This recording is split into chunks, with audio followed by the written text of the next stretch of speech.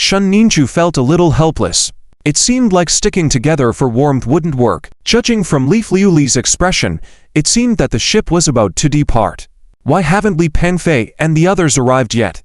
On the road not far from them, several motorcycles were speeding. The leader, Li Pengfei, was almost going crazy. Hurry up, I told you not to dawdle. How can we save people if you keep dawdling? But, Li, we did our best, but our last money was all given to Lin Shu. We really couldn't get a car. These motorcycles were all. Doesn't matter where they came from. Li Liuli's car is far ahead. That's an abandoned pier by the coast. I suspect she's going to transport people overseas. That's why I couldn't find any information on so many girls. If we don't go soon, it'll be too late. Shun Ninju went there to help us. We can't let her be in danger. Okay, but Li, the rest of us are still on the tricycles behind. The tricycles are slower. I think what? We go first. Even if we have to risk our lives, we must save them today. The others hesitated for a moment, and then laughed. You're right, they are our lives. Risk our lives and save them. Save people. Almost everyone increased the speed of their motorcycles to the maximum. At the same time, at the entrance of the Qianlin Mall, Lu Mingzhu stood there panting. He wiped the sweat off his forehead, checked on his back, and found that Li did not follow him. He breathed a sigh of relief. He took out his phone, confirmed it was on the 4th floor, and took a deep breath before rushing into the mall. Just received a message from Ma Delong. He left directly from the back door of the restroom and came here. Although he didn't know why Ma Delong didn't reply directly to him and chose to meet him instead. Hey, there's more to this chapter. Please click on the next page to continue reading. It gets even more exciting. Ma Delong was already doing strange things by nature. As for Li and the others, who were on their way to Qianlin Mall, he knew he had to get there ahead of them. Therefore, he hailed a car on the way. Breathless, he went straight up to the 4th floor. Lu Mingzhu headed straight for room 402. When he reached the door, he realized it was a clothing store. But today, it was closed. Was this also one of Ma Delong's sites? Lu Mingzhu muttered to himself for a moment. Then he went forward and tried to knock on the door. With the door not locked, Lu Mingzhu didn't hesitate and pushed it open. However, no one was inside the room. Lu Mingzhu was puzzled.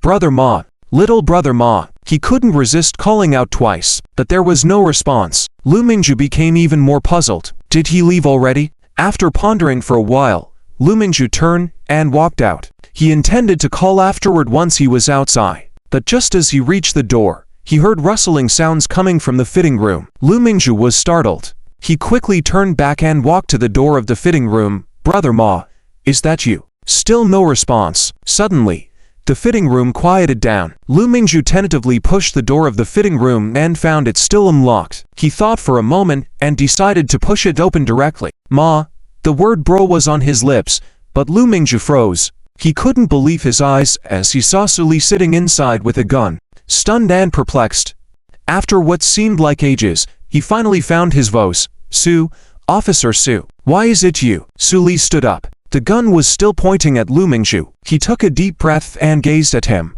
I should be the one asking that, right? Old Lu. Su Nianku sat in the cabin for a while. Still, there was no sign of Li Afei and his team. The girls beside her did not speak to her either. At the bow of the ship, someone muttered something. Immediately after, there was a thunderous noise in the cabin, indicating that the engine was about to start. Su Nianku stood up in a panic. Wait a moment. But no one paid her any attention. Su Nianku hurriedly ran towards the bow of the ship. Wait, don't leave yet.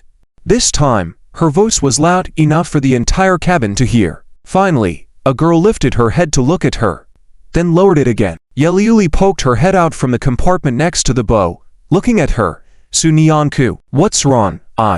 Su Nianku opened her mouth, but didn't know what to say. After a while, she came up with an excuse. I need to use the restroom. Yeliuli frowned instantly. Sensing the situation was off, Su Nianku quickly added, I'm in a hurry. I don't know where the restroom is. Yeliuli rolled her eyes and pointed to the side. There's a restroom on the ship. What? Not going anymore. No. I'll go right now.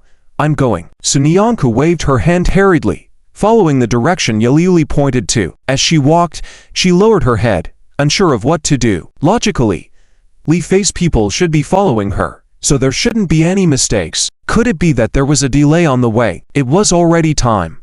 Lin Zhou's side should have already begun moving.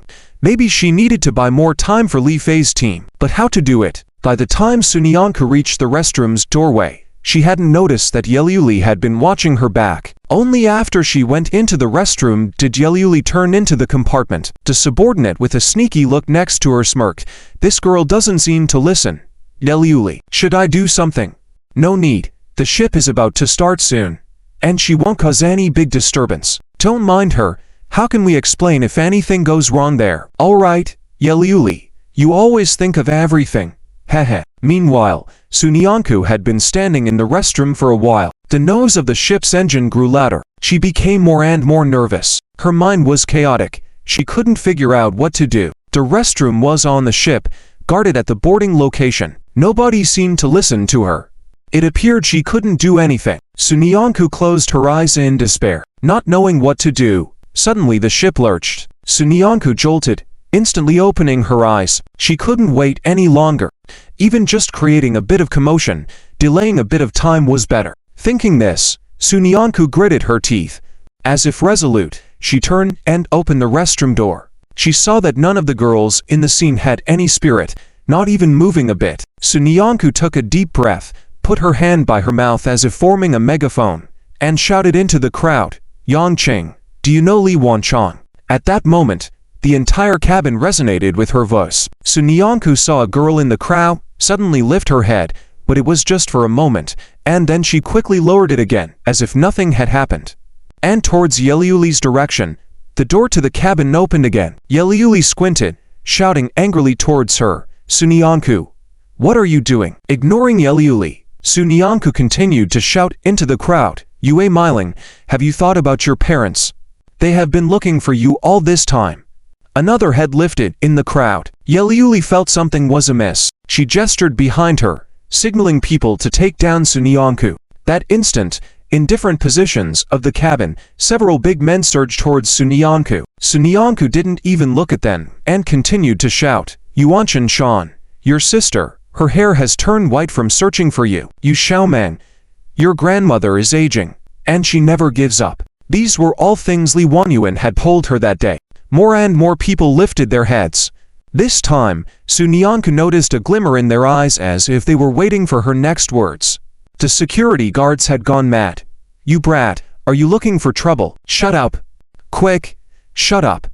But Sun Yanku had no intention of shutting up. Seeing the security guards getting close, Sun Yanku turned without hesitation, running towards a direction without any guards. As she ran, she shouted, have you all heard it? Your families, friends, loved ones, are all looking for you. These people want to sell you. Why don't you resist? Quick, fight back. As long as you resist, they won't dare to do anything to you. For yourselves, for your families. Yeliuli hadn't turned around yet. Yeliuli saw someone riding a motorcycle, rushing towards this side. While running, he shouted, stop, stop. The girls who were incited by Sun Yanku saw this scene and were amazed, their mouths hanging open in shock. One of the girls suddenly shouted in excitement, brother, that's my brother. My brother is coming to find me. After she shouted this, the girls seemed to have all realized.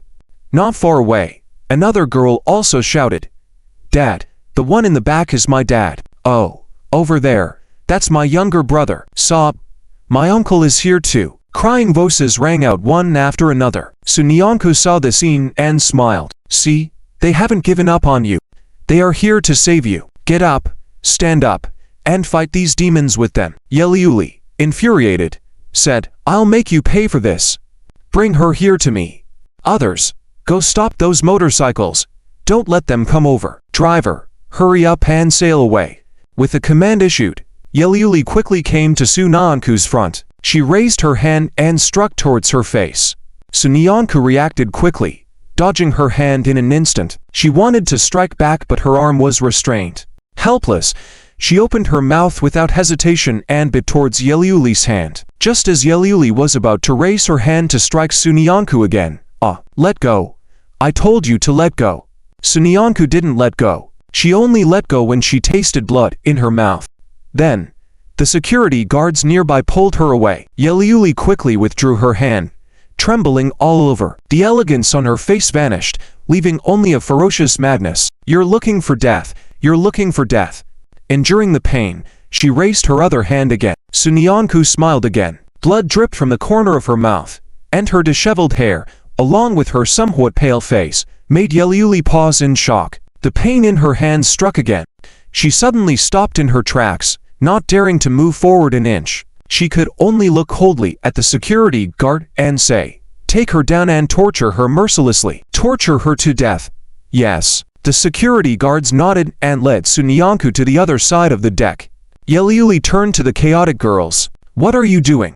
Everyone quiet down. Just a few people came over there, and you're all so excited. Most of your families don't want you, so why are you causing a commotion? A bunch of useless clowns." Perhaps because they were used to being scolded, the girls panicked again. "Yeah, my sister didn't come. My parents aren't here either. They don't want me ...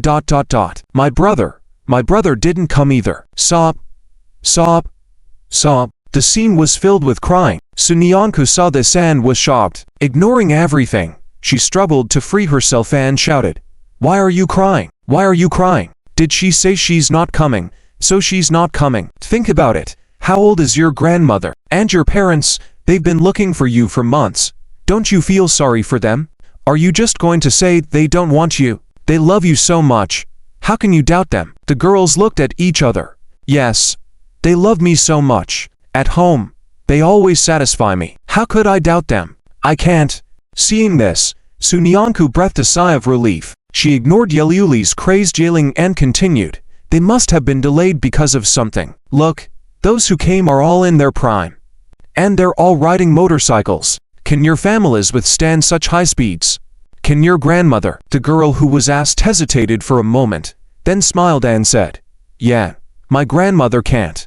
My grandmother. She'll be here soon, so don't worry. What we need to do now is not be taken away and prevent this ship from leaving. Give them enough rescue time." Sunyanku, Yeliuli completely lost it, but the girls were awakened as if by a signal and happily jumped up. "Yes, we need to give them time. We need to stop the ship. Yes, stop the ship." Chaos erupted on the scene. Yeliuli's security guards went out to stop the motorcycles, leaving her alone to shout frantically. But it was of no use. Someone was the first to react and shouted, "To the bridge." A group of people hurried towards the bridge.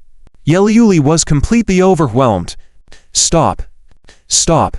Her cries were in vain. She hurried towards the bridge, cursing, "Finish off Sunyanku." Sunyanku paid no attention to this. She watched the scene and smiled. Fei was the first to rush in. The others were struggling at the door, entangled with the security guards. By the time he entered, he had figured out the situation in the cabin and realized that the ship was still moving forward. In other words, these girls were probably in a panic and their efforts were futile, as they hadn't stopped the ship at all. He immediately wanted to rush to the cabin but saw Sunyanku just then. Fei subconsciously turned his head, ready to rescue Sunyanku. But Sunyanku shook her head. "Go make the ship stop first." "But you." "I'm fine.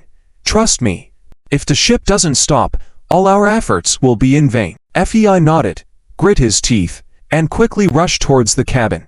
He didn't see Sunyanku being pulled off the deck. Meanwhile, on the way to this direction, a police car was racing madly. Lin Zhou, a young police officer seated in the back, was bleeding from his hand but paid no attention to it, pressing the accelerator to the floor. He was in a panic. Lin Zhou, you're hijacking a police car and driving illegally, and you're driving so fast. Shut up."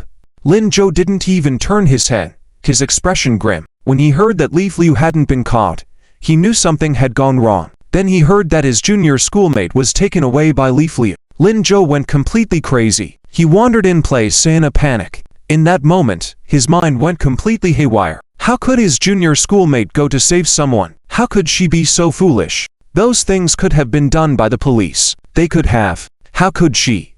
If something happens to her. Lin Zhou couldn't bear to think about it, his scalp tingling. He even ignored the pain in his hand. Luckily, at that moment, Li Wanyan stepped forward, telling him she knew where Sunyanku was. Without a second thought, Lin Zhou grabbed her and commandeered a police car, driving towards the address she gave. In the past life, Lin Zhou had been driving, and for him, it was not a difficult task. But now, he's only 18 years old. He still doesn't have a driver's license. The young policeman was startled by his appearance. For some reason, he felt a sense of dignity from this young man, but he still cautiously spoke up. Aren't you two going to advise him? Liwani and Sunyanku remained unresponsive. They had serious expressions, looking ahead like Linzhou, the young officer. He felt that something was about to happen, but he didn't know what. After a moment of thought, he decided to fulfill his duty. You cannot behave like this. Let me tell you. Before he could finish, the phone rang. The young officer quickly picked up the phone and exclaimed, "Oh, Linzhou, stop the car. Officer Ren is calling. Stop now. I can still try to help you." Once again, he couldn't finish his sentence. Linzhou on the driver's seat interrupted him. "Answer it." The young officer seemed not to understand Linzhou's words and exclaimed, Liwani, answer for him." Without hesitation, Linzhou spoke directly. He didn't want to waste any time.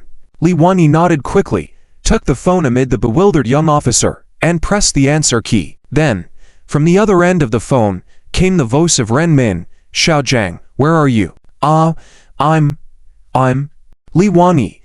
You explain." Linzhou interrupted the young officer once again. Liwani nodded quickly. "Okay." She cleared her throat and said, "Officer Ren, I'm Liwani. Linzhou is driving, and we are on our way to rescue someone." "To rescue someone? Who?" "To rescue Sunyanku." "What?" "And many other sisters." "What does that mean?" Liwani took a deep breath and began to recount the events. When she mentioned how Sunyanku decided to conceal the situation from Linzhou for fear of distracting him, Liwani clearly saw a barely noticeable tremor in Linzhou's shoulder, who had remained still. After she finished speaking, Liwani finally breathed a sigh of relief. "That's it. All your police forces need to focus on dealing with Ma Delong and Liu Shaoxian. It may be too late to save them, so now Sunyanku and FEI, they are currently rescuing the remaining girls at the pier. They are about to be sold abroad. I really have no choice. I can't watch them suffer so much. If they get caught, the consequences will be dire. And that's why." Liwani didn't continue her sentence, but she knew Renmin must have understood her meaning. As she finished speaking, the entire compartment fell silent. Renmin didn't speak. Xiaojiang, the young officer, was also stunned. He never expected such a story.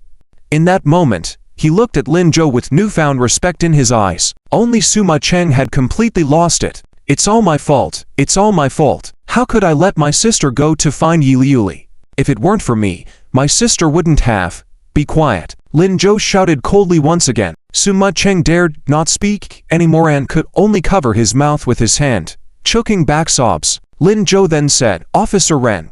Renmin on the other end of the phone seemed to have finally come to her senses. She almost instinctively replied, "Yes, I need your help right now. Tell me." "First, send someone to take Liu Shaoxiang and the others to the police station. Make sure to keep them under strict control. No mistakes are allowed." "Okay." "Second, immediately mobilize all available police forces to come to the seaside to support us. We cannot let their efforts go to waste in any way." "Got it." Even Renmin didn't realize that she had begun to follow Linzhou's instructions. "Third," Linzhou paused. He continued, "Regardless of the outcome, please report this matter. My deskmate ... should be duly rewarded." "Understood."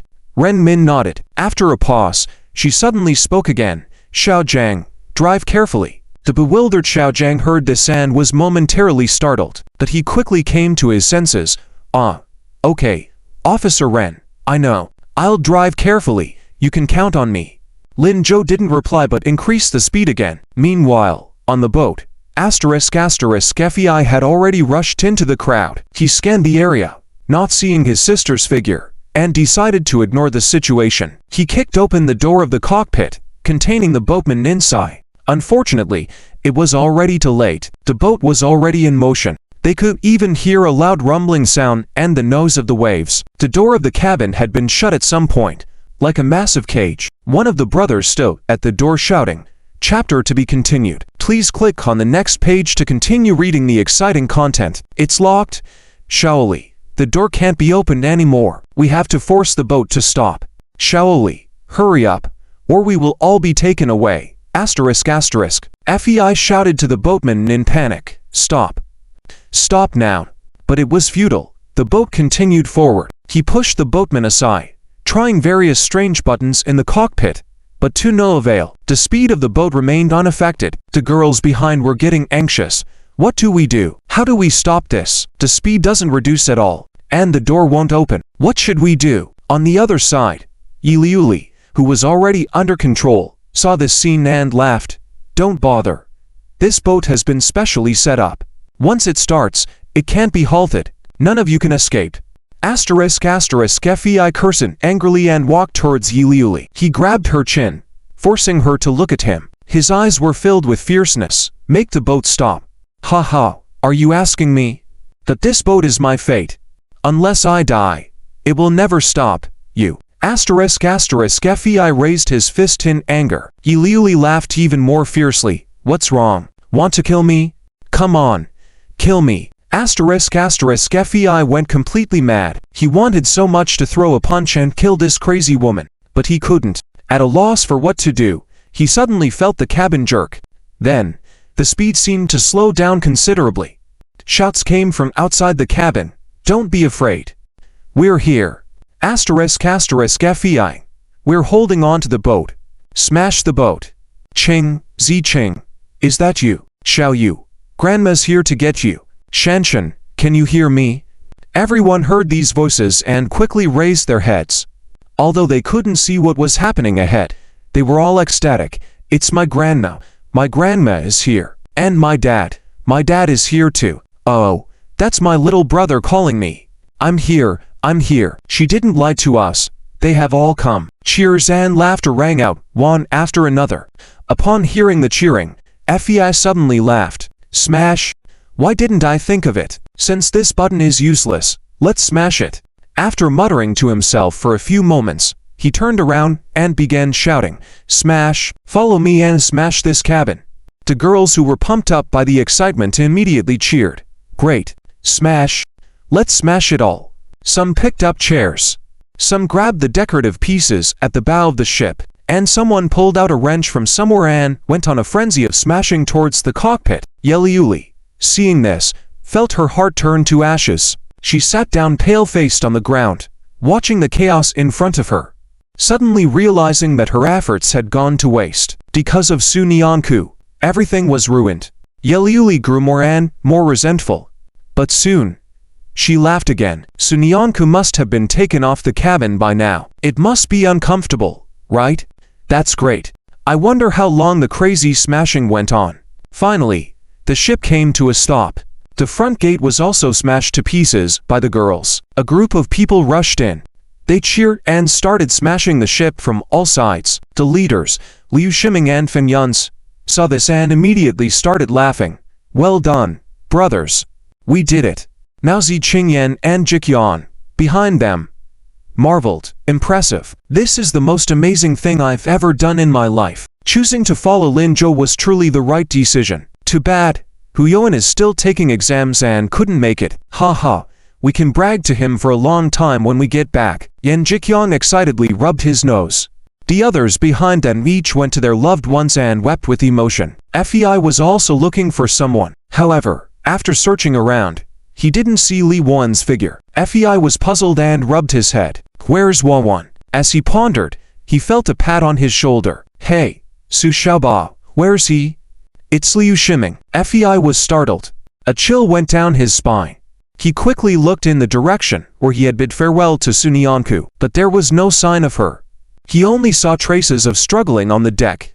Fei's scalp tingled. Before he could finish his sentence, he suddenly felt a sharp wind coming towards him. Then, a figure appeared in front of him, an unexpected presence here. He had an extremely cold expression, slightly squinted eyes. The unsettling feeling in his eyes made people involuntarily step back. He said, "What happened to her?" This was the first time Fei saw Lin Zhou like this. He remembered their first meeting vividly, how fast Lin Zhou was. He swiftly caught up to him, who was running away at that time, and beat him up. Fei had always thought he was strong and tough among people of the same age, but Lin Zhou at that time was incredibly relaxed. Even when he was beating him up, he was smiling. Fei had always believed that Lin Zhou was like that, always cheerful, unmoved in any situation. Until now, If it weren't for knowing Lin Zhou was a good person, he would have run away. Was it because of Su Nianku? Fei swallowed hard. Suddenly, he started sweating. She was just here, held by two people. I was going to save her, but the ship sailed. She asked me to stop the ship, and she's gone now. What do you mean, gone? Lin Zhou's voice suddenly grew louder. He was on the verge of losing it.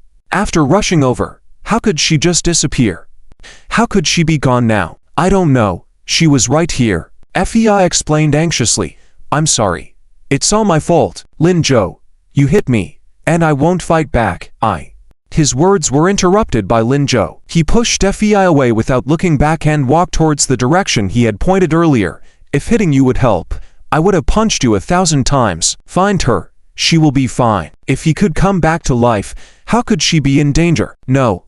Absolutely impossible. Lin Zhou repeatedly numbed his nerves. Fei was at a loss. Liu Shiming slapped him on the back of his head. What are you waiting for? Find her.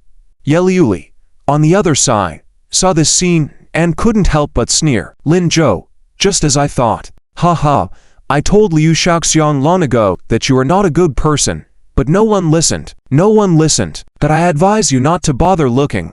Over this long period of time, Su Nianku. Before she could finish her sentence, a figure suddenly emerged from nearby, kicking her chest, interrupting her words. Shut up. Ye Liuli looked up and saw Sima Cheng, who had just rushed in. She laughed again. Didn't you give her to me, you? Sima Cheng raised his fist, ready to strike again. Li Wawan quickly blocked him from behind. Find someone first. Don't be angry with her. Right. Find someone first. Ye Liuli saw Li Wawan's hesitation again. Suddenly, as if understanding something, she looked at Li Wawan in shock. So it's you. I don't have time to waste with you, and don't try to delay me. Ye Liuli. Ma Delong and Liu Shaoxiang have been captured. You shouldn't struggle either. Goodbye. Li Wawan said as he walked away. Ye Liuli started laughing loudly from behind. All of you. Every one of you. I've been so good to you. I haven't even killed you. You even came to deceive me with Lin Zhou. Well done. Well done. Ha ha ha. Ignoring her, Li Wawan quickly joined the search team. Fei was taken aback when he saw her approaching. You. Li Wawan didn't look back. Find someone. Lin Zhou walked at the front. Seeing signs of struggle on the deck, he jumped in without hesitation. His fingers clenched tightly. Lin Zhou's eyes were cold and fierce like a ferocious beast. Little classmate, please be safe. Otherwise, he didn't know what would happen. He just felt a surge of madness rising within him at that moment. Meanwhile, in a small dark room inside the cabin, Su Nianku was holding a dagger, standing in a corner, trembling. The dagger was stained with blood, but she seemed to ignore it, trembling as she gazed forward. Don't come any closer. She found herself facing two men. One of them was holding his injured arm, looking at her with a smile. What will you do? Dare to kill us? Su Nianku's whole body shook. The hand gripping the knife handle trembled uncontrollably. What about you? The person with wounds on his body looked at her and smiled. I didn't expect you, who looks gentle and weak, to have some fight in you. As he spoke, he walked towards her. You've wasted so much of our time.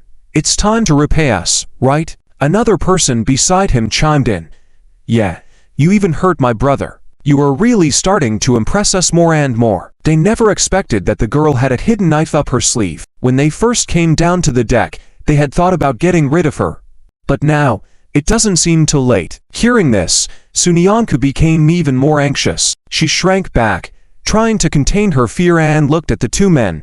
If you dare touch me, they won't let you get away with it. Who? The police. The two men shared a smile. We can't escape anyway, so why not have some fun before going in? And we really don't care about a few more crimes. As they spoke, they came closer. Su Nianku felt like she was going crazy, her heart pounding uncontrollably. She didn't know what to do. For the first time, she felt so helpless. She had come to save someone, but now she had put herself in danger. And not just any danger. If Lin Zhou found out, if Lin Zhou knew, Su Nianku didn't even dare to think about it. She hadn't even taken the initiative to hold Lin Zhou's hand, or hug him, or kiss his cheek. Not at all. Thinking about this, Su Nianku suddenly burst into tears. There were so many things she hadn't done yet.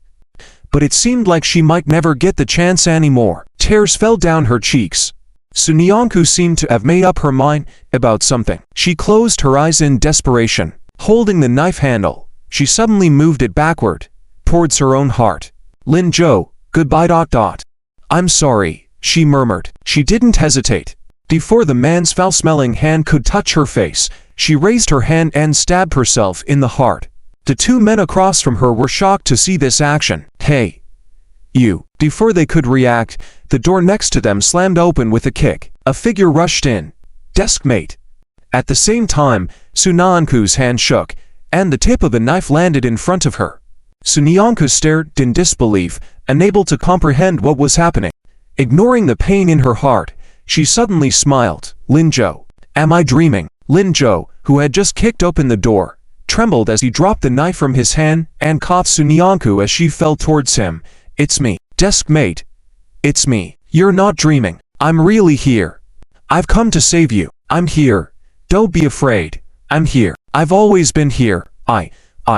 His voice trembled with emotion. Lin Zhou felt like his mind was in chaos. He seemed unable to see anything else but the girl in his arms. Thank goodness he arrived in time. Otherwise, he couldn't bear to think about what would have happened if he had been just a moment too late. But even thinking about it made his head ache. His deskmate had. Lin Zhou couldn't even bring himself to look at the knife on the ground. He just looked at her in his arms. Her face was pale, seemingly in shock, but there was a faint smile on her face because she was in his arms.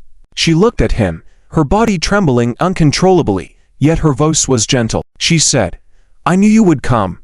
I just knew you would come. As she finished her sentence, it seemed like the last thread in her mind snapped. Sunyanku fainted. Deskmate. Lin Zhou shouted in panic. He found no other injuries on her body. Realizing she had just fainted, only then he felt relieved. He gently held her. Without lifting his head, his voice turned cold. Did I tell you to leave? The two people who were planning to sneak away when he wasn't paying attention suddenly froze. For some reason, just a teenager made them feel afraid. They turned around cautiously. One of them summoned the courage to look at Lin Zhou. What? You want to fight the two of us alone? Have you taken a look at yourself? Those skinny arms and legs. Now, we'll give you a chance. Take this girl and leave quickly, and we won't harm her. Get lost. Lin Zhou didn't move. The speaker was stunned again. Swallowing nervously, he continued. Didn't you hear me telling you to get lost? You ... Before he could finish, his eyes widened in disbelief. Sunyanku felt like she had just had a very long dream. In the dream, she slipped and fell into a dark sea. Waves and surging waves surrounded her. They rushed towards her like fierce beasts, as if trying to devour her completely. Sunyanku was startled and desperately swam towards the outside. But she couldn't see the edge no matter how hard she tried. The endless darkness made it hard for her to breathe. Sunyanku was on the verge of going crazy. Her breathing became more and more rapid. She felt like she was about to die. Just then, she saw a sudden beam of light ahead, like the only salvation in the darkness. Sunyanku quickly opened her eyes wide, held her breath, and swam in that direction. But as soon as she moved, she realized that she seemed to have no strength left. Sunyanku could only raise her arms and wave towards the light. Hey, I am here. Help. Finally, the light sensed her presence and started swimming towards her. As it approached, Sunyanku saw a person standing in the light. She was pleasantly surprised. Lin Zhou. Are you here to save me? The figure nodded without speaking and reached out a hand towards her. Sunyanku also happily reached out her hand, trying to grab his. At that moment, the previous fear seemed to disappear. She was just left with happiness. She was going to be rescued. She no longer needed to struggle. How wonderful. Just then, a huge black wave came crashing towards them. Sunyanku closed her eyes in despair. When she opened them again, the figure in front of her seemed to have been swallowed by darkness. Sunyanku was completely panicked. There was a sudden pain in her chest. She struggled desperately, wanting to shout into the darkness. She wanted to call out to that salvation. But when she opened her mouth, she found that she couldn't make a sound. What's going on? How could this be happening? Lin Zhou. No. Lin Zhou. Where are you? Where did you go? Don't go. I don't want to lose you. Sunyanku was gasping heavily, and finally, a breath of fresh air entered her lungs. She opened her eyes suddenly. Lin Zhou. She shouted, and Sunyanku almost instinctively sat up. But she only heard an urgent voice beside her. Sunyanku. You're awake. You're finally awake. Great.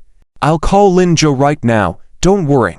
Call? What call? Sunyanku turned her head, in confusion, and saw Li Wanyan standing there, holding an old cell phone, and talking anxiously. How could it be her? Where is Lin Zhou? To sea? No. She shouldn't be in the sea, she should be in. Oh, right. In the darkness, where there were two monsters, they wanted to. But at that moment, she seemed to see Lin Zhou. Lin Zhou was here, yes. Lin Zhou came to save her. But where was he now? Why wasn't he here? Remembering the dream she had just had, Sunyanku shuddered once again. Could it be ... No. Please, no harm. Sunyanku couldn't think of anything else and anxiously lifted the blanket and hurried towards the door. Li Wanyan was startled and quickly stepped forward to hold Sunyanku. Sunyanku, what are you doing? You need to rest now. You can't get out of bed. Don't move. I'll call the doctor to come and check on you. But Sunyanku didn't listen to her at all. She didn't even have time to put on her shoes as she ran quickly towards the door. Where is Lin Zhou? Where is Lin Zhou? Did he encounter any danger? Danger? Li Wanyan was stunned for a moment, then shook her head. No. No. Then why isn't he here?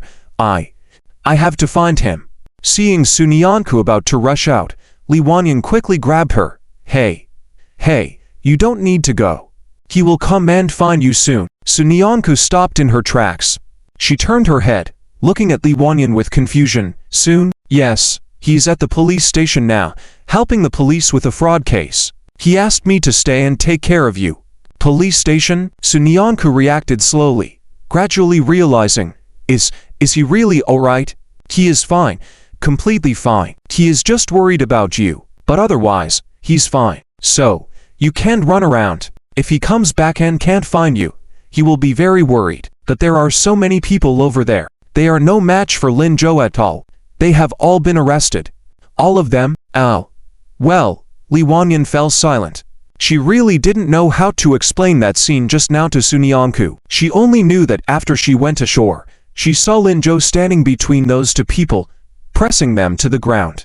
They were covered in blood, barely alive. Li Wanyan even felt that if it weren't for the prohibition on killing, those two people would probably have died several times over. And then she saw Lin Zhou pulling out a stack of papers from somewhere. Little one, there's more to this story after this chapter. Please click next page to continue reading. It gets even more exciting. Lin Zhou wiped his hands again and again, until there was no blood stains visible. Then he walked over to Sunyanku, picked her up, and walked out of the crowd. At that moment, Li Wanyan suddenly had a gut feeling. Thank goodness, Sunyanku was safe. Otherwise, she might not have been forgiven either. That's why she volunteered to stay and take care of Sunyanku. She had helped them too much. She was their great benefactor. She had to do something. After a moment of contemplation, Li Wanyan continued, because it just so happened that the police arrived at that time and helped Lin Zhou. Those people were all captured. Is that so? Yes. It's also because we were lucky. Except for a few sisters who were frightened, no one else was harmed. That's great. Yes, but the cleanup work is a bit troublesome. But don't worry, I've already told Lin Zhou, and I think he'll be back soon. Oh. Sunyanku nodded. She felt that something was off but couldn't quite figure it out. Li Wanyan quickly walked in front of her, blocking her path. So, you better rest now, and when Lin Zhou comes, you can ask him about it. Okay. Unable to figure out what was bothering her, Sunyanku walked back to the bed. She lay down again. At the same time, hurried footsteps were approaching this way. Sunyanku was about to close her eyes when she felt the door to her ward being pushed open forcefully. Then, the figure she had been thinking about incessantly appeared in front of her. He looked at her anxiously, full of worrying. Deskmate. Sunyanku raised her head slightly and saw Lin Zhou. His hair was a little messy, and his clothes were not very neat. But that face was still very handsome. He stood there, looking at her, as if he could reach her just by reaching out. Thinking so, Sunyanku indeed reached out her hand towards him and happily called out, Lin Zhou, you're here. A smile appeared in Lin Zhou's eyes. He finally felt relaxed. Heaven knows, when he just received a text message from Li Wanyan, he rushed back at what speed. It had only been a few minutes since they last met. The doctor said she only fainted out of fear and would wake up after resting. But he was still worried. He wanted to watch over her. wanted to be by her side all the time. Unfortunately, the matters on Madelon's end required his attention. Up until this moment, he finally felt a sense of reassurance. Lin Zhou didn't hesitate and put on a smile. He held her hand. Actually, he wanted to hug her, but he was afraid her body was too weak. And he was even more afraid that she would resist him and get hurt again. Lin Zhou suppressed the palpitations in his heart and just lightly held her hand. "I'm here, little deskmate." Who knew? Just as his voice fell, he suddenly felt a familiar figure getting closer. Then, the sweet and soft little girl directly threw herself into his arms. She hugged him. Lin Zhou's body tensed up instantly. Before he could react, he heard the petite girl, softly at his chest, saying, "Lin Zhou, I miss you so much." Then, her fuzzy little head nuzzled against him like a coquettish gesture. Lin Zhou stiffened again. He was completely stunned. What did she say? Little deskmate just said what? She said she missed him. She actually said it so seriously. She missed him. She had never said such a thing before. She didn't even know. When Li Wanyuan left the room, she just stood there stiffly. Even her raised arm hadn't come down yet. She completely forgot to move. What Lin Zhou didn't know was that Sun Yanku was particularly nervous at this moment. When she was caught on the ship, she thought she had never taken the initiative to hold Lin Zhou's hand, or hug him, or kiss him. She thought all of that would be a regret. Unexpectedly, God gave her another chance. So, what was she waiting for? He appeared in front of her again. He saved her again. She really liked him. She liked him so much. Liked him to the point of losing control. So, she just hugged him. But now, what should she do next? Why wasn't he moving? Then what about herself? What should she do? After thinking for a while, Sun Yanku couldn't figure it out. Her mind was filled with chaotic scenes from TV dramas. She simply closed her eyes, determined to act decisively, since it was done already and there was no turning back. So thinking this, she lifted her head. Mimicking the leading actress from idol dramas, she smiled at Lin Zhou, saying, "Lin Zhou, what's wrong with you?" Seeing that Lin Zhou still didn't react, she pouted, trying to hide her nervousness. Don't you miss me?" As soon as the words fell, before Sun Yanku could react, she felt a strong force hugging her tightly. Her face buried deep in his chest, shoulders firmly held. She almost couldn't catch her breath, but she heard him say, "How can I not miss you? Little deskmate, I miss you so much. What's wrong with you? How can you be so silly? You should tell me about these things. I should take care of them. I won't ignore them. I know." Sensing that Lin Zhou's emotions were off, Sun Yanku quickly interrupted him. She lifted her head from his embrace. Looking at him, she said, "I know you won't ignore them. I know you will definitely do something about it." But Sun Yanku paused, then continued, "But I don't want to hold you back. I don't want to be useless, Lin Zhou. I want to be the person who stands by your side." Lin Zhou was slightly stunned. Then, he heard Sun Yanku say, "Only this way, I can always be with you. What are you saying?" Before Sun Yanku finished her sentence, Lin Zhou interrupted her. She looked at him in confusion and continued, "I mean, these things I can actually." "No, not that. It's what you said before." "Huh? Which one before?" "Before your last sentence." Sun Yanku was startled, then realized what Lin Zhou meant. She immediately looked down, her face turning red. I mean, oh no. She seemed to have let slip something from her heart. How to explain this now? Unable to find a reason, Sun Yanku's heart pounded, feeling Lin Zhou's gaze burning intensely. He seemed to have been waiting all along. Sun Yanku suddenly realized that she couldn't just do nothing. She closed her eyes, then raised her head, her eyes clear. "I mean, I want to always be with you. I want to stand by your side forever. I want to be a person who can match you." Lin Zhou suddenly stiffened. Before he could react, he heard Sun Yanku say, "So, Lin Zhou, don't blame yourself. Have you forgotten? You told me that I'm very smart, that when you're not around, I can make decisions on my own. I used to be very timid, never daring to make decisions on my own, just going with the flow, enduring grievances without a word. But now, look, I'm super daring. I dare to do anything. I know I can save them, so I went. I don't want to disrupt your plans. I hope we can work together and bring down this group. No matter what, Lin Zhou. Look, we have achieved it. I did it. Are we standing by each other forever.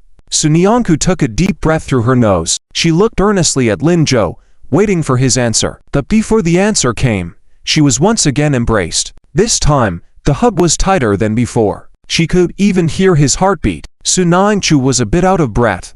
Anxiously, she called out, "Lin," but before she could finish speaking, she heard Lin Zhou's voice above her head. "Yes, you always can. No matter when, you can always stand by my side forever." "No, it's me.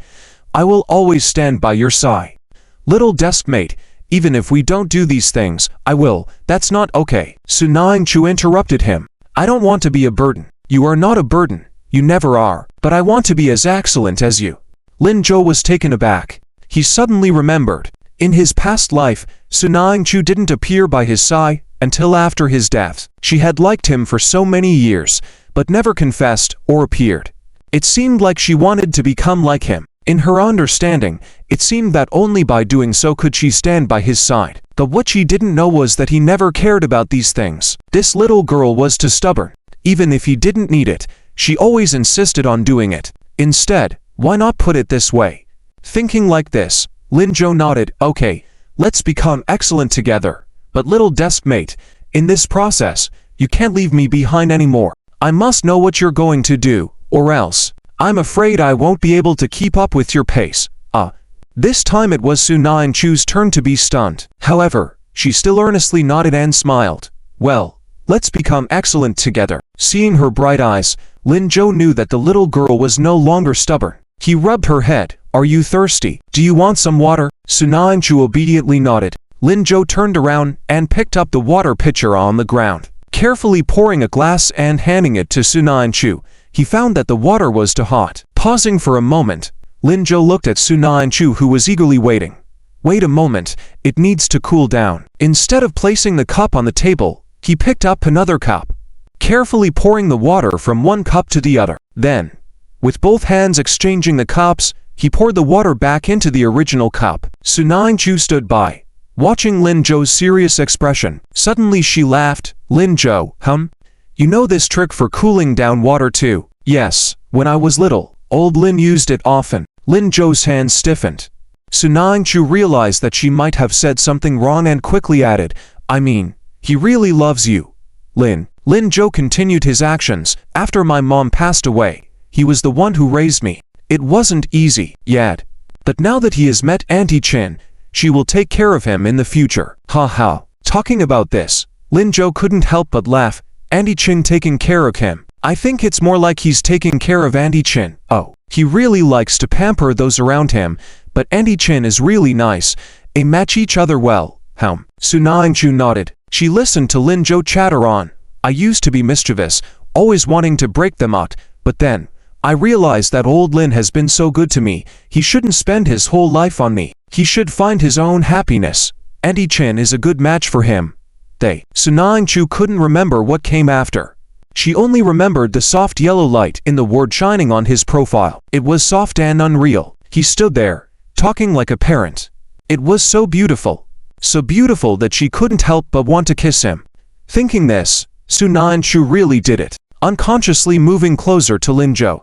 Before he could react, she quickly stood on her tiptoes and kissed his cheek. Then she felt a stiffness in the figure in front of her. The water in her hand spilled on the ground accidentally.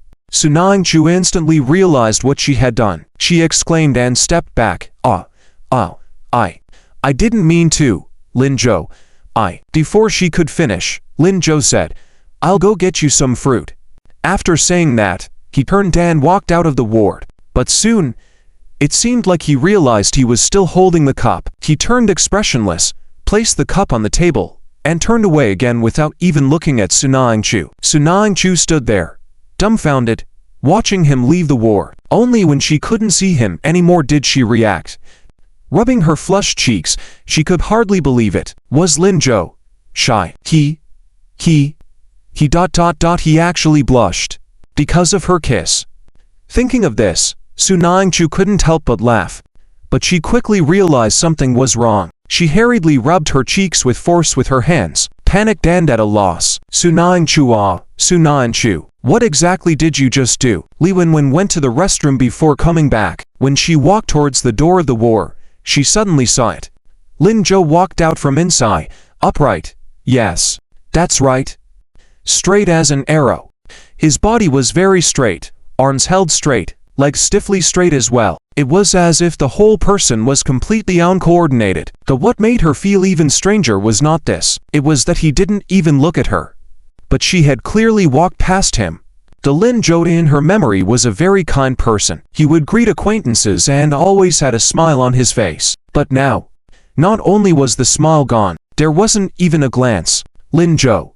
Li Wenwen called out, but found that Lin Zhou seemed to not have heard at all. He continued walking forward. What happened to him? Did something happen to Su Na and Chu? Thinking of this, Li Wenwen instantly quickened her pace. She dashed towards Su Na and Chu's direction. Pushing open the door, she urgently called out to her, Su Na and Chu. Then, she saw Su Na and Chu raise her head dazedly, looking at her with a flushed face. Huh, what's wrong? Li Wenwen was full of question marks.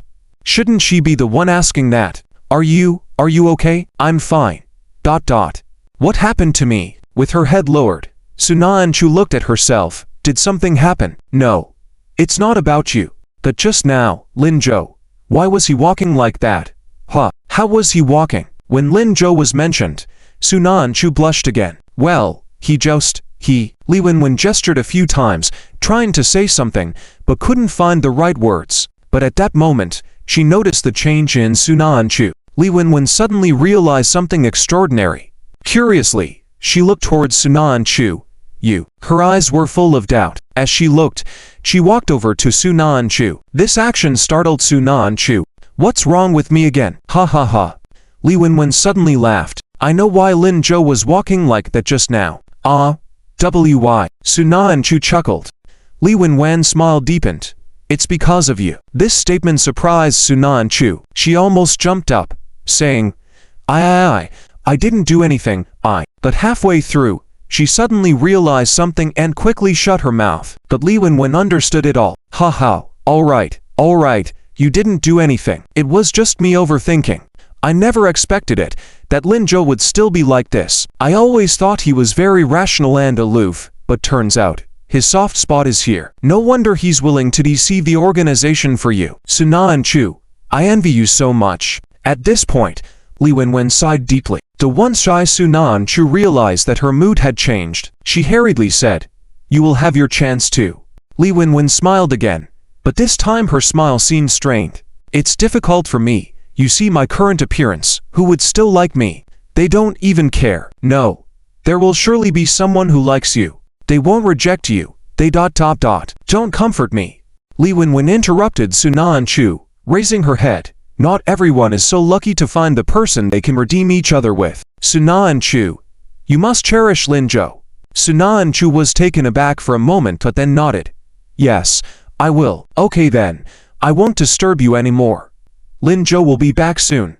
I also have to go. Do what I can do. Li Wenwen stretched lazily, stood up, and prepared to leave. When she reached the door, Su Na and Chu stopped her, asking, Aren't you going to look for your brother? Li Wenwen froze. Her hand, raised halfway, then dropped down. Let's talk about it later. I've been kept away for so long by them. I want to go out and take a walk. I want to see the beautiful mountains and rivers, and explore the world outside. Go ahead then. She smiled and continued walking forward. This time, she didn't stop. Su Na and Chu watched her leave, pondering. Taking out her phone, she dialed a number. Li Wenwen was oblivious to all this. She turned left directly, and took out a package from the corner. After picking it up, she muttered to herself with a smile, There doesn't seem to be much to take, just these should be enough. She slung the package over her shoulder. She went to the bus stop at the hospital entrance, found a bus heading to the station, and got on board. The bus moved slowly, and she watched the changing scenery outside the window, almost shedding tears. Farewell, these absurd months. Farewell, Lin Zhou, Su Na and Chu. Farewell, brother. Forgive me for not being able to face you. In my current state, it seems I don't have the face to see you. It was my immaturity back then, insisting on going out, and I even cut my own face. Now, I have to bear the consequences. I hope you can ... be well. Li Wenwen sniffed and reluctantly wiped away the tears. She no longer looked out the window, but leaned back in her seat with closed eyes. It seemed that by doing so, she could forget everything she had been through. What she didn't know was, at this moment, from the side of the bus, Yefei was urgently waving at her. When he received Sunan Chu's text message, he had already reached the hospital entrance. Realizing that something was wrong, he hurriedly turned around and rushed to the bus stop. Unfortunately, he couldn't catch up. He watched her walk away helplessly. Just like now, she didn't even look at him. Yefei, in a hurry, took a few more steps. He found himself getting further and further away. In his desperation, he quickly walked up to a big brother nearby. Without thinking, he snatched the motorcycle keys about to be put into the pocket by him. Then, he grabbed the motorcycle that just got parked steadily. He rode on it and chased after her. Lin Zhou walked all the way to the hospital and had not realized it yet. He was about to step onto the road. Suddenly, he heard someone not far away shouting his name. Lin Zhou. Lin Zhou. What are you doing? Hey. Lin Zhou. It's a red light. Watch the road. Lin Zhou was stunned. Only then did he realize he had walked to a crossroads. He hadn't even noticed the bustling traffic in front of him. Just as he was about to continue walking forward, he went wild. Lin Zhou couldn't help but reach out and touch his forehead. He felt a moment of dizziness. Just now, did his seatmate really kiss him? It was her first time kissing him. How wonderful. The softness of her lips carried a sweet scent, like a feather, falling on his face. The touch was gentle. It was unbelievably beautiful. As Lin Zhou thought about it, he couldn't help but smile. He couldn't resist reaching out to touch his own cheek. That was where his seatmate had just kissed. No way. Lin Zhou, are you showing off here? Liu Shiming's voice rang in his ears. Before Lin Zhou could respond, he felt someone pat his shoulder. He turned his head and saw Fin Yan's, Mao Ziking, Yan Jiqian, Wang Zikan, and even Sima Cheng were there. It seemed like things had been settled with the police. They all looked at him with strange eyes and his position up ahead. The light had turned green. Everyone else had crossed the street, only himself still standing in place. He coughed lightly. I'm going to buy some fruits for my seatmate. He raised his foot as if to continue walking forward. Liu Shiming quickly held him back. Wait, there's a fruit shop over there. Why are you going there? Liu Shiming pointed to the location behind Lin Zhou. Lin Zhou. He coughed again. The fruits over there are fresher. This time, before Liu Shiming could react, he stepped onto the sidewalk. Thankfully, he was clever. And thankfully, there was a fruit shop right across the street. Otherwise, he would have been laughed at by them. Lin Zhou breathed a sigh of relief. Liu Shiming, Fin Yan's, and the others watched him cross the road blankly, looking confused. Why do I feel the freshness is better on this side? Yeah. This side is a fruit chain store. That side is just a small shop. Why did Lin Zhou insist on going to that side? I don't know. The group exchanged glances, none of them understanding what Lin Zhou was up to. However, since they were all brothers who had been through thick and thin with Lin Zhou, they subconsciously believed that whatever Lin Zhou did was right. So, despite their doubts, they didn't object. It wasn't until Lin Zhou returned after buying fruits that he motioned to them. Let's go to the hospital room. They nodded silently and followed behind Lin Zhou. Lin Zhou spoke first. How was it? What did Officer Su say? Oh, they're interrogating Ma Dalon and Liu Shaoxian, planning to start from them to capture the human traffickers. They've informed the higher-ups and it's getting high attention, so we don't need to worry. Good. Tell them to focus more on the southwest direction. All right. Liu Shiming nodded. Lu Mingzhou has been arrested too. I know. Also, Officer Su mentioned about the reward for Sun Yanku. It'll be coming down in a few days. They told us not to worry. We can spend more time in Nanchuan. Got it. But let's not tell the seatmate about this for now. Let's give her a surprise. All right. After chatting, they had arrived at the door of the hospital room. Just as they were about to push the door to enter, Lin Zhou suddenly felt his arm being grabbed. He turned around and saw Sima Cheng, who hadn't said a word since following behind him. Sima Cheng looked at him with restraint. It seemed like he had a lot to say but didn't know how to start. Lin Zhou could guess what he meant. He patted his hand and said, "Go in and see your sister." Sima Cheng hesitated for a moment, nodding. Okay. When Lin Zhou pushed the door, he kept looking at the position of his hand, wrapped in thick bandages. Sima Cheng suddenly felt a pang in his chest. He began to feel nervous. Inside the hospital room, Sunyanku wasn't aware that Lin Zhou had returned so soon. She subconsciously tried to get up to greet him and explain the situation just now, but she noticed that there were many people following him. Sunyanku was taken aback and quickly held back her words. Are you all here?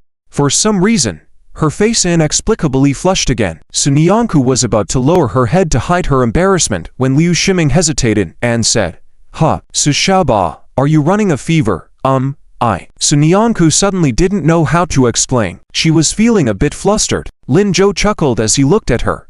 This girl, who was so enthusiastic and bold just now, seemed shy now. She's probably feeling too hot. Is it hot here? Liu Shiming looked puzzled. Lin Zhou glanced at him. The seatmate is still under the blanket. Can she be the same as you? Oh, right. Hey, Sushaba, you were really cool just now. The topic shifted. Nonchalant Liu Shiming began to boast. I rarely see a girl so brave. I just called Guo Guo for you. And she started screaming. She said you're her new idol and she wants to learn from you. Sunyanku was at a loss. Liu Shiming continued. She regretted not coming, otherwise she could have been with you. She said she wants to be with you next time you encounter such a situation. That's not good, right? Why not? It's such an honor. Just thinking about it makes me happy. Liu Shiming became more excited as he spoke. Sima Cheng stood behind them, trying a few times to speak but couldn't. He nervously fiddled with his fingers, not knowing what to do. Meanwhile, the seatmate seemed to have a lot to say to Sima Cheng, glancing at him from time to time, but couldn't find an opportunity to speak because of Liu Shiming. Helpless, Lin Zhou moved forward, patting Liu Shiming's shoulder. Fatty Liu, come with me to get some water. Didn't we just buy fruits? Why do we need water? You go wash the fruits. I haven't finished talking yet. Without hesitation, Lin Zhou grabbed his arm and walked out. Fenyans, you guys come too. All right. These two didn't have any objections and followed Lin Zhou out. Only when they were all outside did Sunyanku finally look at Sima Cheng. He kept his head down, not speaking. He didn't even dare to look at her. Sunyanku sighed softly and called out, Zichen. Next to the train station square, Li Wanyi got off the bus that had just stopped, pulling her mask down to bury her face deeper. Then she took a deep breath and walked towards the ticket office. There weren't many people inside the ticket office. Soon, it was her turn. Without hesitation, Li Wanyi handed over her ID card.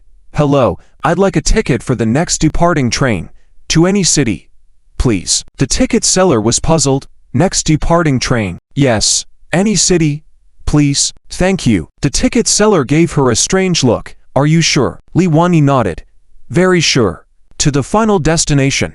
She wanted to let fate decide which city she would live in next. For her, it seemed like it wouldn't make much of a difference wherever she went. The ticket seller had to agree and quickly issued a ticket for her. Here you go. 59.5. Okay. Li Wanyi nodded, paid the money, and received the ticket. When she saw the destination on the ticket, she was shocked. It seemed too unbelievable to be true. Li Wanyi couldn't help but ask, are you sure this ticket is for the next train to this place? Very sure, and it's departing in 20 minutes. Hurry up. Next, please. Oh, okay. Li Wanyi quickly made way for the person behind her and walked out with the ticket. She still couldn't believe it, but didn't dwell on it. Perhaps this is fate after all, she muttered to herself, planning to check the ticket in the waiting hall. Just then, she suddenly heard a familiar voice behind her, calling out, Li Wanyi. Startled, Li Wanyi almost instinctively continued walking without turning her head, but after a few steps, the person behind her stopped her. Li Wanyi quickly turned around, trying to pass by the side. However, the person in front of her didn't give her a chance and even grabbed her arm. Li Wanyi was panicking. Seeing she couldn't pass through, she had to lower her head and cover her face, saying, You've mistaken me for someone else. I'm not Li Wanyi. Why are you avoiding me? Then, no. I have urgent matters. Please let me go. ****FEI showed no sign of loosening his grip, even tightening it. I raised you since you were little. Can I possibly mistake you? You've been avoiding me from the beginning. Why? I was thinking of finding you once I returned from the police station. Why did you run away? Li Wanyi. Don't you want a brother anymore? Don't you want a brother anymore? The last sentence was choked up in **** phase voice. Li Wanyi was stunned. She couldn't believe it when she reluctantly looked up at this man much taller and stronger than herself, standing there with tears in his eyes before her. She felt unsure of what to do. I didn't, aren't you worthy? Before she could finish her sentence, **** interrupted her. Who dares to say you're not worthy?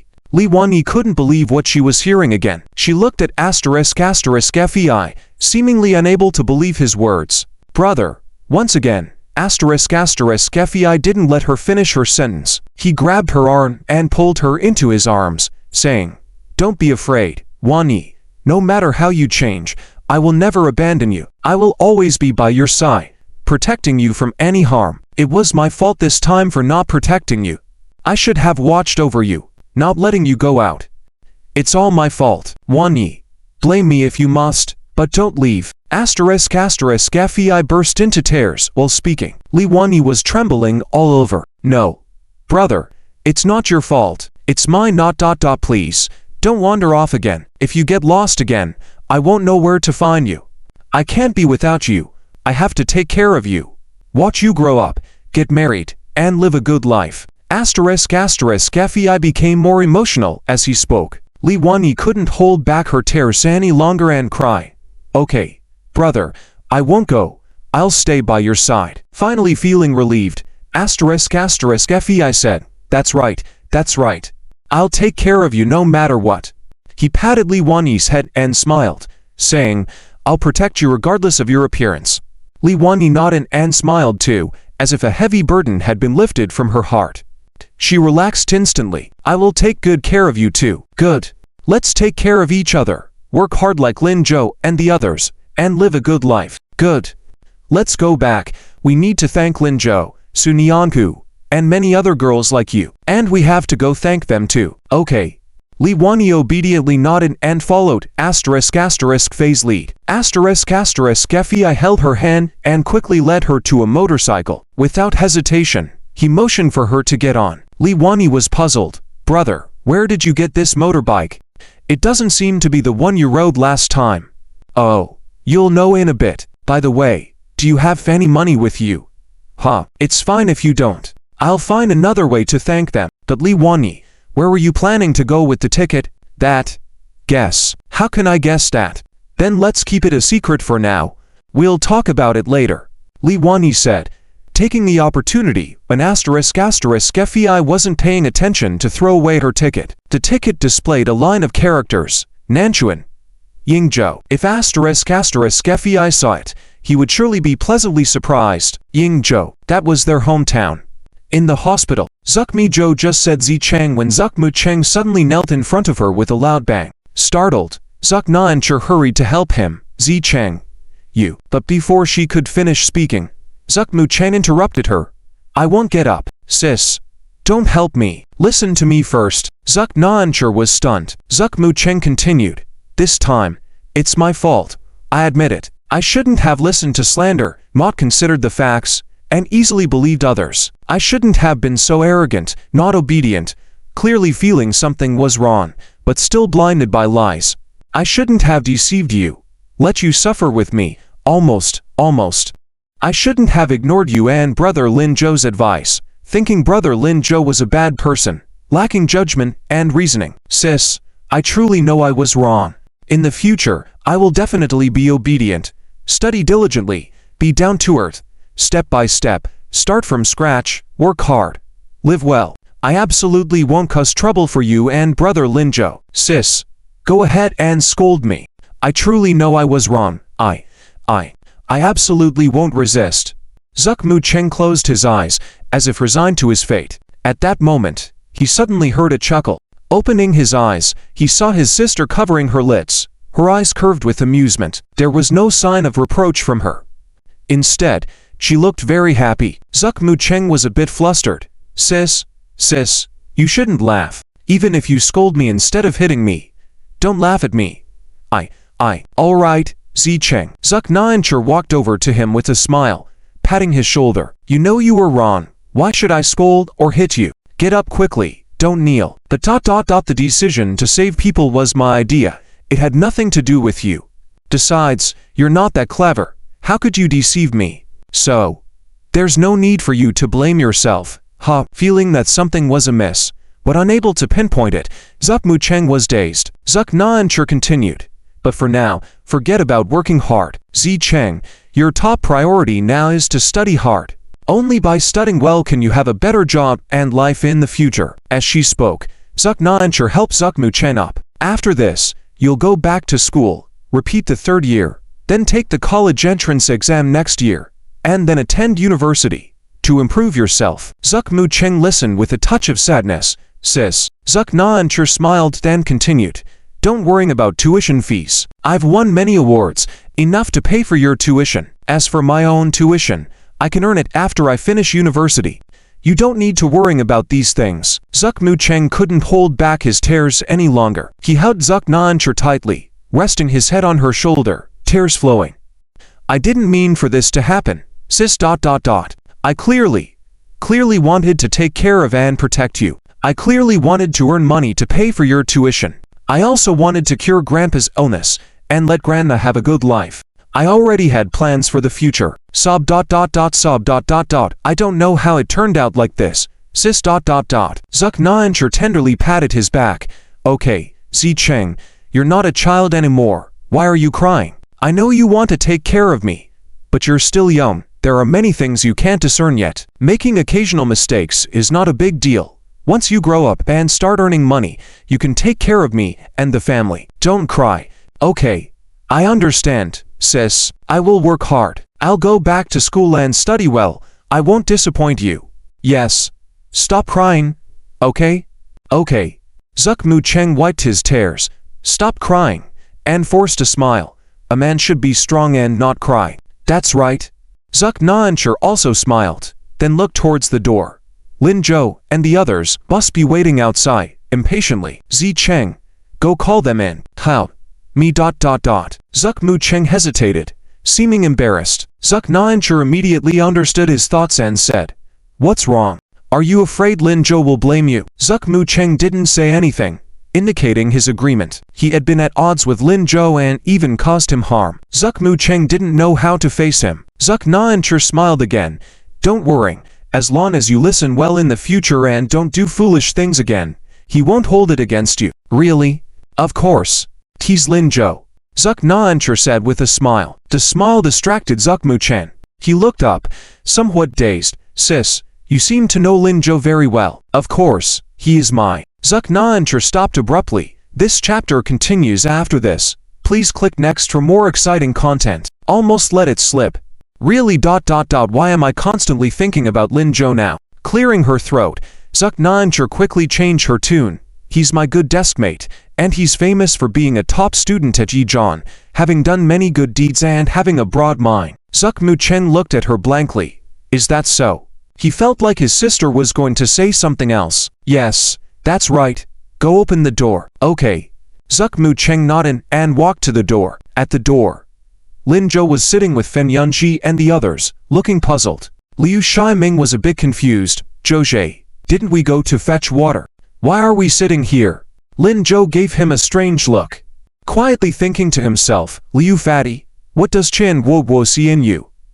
Liu Shiming looked bewildered. Just as he was about to ask more questions, he heard Fen Yunji say, the door is open. Liu Shiming turned to look and indeed saw Zuck Mucheng calling them from the door. However, for some reason, he seemed much more obedient and was laughing with them. That laughter seemed particularly strange, almost directed at Lin Zhou. Liu Shiming felt a chill. Zhou, look at that kid. Before he could finish, Lin Zhou stood up and walked towards Zuck Mucheng. Liu Shiming and the others followed, looking puzzled. When they reached the door, they saw Zuck Mucheng suddenly bowing deeply towards Lin Zhou. Brother Lin Zhou, I'm sorry. Police station. After Suli saw Fen Yan's hand the others off, he organized the information they had provided. Then he handed the data to his colleagues beside him. Only then did he get up and walk out. When he reached the door, he hesitated for a moment in place. It seemed like he had made up his mind. He turned around and walked to the left. That was where the temporary detention area was. Officer Su, want to go eat? Reng Min's voice sounded beside him. Suli turned back and saw her just coming out of the lobby. Because of this incident, she was also one of the main responsible officers and was temporarily transferred to assist them. Suli hesitated for a moment, then pointed to the person next to her. Let Officer Liu take you. I have something to attend to. Officer Liu immediately smiled. What do you mean, Officer Su? How am I taking her? Officer Reng is your partner, and moreover, she. Officer Liu. Reng Min interrupted him. Could you take me? Please. Officer Su must be busy with something. Let's not disturb him. What could be more important than you? Come on. We can have dinner with Officer Su later tonight. Reng Min didn't hesitate and pushed Officer Liu to walk forward. It was only when they arrived at the entrance of the restaurant that she looked back in Suli's direction. He had already entered the detention area. Reng Min sighed deeply and followed Officer Liu into the restaurant. At this moment, Suli had already entered the second room of the detention area. He stood at the door for a while. He wanted to go in but seemed unsure how to proceed. He raised his hand, hesitated, and then put it down again. After struggling for a while, Suli felt defeated. He turned around, ready to leave. At that moment, a man's voice came from inside the room. You're here. Why not come in? Suli hesitated for a moment, then pushed open the door.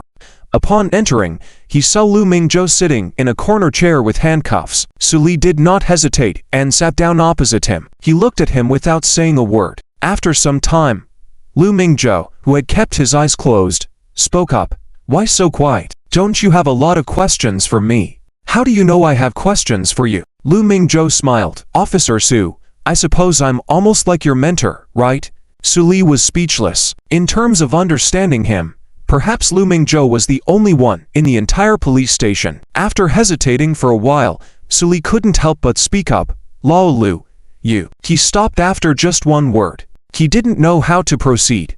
After working alongside Lu Mingzhou for many years, they were more like friends. Suli never thought that one day he would find himself at odds with Lu Mingzhou. This morning, the results of their inquiry about me, you didn't see it. Lu Mingzhou was the first to speak. Suli nodded.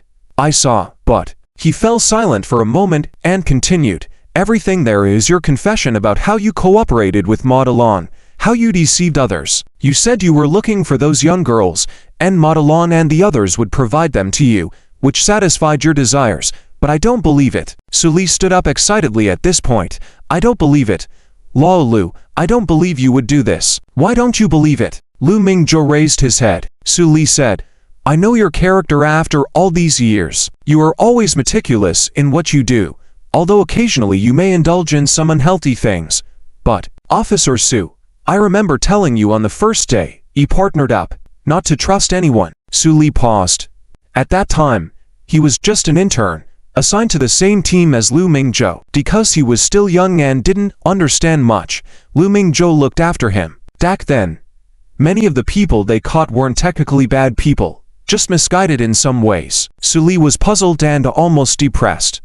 At that time, Lu Mingzhou came to counsel him. The thing he mentioned the most was, know people by face not by heart. Little did he know that this would apply to Lu Mingzhou himself one day. Lao Lu, you can't judge everything by appearances. All that I confessed is true. I do have some special quirks that can't be satisfied at the police station, so I had to find another way, and Madelon happened to be the most suitable choice. Lu Mingzhou said calmly, but each word he spoke was distressing. Suli felt like he was going insane. What are you saying? Do you know what you're saying? Lao Lu, are you out of your mind? I'm not insane. On the contrary, I'm extremely clear-headed now. Then tell the truth.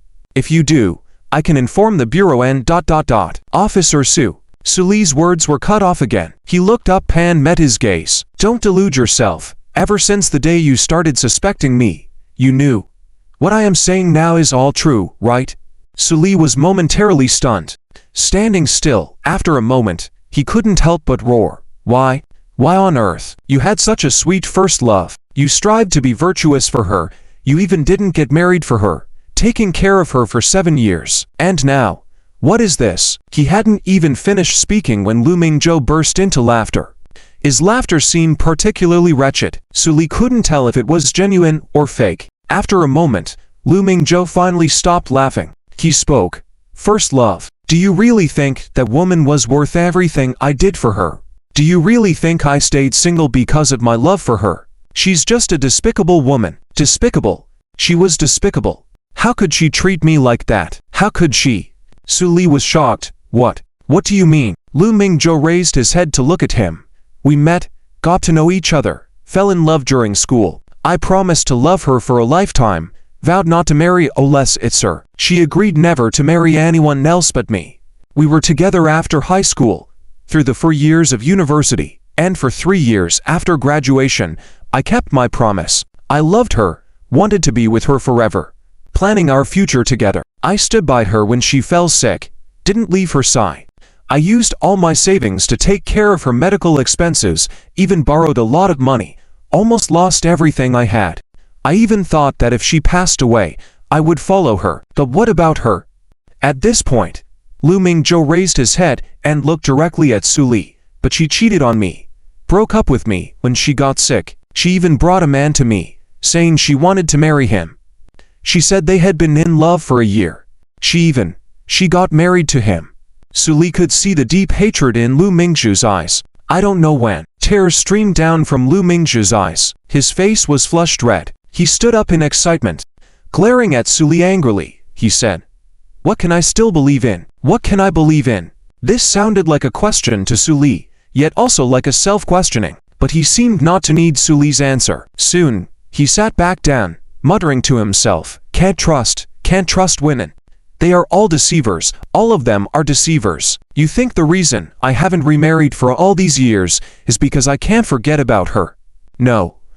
I hate her, hate how she treated me, hate that she made all my efforts go down the drain, hate that she even didn't let me attend her funeral. I won't trust anyone anymore, won't trust anyone. Seeing Lu Mingzhou's increasingly unstable state, Su Li hurriedly stopped him. Is this the reason you cooperated with Ma Delong? Lu, are you? What's wrong? Women are not good people. By working with Ma Delong, I can meet many women. I can retaliate against them. Only revenge can give me pleasure. For all these years, Su Li couldn't bear to listen anymore and directly stopped him. Are you crazy? Lu Mingzhou was stunned for a moment. But soon, he burst into laughter. Crazy? Yes, I am crazy. I've been crazy for so many years. Ha ha, I'm crazy. She drove me crazy. I shouldn't have known her. Shouldn't have taken care of her, then I wouldn't have been betrayed. Wouldn't have been. But have you ever thought that she did it for your own good? Su Li suddenly spoke up. Lu Mingzhou was stunned again. He stopped laughing, gazed at Su Li in disbelief. What are you saying? Su Li remained silent for a moment before smiling. Actually, you know it, right? She did it for your good. No, she didn't. How could she? She would never. Then why didn't she break up with you for so many years and decided to break up after getting sick? Su Li roared, once again interrupting Lu Mingzhou. Like a thunderbolt, it crashed into Lu Mingzhou's mind, cutting off his thoughts directly. He stared at Su Li blankly, opened his mouth as if to say something, but seemed lost for words. Su Li straightened up, walked to his side. Because she knew her time was running out, she didn't want to see you sacrifice so much for her. She wanted you to live well, to let go of her, but you wouldn't. She had no other choice but to marry another man, force you to leave. Wasn't it like this? No. It's not true. It's not true. Lu Mingzhou shook his head frantically like a madman. She just didn't want me. She ran off with another man. Before Lu Mingzhou could finish his sentence, Su Li suddenly threw a yellowed notebook towards him. Lu Mingzhou froze again. What is this? This morning, your first love's younger sister heard that you were arrested, so she brought this to the police station and said she wanted you to see it. This is your first love's diary. Diary? Yes, I was curious at that time why she gave this to me. Now, I know. You take a look. Despite the cruelty of reality, Su Li felt that Lu Mingzhou needed to wake up. Lu Mingzhou's hands trembled as he picked up the notebook. After staring at it for a while, he slowly opened it. The next moment, tears streamed uncontrollably down his face. The handwriting in the notebook was very old, but Lu Mingzhou recognized it. At a glance it was her handwriting. August 21st. Today I met a silly big guy on campus. He said his name was Lu Mingzhou. He's really silly. Walking on the road so seriously, actually bumped into a utility pole. When Lu Mingzhou read this sentence, his heart couldn't help but tremble. August 21st, that was the day he first met her. She was unbelievably beautiful. Even from a distance, he couldn't take his eyes off her. But in his youth, he was still a naive big boy, too scared to approach her. He could only stare at her intently, forgetting to watch the row and ran into the utility pole on campus. Lu Mingzhou remembered it was because of that loud thud that caught her attention, so she turned around, gave him a big smile. "Classmate, are you okay?" And then, he met her. That was their beginning. His thoughts returned.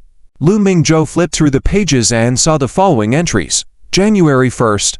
The silly big guy said, he wants to take me skiing. I really want to go. Why isn't it snowing yet? May 20th. That silly big guy finally confessed to me. Hehe, I agreed. I'm in a relationship now. March 21st. After many years, I haven't opened this notebook. I'm going to marry the silly big guy. I love him. April 5th. Went for a checkup, and the results don't seem good. Hope everything goes well. April 8th. Everything seems to be not going smoothly. I'm sick. It's incurable. What should I do? What about my silly big guy? August 2nd. I probably don't have much time left, but the silly big guy has been taking care of me. I don't want him to be this tired. He's spent all his money.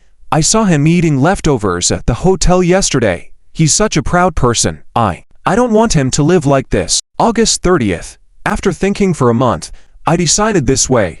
They say it's better to part while alive than in death. Hope he can live well. September 10th.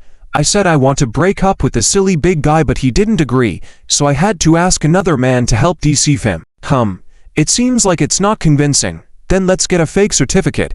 As long as the silly big guy is okay, it doesn't matter what happens to me. October 5th. I showed the marriage certificate to the silly big guy, and he finally left. Great, I'm so clever. The marriage certificate is fake. Hehe, but my silly big guy, I've always wanted to marry you. November 6th. I guess it's almost time to die. The feeling is quite good. I kinda miss him. Lu Mingzhou's face turned serious. He slowly turned each page. Finally, he reached the last page. November 21st. Silly big guy. Goodbye. I hope you can meet someone who loves you more than I did. November 21st. That was the day she left. He stood at the hospital's entrance, crying his heart out, yet never went to see her. Since that day, he grew to hate her. His life became irreparable chaos from that moment on. Closing the notebook, Lu Mingzhou could no longer hold back and hugged himself, crying uncontrollably. It's nearly noon. In the hospital room, Liu Shiming and several others were discussing the recent event animatedly. When it came to the exciting part, he even stood up and began to perform. You guys don't know, that day, I completely fooled Liu Shaoxiang. He was completely lost. I didn't show a single flaw. I'm simply a world-class actor. Mao Ziking next to him rolled his eyes. That's because I cooperated well with you. If we're talking about actors, I think I'm more suitable. Wang Zikin sneered. You guys should just give up. Look at Lin Zhou and Sun Yanku. They are the real heroes who penetrated deep into enemy territory and wiped them out in one fell swoop. They should be the actors and actresses. Hey, I won't argue with you on this point. They are incomparable as non-humans, but besides them, am I the most impressive? Impressive, my foot. I'm the best. You. The discussion among the group of people became more and more intense. Even Fen Yun's could not escape, being forcibly dragged into the discussion by Yin Jiqian. Sun Yanku looked unhappily from the side. They're getting along quite well. It's rare to see everyone getting along so harmoniously. It's really lively. Yet, the feeling of working hard for something is really good. Lin Zhou handed Sun Yanku a glass of water. He then handed the other glass of water in his hand to Sima Chen, who had been standing by the window without speaking after apologizing. Sima Chen was startled and was about to refuse. No need. You drink. Lin Zhou brother. I'll pour it myself. For some reason, although he had already apologized to Lin Zhou at the door, he was still somewhat afraid of him. What should he do? Sima Chen was torn. At this moment, he heard Lin Zhou suddenly say, "Want to play games in the afternoon?" Sima Chen was stunned. Lin Zhou directly handed the water glass to him. I heard your sister say you're interested in games. How come you're only interested but don't know how to play? Sima Chen looked somewhat conflicted as he glanced at Sun Yanku. Seeing Sun Yanku nod, he quickly followed suit. I know, I just haven't come of age yet. It's okay. We can use Liu Shiming's ID to register. Minors are not allowed in internet cafes. Liu Shiming, who was in the midst of a heated discussion, didn't hear the entire conversation but only his name. He looked confused. What? Zhou, register with my ID for what? To take Little Cheng online. Online? Yes. To play games? Games? With Sima Chen. Exactly. You. Before Liu Shiming could finish his sentence, Sima Chen, particularly excited, interjected, Can I? He really loved it, but he didn't have many opportunities to play. Lin Zhou nodded, of course. Sima Chen also quickly nodded, okay. I'll go. Liu Shiming gave him a strange look. Are you sure you want to play games with Lin Zhou? It should be noted that Lin Zhou had been on fire for the past 6 months. Not only had his academic performances skyrocketed, but his gaming skills had also improved tremendously. In the few times he had played with him, Liu Shiming had never won. He had originally planned to warn Sima Chen. What's wrong? Don't want to play? I do. Of course. Liu Shiming walked up to pat Sima Chen's shoulder. Kid, just remember not to cry then. Liu Shiming didn't say another word and turned back to continue boasting with his buddies. Sima Chen had no choice but to stay silent. After chatting for a while, Fan Yunce suggested that they all go out for food. He also asked Lin Zhou to stay to take care of Sun Yanku, and they would bring food back. Everyone immediately agreed, and Lin Zhou nodded helplessly. Take him with us, he said, referring to Sima Chen. When Sima Chen heard this, he hurriedly said, No, Zhou, you should go eat. I'll stay here to take care of my sister. After all, it was his sister, so it was only natural for him to take care of her. Seeing how tired Lin Zhou looked, it would be better to let him rest. Before he could finish his words, he was pulled over by Liu Shiming. You kid. Why are you causing trouble? Off we go. Let Lin Zhou take care of her. Exactly. Why are you trying to snatch the job? Have no sense at all, the group of people said, as they dragged the bewildered Sima Chen out of the door. Lin Zhou was even more helpless. He could only walk to the door and close it. Soon, only he and Sun Yanku were left in the room. Lin Zhou turned around, about to say something, when he suddenly noticed that his little tablemate had lowered her head. Looking very nervous, he paused for a moment and quickly realized her thoughts. This girl was still tangled up about the kiss earlier, wasn't she? Due to the crowd later on, neither of them had time to think about it. Now, she must be unsure what to do again. However, this little tablemate was really cute, clearly nervous and scared, yet she had the audacity to kiss him. It was quite difficult to express in words. Well, if he could be kissed a few more times. The chapter is not yet concluded. Click on the next page to continue reading the exciting content ahead. Thinking about it makes it quite lovely. Lin Zhou thought to himself, couldn't help but smile. After contemplating for a while, he walked towards Sun Yanku's hospital bed. Then he bent down in her direction, which startled Sun Yanku. She didn't know what to do. The previous kiss was an impulsive decision at that time, coupled with everything she had been through these days. She felt that some things couldn't wait. Lin Zhou had even awkwardly left the room earlier. Why was he suddenly not nervous now? This. How could she explain this to herself? What if he asked her later how she could kiss him? Sun Yanku's heart raced faster. Therefore, she didn't pay attention to Lin Zhou's movements. At that moment, she only felt a shadow cast over her head. She was in a daze, not knowing how to react for a moment. She subconsciously raised her head, trying to avoid Lin Zhou. But as she raised her head, she accidentally bumped into Lin Zhou, and in the next moment, she heard Lin Zhou grunt softly in her ear. Sun Yanku. She grabbed Lin Zhou in a panic, looking worried. I didn't mean to. Are you okay? Did you hit your hand? Is it serious? But after looking for a long time, she couldn't figure out why. There was no blood on his hands from the gauze. She only heard Lin Zhou chuckle lightly.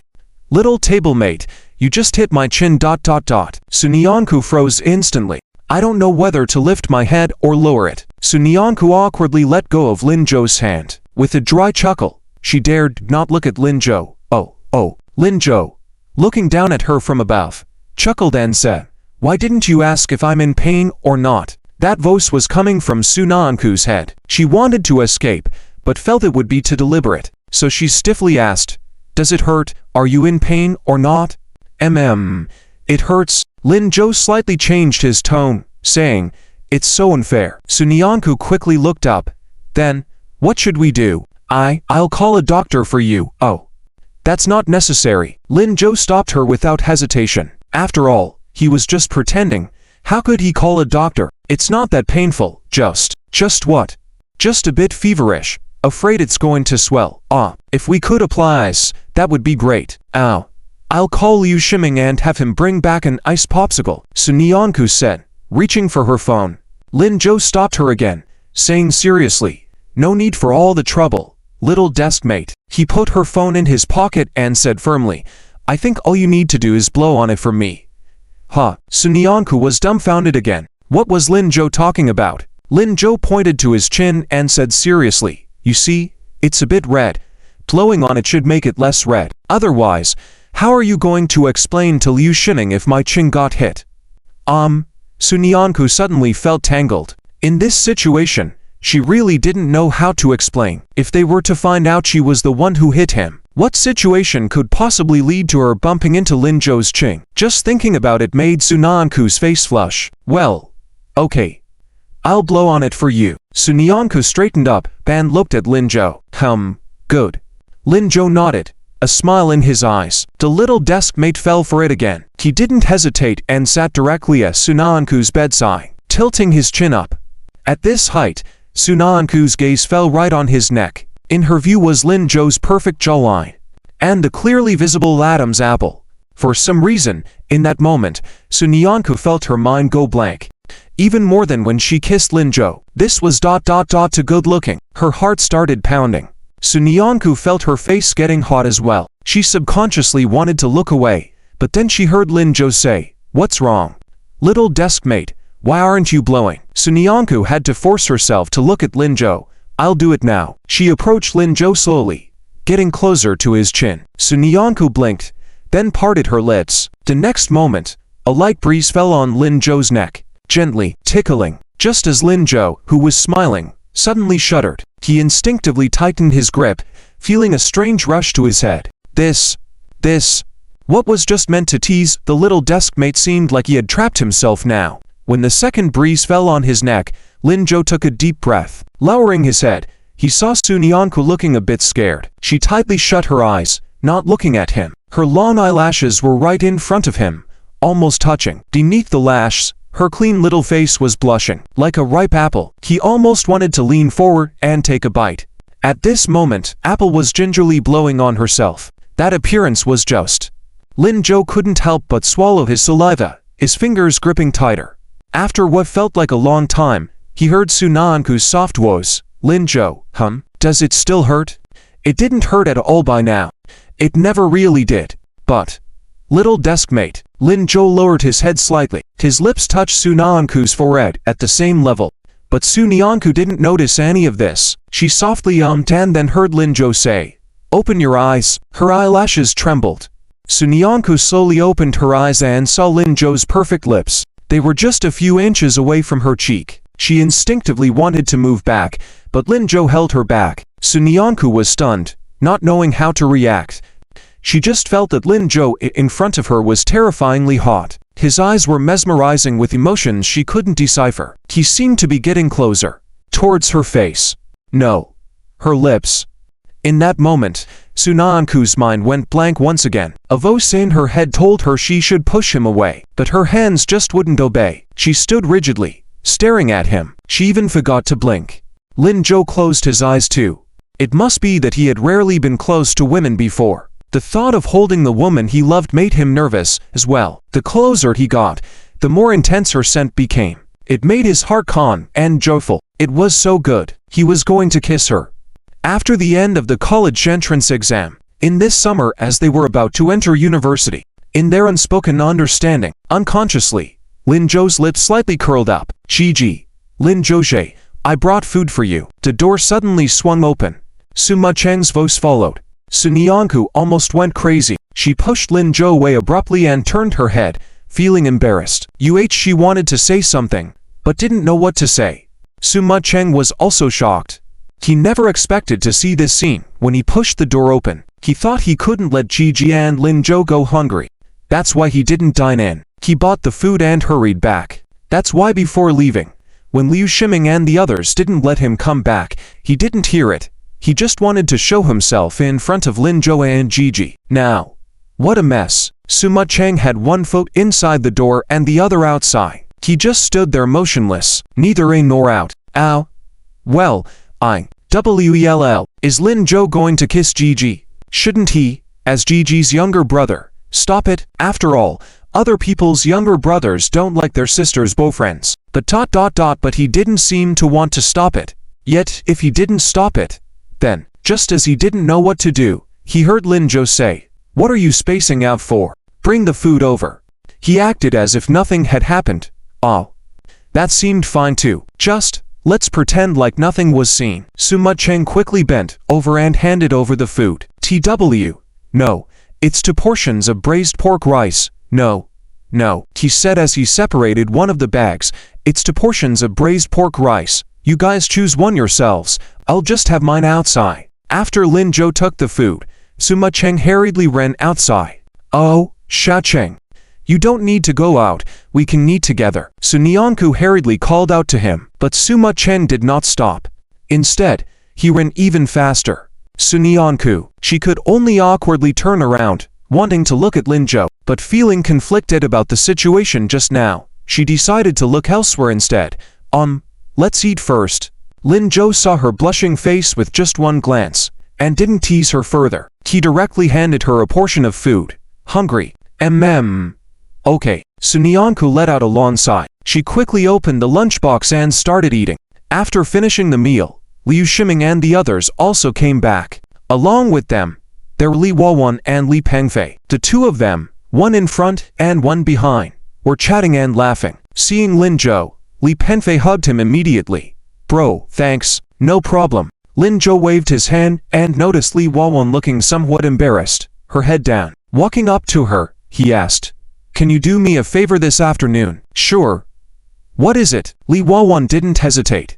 "Watch over my little desk partner for me. I'm going down to take Xiao Cheng out to play games." Li Wawan thought she misheard.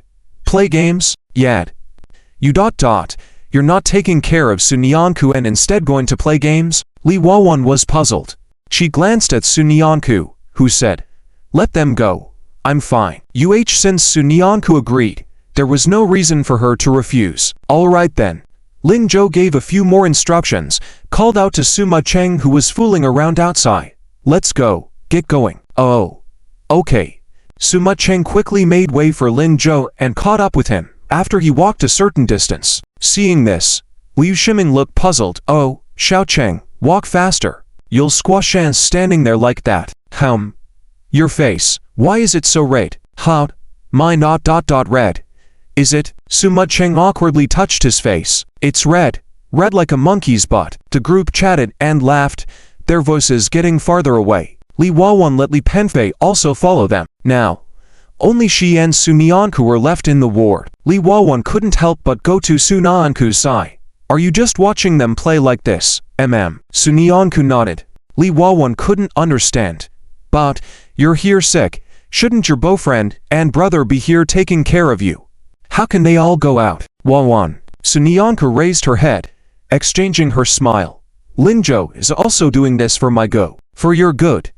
Why didn't she see this?" Xiao Cheng has become more cautious and afraid of everything since he came out. He can't relax. I'm worried about him. Lin Zhou wants to help him relax. That's why he asked him to play games. Oh, did he think of it that way? By doing this, it can reduce Xiao Cheng's psychological pressure and improve the relationship between Lin Zhou and him. Xiao Cheng still seems a bit afraid of Lin Zhou now. He doesn't know how to interact with us. Oh. Li Wawan nodded this time.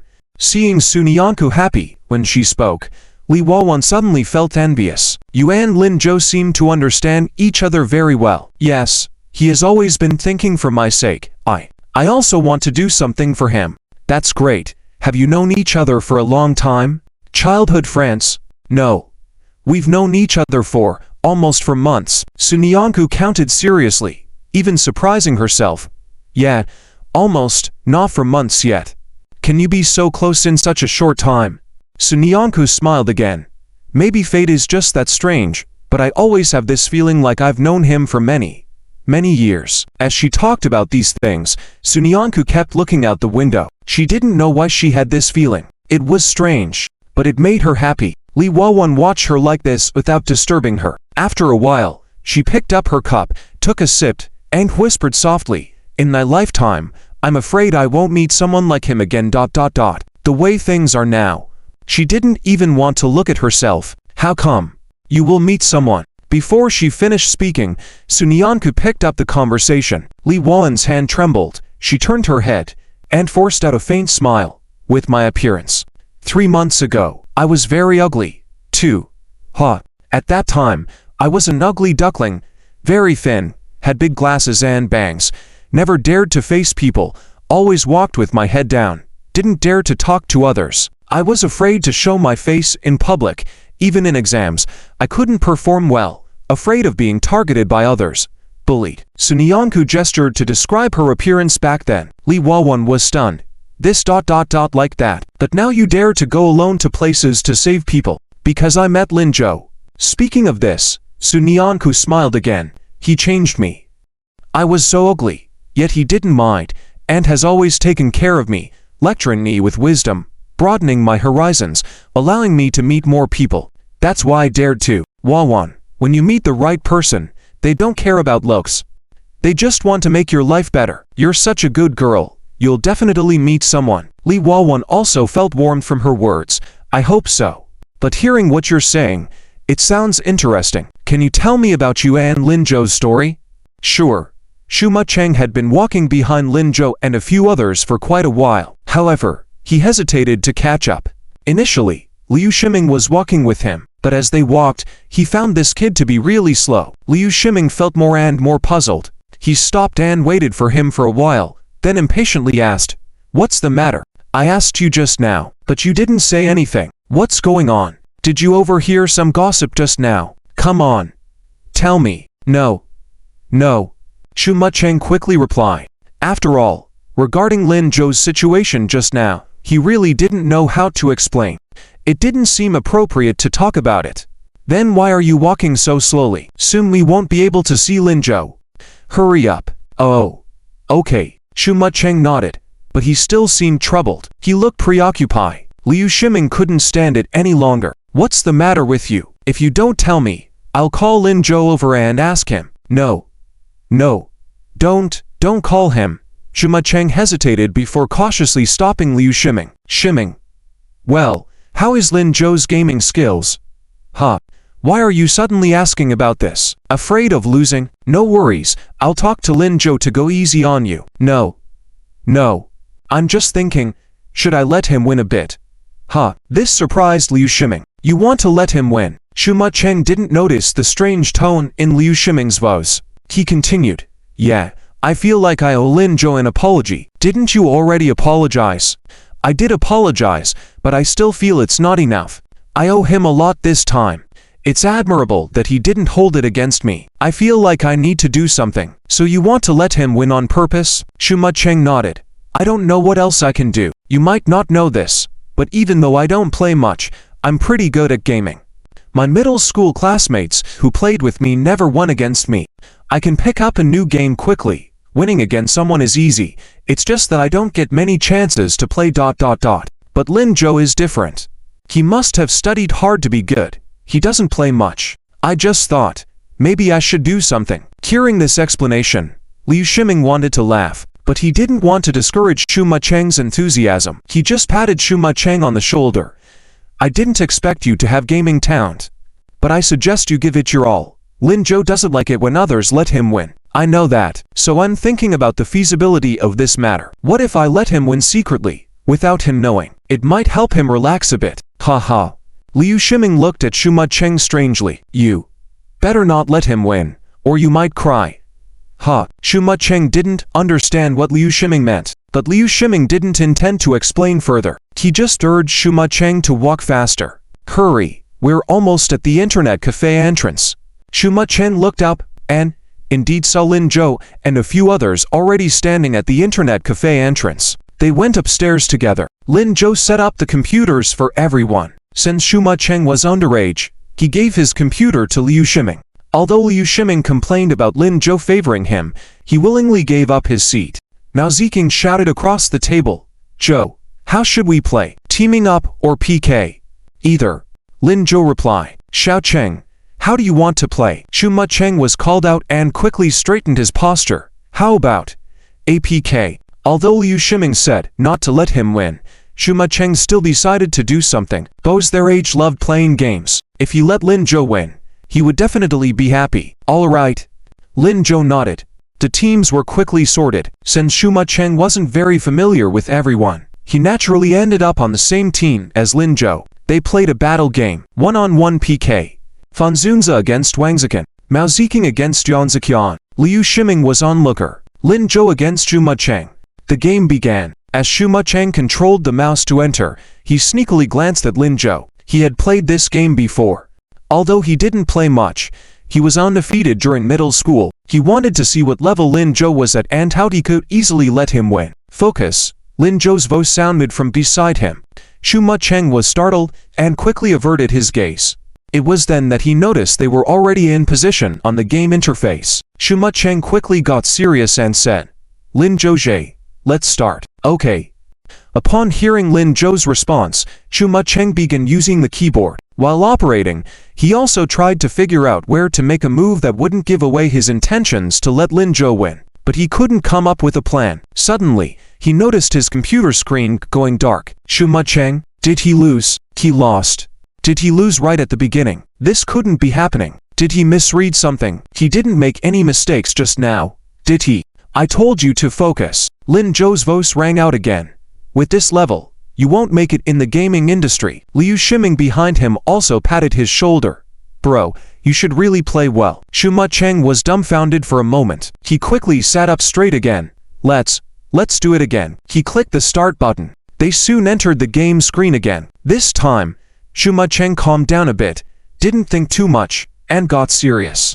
Maybe he should let his guard down later, otherwise, it would be too obvious. That's what Xu Cheng thought. But soon, he encountered a problem. He seemed to be at a disadvantage again. Looking at the time, it had only been 3 minutes. "Xu Cheng? Something's not right." Based on his previous experience, this game had a pattern. He knew almost all the players' strategies. As long as the opponent followed a pattern, he could win against them. But Lin Zhou's moves were completely different, and they were getting more aggressive. Seeing himself falling behind, Xu Cheng didn't know how to react. Indeed, after 7 minutes passed, the computer screen went dark once more. Xu Cheng couldn't believe what he was seeing. He felt confused. "Are you going to continue?" Lin Zhou turned to look at him. "Sure. But..." Xu Cheng swallowed hard. Looking towards Lin Zhou, "Can I play a game with Liu Shiming instead?" He needed to get a grasp on things. Was it because he hadn't played in a while, leading to changes in the game? Or maybe he was having hallucinations? Of course. Lin Zhou stood up and gave his seat to Liu Shiming. "Shall we call it quits?"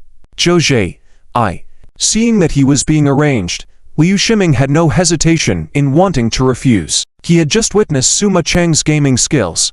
Although he lost to Lin Zhou, he was not weak at all. But Lin Zhou didn't let him finish speaking and pressed him onto a chair, saying, "Let's begin." Liu Shiming, feeling helpless, reluctantly picked up the mouse to start the battle. The result was as expected. He lost. And he lost badly. Liu Shiming turned his tearful face away, looking at Lin Zhou. "Zhou, I told you. Look at this." Before he could finish his sentence, Lin Zhou interrupted him and pointed in Xu Cheng's direction. Liu Shiming also turned to look at Xu Cheng. He found the bow tangled up, clicking around on the computer, looking puzzled. After a while, he turned back to Lin Zhou and asked, "Lin Zhou, shall we play another round?" "Sure." Lin Zhou nodded. Liu Shiming had no choice but to stand up. Then he saw Xu Cheng lose again in 5 minutes. This time, he seemed even more puzzled. Liu Shiming sighed silently, walked up to pat his shoulder and comforted him. "It's okay. Losing to Lin Zhou is nothing to be ashamed of. He's really talented." But, Xu Cheng scratched his head, looking at Lin Zhou, then back at his computer. Finally, he uttered something he didn't quite understand himself. "But Lin Zhou, how can you be so good at both studying and gaming? It's completely beyond comprehension. The good gamers I know never study, and they often clash with their parents just to show their uniqueness." "Ha ha." Lin Zhou couldn't help but laugh.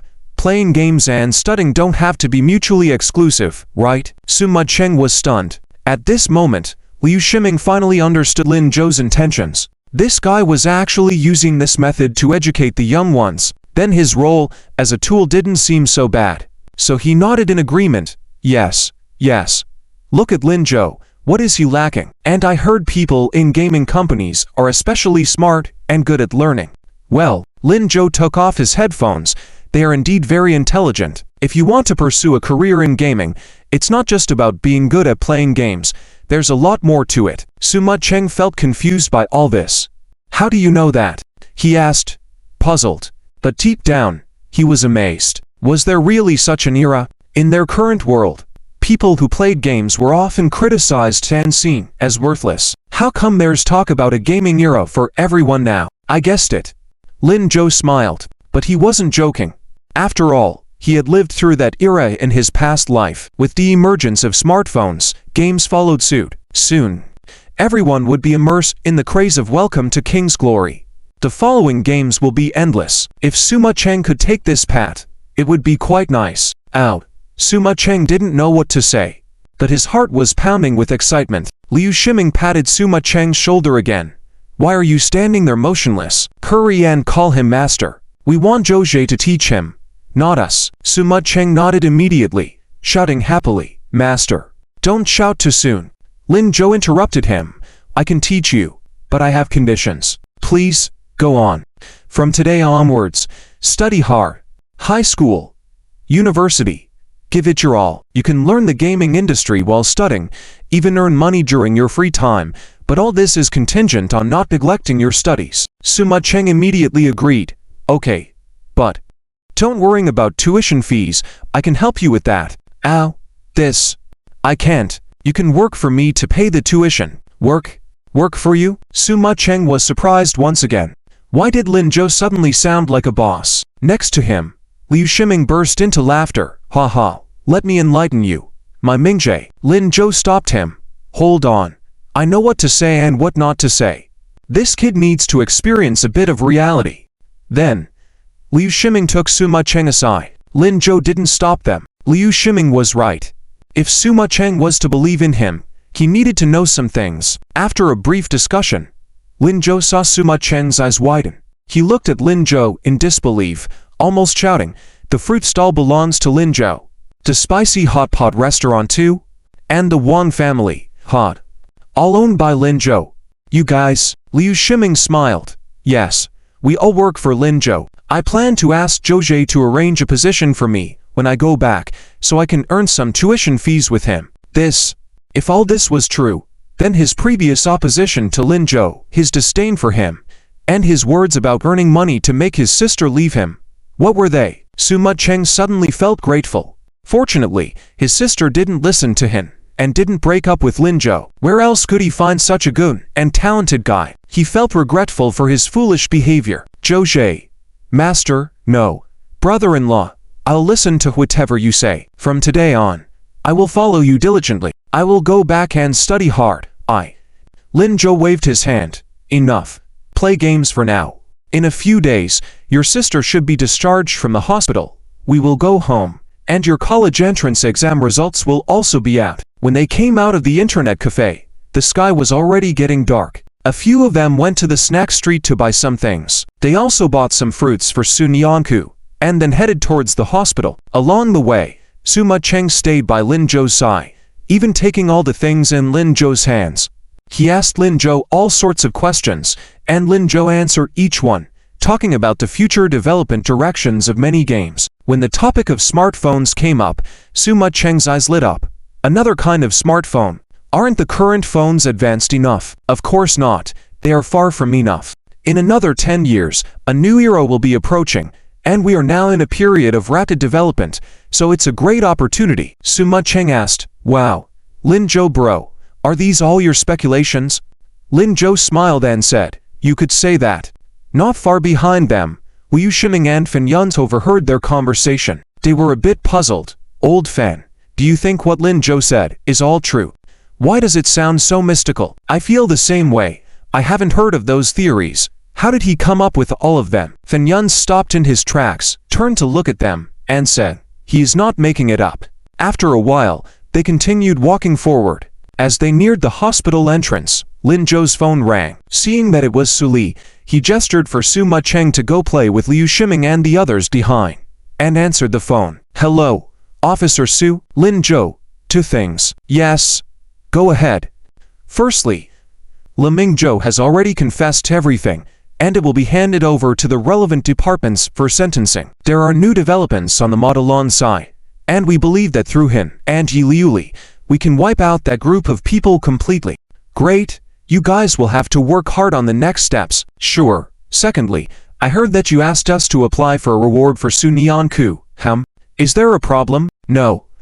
I was just curious why you didn't apply for this reward for yourself. I don't mind, but my little deskmate deserves it. Indeed, actually we would apply for it even if you didn't mention it, but it will take some time, probably 3 days from now. How does that sound to you? Oh, and in these 3 days, I will apply for funds for you to upgrade to a better hotel. Your brothers can all stay there.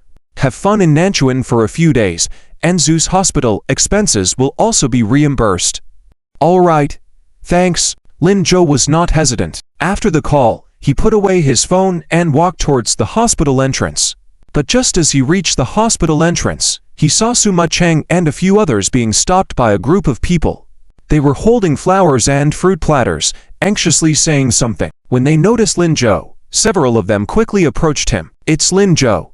Lin Zhou, little brother, we want to go in and see Su Nianku classmate. Yes, can you let us in? And behind them, several hospital security guards also followed, saying, it's not allowed, the hospital still has many patients. What is the meaning of a large group of you here? What about our patients if they all go in? Are you Lin Zhou? You should persuade them right away. Why so much commotion? If it's not possible, you should leave now. Lin Zhou was a little baffled. There were indeed hundreds of people in this group. Besides the little girl, there were also elderly and children among them. They held flowers and looked towards the hospital. The traffic at the hospital entrance was already blocked. At this moment, Fan Yun walked over and explained, they want to see Su Nianku. Then, a shy girl beside them spoke up.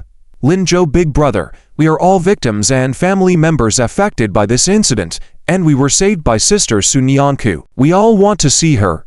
We have no ill intent. It's just that they won't let us in, but we really want to thank her. Lin Zhou furrowed his brows. After a moment of silence, he said, I understand your intentions, but this is a hospital, and it may not be suitable here. Then what do we do? Can't we even see our benefactor? Don't worry. How about you come back in 3 days to see her? 3 days later, Su Nianku and Li Wanwan had been in the ward for the whole afternoon. Throughout the afternoon, Li Wanwan's eyes were bright. Su Nianku, do you think I will be as lucky as you to meet my Lin Zhou? Su Nianku chuckled and looked at her. You've asked several times already. Of course, you will. Well, I just wanted to make sure. The story you told me, if it's true, it's really heartwarming. Su Nianku couldn't help but laugh. Of course it's true. If it weren't for Lin Zhou, I wouldn't have become who I am now. I see. Li Wanwan nodded. So, meeting the right person is like a rebirth. Yes, it is. Meeting Lin Zhou was indeed a rebirth for her. Ha ha, I'm looking forward to it too. Li Wanwan rarely showed a shy smile like a little girl. At that moment, the door of the ward was pushed open. Lin Zhou's voice came from outside. Rebirth? What are you talking about? Why are you so happy? Huh, Li Wanwan. Why do you seem different? He said, gesturing for Su Ma Cheng to put down what he brought back on the table. Su Ma Cheng hurriedly nodded and did as told. But Li Wanwan quickly waved her hands. Oh, it's nothing.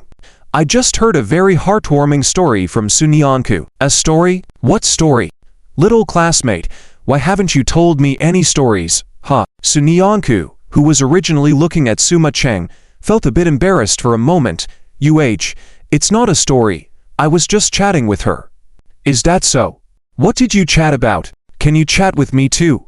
Lin Zhou pulled a chair and sat across from Su Nianku. Su Nianku was at a loss. She couldn't let Lin Zhou know that she and Li Wanwan were talking about him. Otherwise, it would be so awkward. It's nothing. Just, not knowing how to explain, Su Nianku had to look at Li Wanwan for help. But Li Wanwan smiled, then pretended not to see her and casually touched Lin Zhou. About something outside. Everything's taken care of. No problem. That's good. I'll go back to accompany my brother. You stay here with Sunyanku. Okay, all right.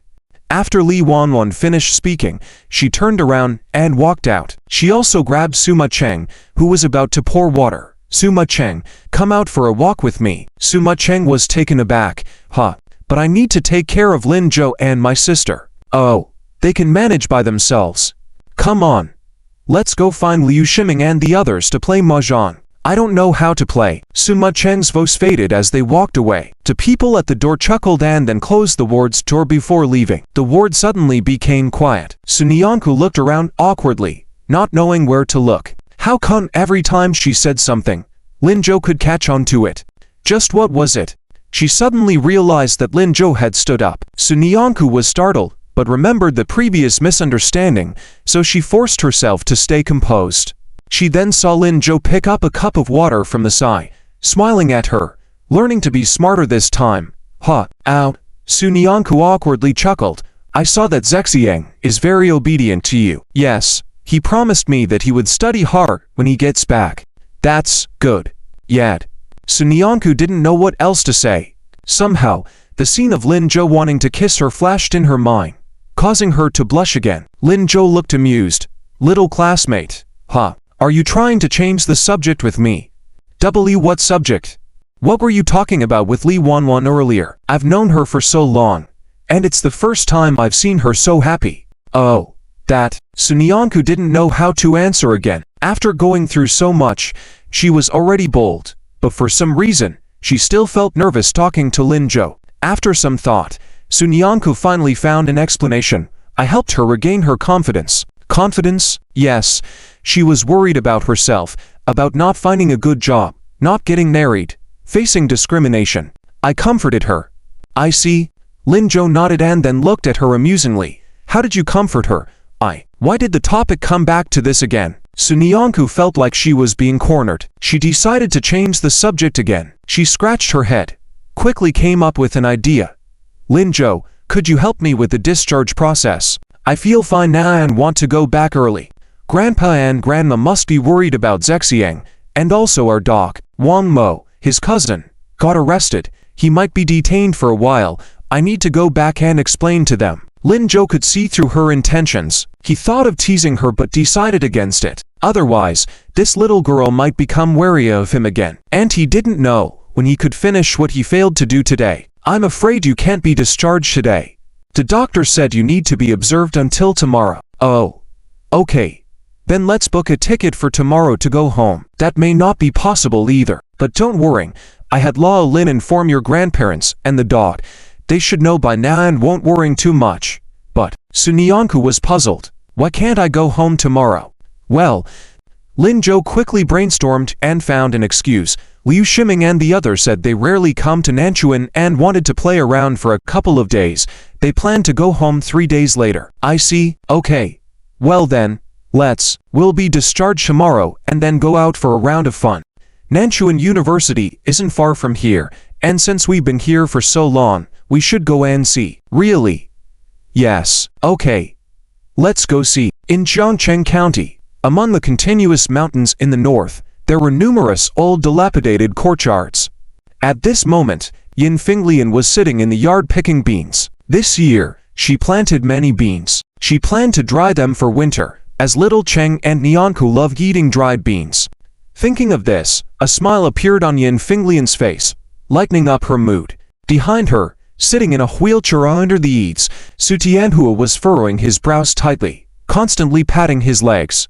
It seemed like this action could restore sensation to them. As the evening fell, the summer heat remained intense, with mosquitoes occasionally flying around. Yin Finglian kept swatting the mosquitoes and reminded Su Tianhua, "Old man, let me push you inside to sit. There are too many mosquitoes outside." "No. Bring those beans over here. I can still do some work. My legs are useless, but my arms are still functional. No need. I can handle this." Su Tianhua's brows furrowed even deeper. Yin Finglian realized she had spoken wrongly and quickly took a basket of beans over to him, saying, "All right, you can help too." Later, I'll pickle some sour beans to eat when little Cheng and Nyanku come back. Okay, Su Tianhua nodded. Just then, a voice filled with urgency was heard on the path in front of the door. Old Su, hey, Yin's sister, why are you two still working here? Aren't you worried about little Cheng and Nyanku? I'm so anxious. The person who arrived is Shai Yankuan, also known as the old bachelor Shai brought back from the county by Su Nyanku last time. At that time, because Su Nyanku mentioned and the matter of Madame Li, he did not tell Yin Shulian and Su Tianhui about Su Nyanku, Lin Zhou, and Suma Cheng. Originally, he didn't want to meddle in others' affairs, but these days, seeing that Su Nyanku hasn't returned and there's no news from Suma Cheng, after the boy went to the county and came back, he shut himself in the house, acting strange every day without speaking. The more he thought about it, the more something seemed wrong. It had been about 10 days. Su Nyanku had been gone for about 10 days too. Could something have happened? How could this be? Thinking of this, Shai Yankuan lost all motivation to work. Although they weren't his actual grandchildren, they grew up in the village he watched over. He still felt some tenderness, especially today. He was restless, feeling uneasy. He couldn't concentrate on his work in the fields all afternoon. Shai Yankuan decided to confront Yin Shulian and Su Tianhua. This old couple had raised a pair of siblings like their own grandchildren. Nothing unexpected could happen to them. Yin Shulian was also taken aback at this moment. She said, Shai Bachelor, why are you here? How are Xiaocheng and Nyanku? They are out working, not at home, right? Su Tianhua also stopped what he was doing and held onto his cane. Shai Yankuan didn't care about all that. He quickly walked up to the two and with a worried expression on his face said, Of course, I know they are not at home. Io, you too. How did you not see the problem? Yin Shulian and Su Tianhua looked at each other. What problem? Old Shai, speak quickly. Io. Shai Yankuan hesitated, but eventually couldn't hold back and blurted out, It seems like Xiaocheng has been deceived by a pyramid scheme organization. What? The basket in Yin Shulian's hand fell to the ground, fear written all over her face. What are you saying? Su Tianhua also tried to stand up in a rush, but as soon as he moved a bit, he fell back onto the ground. Disregarding the pain, his voice trembled as he said, A pyramid scheme? Entering a pyramid scheme was akin to risking one's life. In their village, there was a child who went in at 18 and when he came out at 20, he had become a fool. His mental state was not normal. This sight frightened Shai Yankuan, who hurried over and supported Su Tianhua, saying, Yes, a pyramid scheme. Your granddaughter Nyanku went to save someone. She didn't go to work at all. Su Tianhua's trembling increased. But it was Yin Shulian who reacted first. She wore an expression of disbelief. How do you know all this? Don't talk nonsense. Nyanku never lies. She said she went to find Xiaocheng to work together. Did she go if she said so? She even talked. Forget it. We'll talk about this later. In any case, she and that boy schemed not to let me tell you. They even threatened me. But she was worried when you didn't know. I've been hiding it for about 10 days. But since they haven't returned, after much thought, I felt something was amiss. We can't let the children be in danger. Old Su, Sister Yin, please think of a solution quickly. But, if you don't believe me, you can ask the boy. It was him who told me. He was also tricked in but managed to escape. The boy. Yin Shulian's voice quivered. She wanted to do something, but her mind was in chaos. She was in a panic. Yes, the boy, the one who was good friends with Xiaocheng. All right, I am going to ask now. Old Su, could you find a phone to contact Nyanku or her teacher? I will go find the boy. Yin Shulian paced anxiously in the courtyard and headed out. Su Tianhua, leaning on his cane, struggled to stand up. Okay, Mr. Shai, please take me to Zhang's house to borrow a phone. Sure. Shai Yankuan settled Su Tianhua on a chair and was about to push him forward when suddenly, in the front yard, there was a clear cry. Grandpa Su, Grandma Yin, are you at home? It was the boy. The three of them heard this and were instantly excited. Yin Shulian hastened her steps towards the roadside. Here, I was just looking for you. Bo, you. Before she could finish, she suddenly saw a man with the bow. He looked to be in his 40s, wearing simple clothes, a kind smile on his face, and carrying bags of things. He was walking towards them. There weren't many people in the village that Yin Shulian didn't know. However, She had not seen this man before. Puzzled, she heard the boy happily saying, "Great, Uncle Lin, you both are home. This is Nyanku and Ma Cheng's grandmother, and that's Grandpa Su over there." Lin Chang Zhang warmly approached them. "Oh, hello Auntie. Hello Uncle Su. And who is this ... This is Grandpa Shai. Hello, Uncle Shai." End of segment. Please click next to continue reading the rest of the exciting content. They finished eating. So Nyanku tittied up a bit and prepared to lie down and rest. Liu Shiming came in to say hello to her and was planning to take Suma Chen away. He signaled Lin Zhou to take care of Su Nyanku. Just as he was about to close the door, Lin Zhou's phone rang. He glanced at the caller ID and called out to Suma Cheng, who was about to walk out the door. "Wait a moment." Suma Cheng quickly stopped in his tracks. "Brother, what's wrong?" Originally, he was planning to call him teacher, but after thinking for half an afternoon, Suma Cheng felt that calling him teacher seemed a bit too formal given his relationship with Lin Zhou. Calling him big brother didn't seem intimate enough, so he directly changed to calling him brother. Lin Zhou didn't object and handed his phone to Suma Cheng. "Answer the call." "Huh." Suma Cheng puzzledly took the phone and saw the words dad on the display. He was a bit confused. "This. Just answer it. It's my father." "Oh. Okay." Although he didn't know why he was asked to answer, there must be a reason behind Lin Zhou's words. Suma Cheng didn't hesitate and pressed the answer key. Then he directly reported his presence on the call. "Hello, Uncle Lin, I'm Suma Cheng." On the other end of the phone, there was a moment of silence, but it was only a moment. Soon, nosy and excited voices rang out. "Zi Cheng, this really is Zi Cheng's voice." "Zi Cheng, are you okay? You little rascal. Where did you go? You scared me to death ...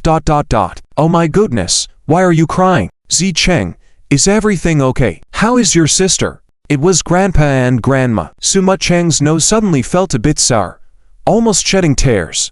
However, Su Nyanku reacted first. "Grandpa, Grandma, I'm doing well." "Oh, thank goodness, you're all doing well. I thought something happened to you." Su Nyanku glanced appreciatively at Lin Zhou and smiled. "Nothing's wrong, Grandma. Zi Cheng and I are both fine and lovely. In a couple of days, we'll be going home." "Great. Going home is great. What do you want to eat?" "Your grandfather and I will make it for you. Anything is fine. I love everything Grandma makes." "Hey, you little rascal, you're so good with words." All right, I'll get right to making it." "Okay. Oh, by the way, call your classmates, the classmates who helped you, to come home for a meal, and Grandma will cook a big feast for you all." "Okay. Especially that Lin Zhou, you must thank him well." Su Nyanku couldn't help but glance at Lin Zhou. "I understand, Grandma." "All right, Grandma has something to attend to. I'll hang up now. Take care of yourselves and take care of Zi Cheng." "Okay." The call ended. Suma Cheng, puzzled, handed the phone to Lin Zhou. His eyes were full of confusion. Lin Zhou explained with a smile. "He must have been delayed on the road. I thought old Lin would have arrived in the afternoon. Turns out he's taken so long." "Uncle Lin went to my house," Suma Cheng realized. "Yes, to report in." Suma Cheng couldn't hold back his tears, and they finally fell. "Thank you, big brother." "Thank you." "You're welcome. Go and rest at the hotel quickly. Tomorrow, we'll go out together." "Okay." Suma Cheng nodded and then left with Liu Shiming. Lin Zhou turned to Su Nyanku. "Let's rest too. Us." Su Nyanku quickly touched the blanket. Lin Zhou couldn't help but smile. "There's a bed here. I just asked the nurse. There's no one. I'll sleep here tonight." "Ah. Okay." Su Nyanku quickly nodded. Lin Zhou sat down with a smile. "I am indeed a bit tired. Get some rest early, Deskmate." After saying this, he pulled back the blanket and lay down. Soon, he closed his eyes. "If there's anything, remember to wake me up." His voice grew softer. By the end, it turned into a slightly deep breathing rhythm. Su Nyanku turned her head and found that Lin Zhou had fallen asleep. He hadn't even taken off his coat and shoes. Just leaning against the pillow, he was sleeping deeply. His usually handsome face looked a bit tired at the moment. Su Nyanku suddenly realized that he was truly tired. After so many days with the fraud organization, then getting caught by the police, and then taking care of himself, comforting others, arranging other things, he seemed to meticulously arrange everything very properly, completely forgetting that he had just turned 18. Until this moment, he seemed to have finally relaxed. His face was turned in Su Nyanku's direction, Even his sleeping face was exceptionally attractive. Sunyanku imitated his actions and lay down to watch him for a while. As she watched, she noticed him frown slightly. She sat up. After thinking for a moment, Sunyanku slowly got up, silently walked to Lin Zhou's side. Then, she carefully squatted down beside him. She untied Lin Zhou's shoelaces gently.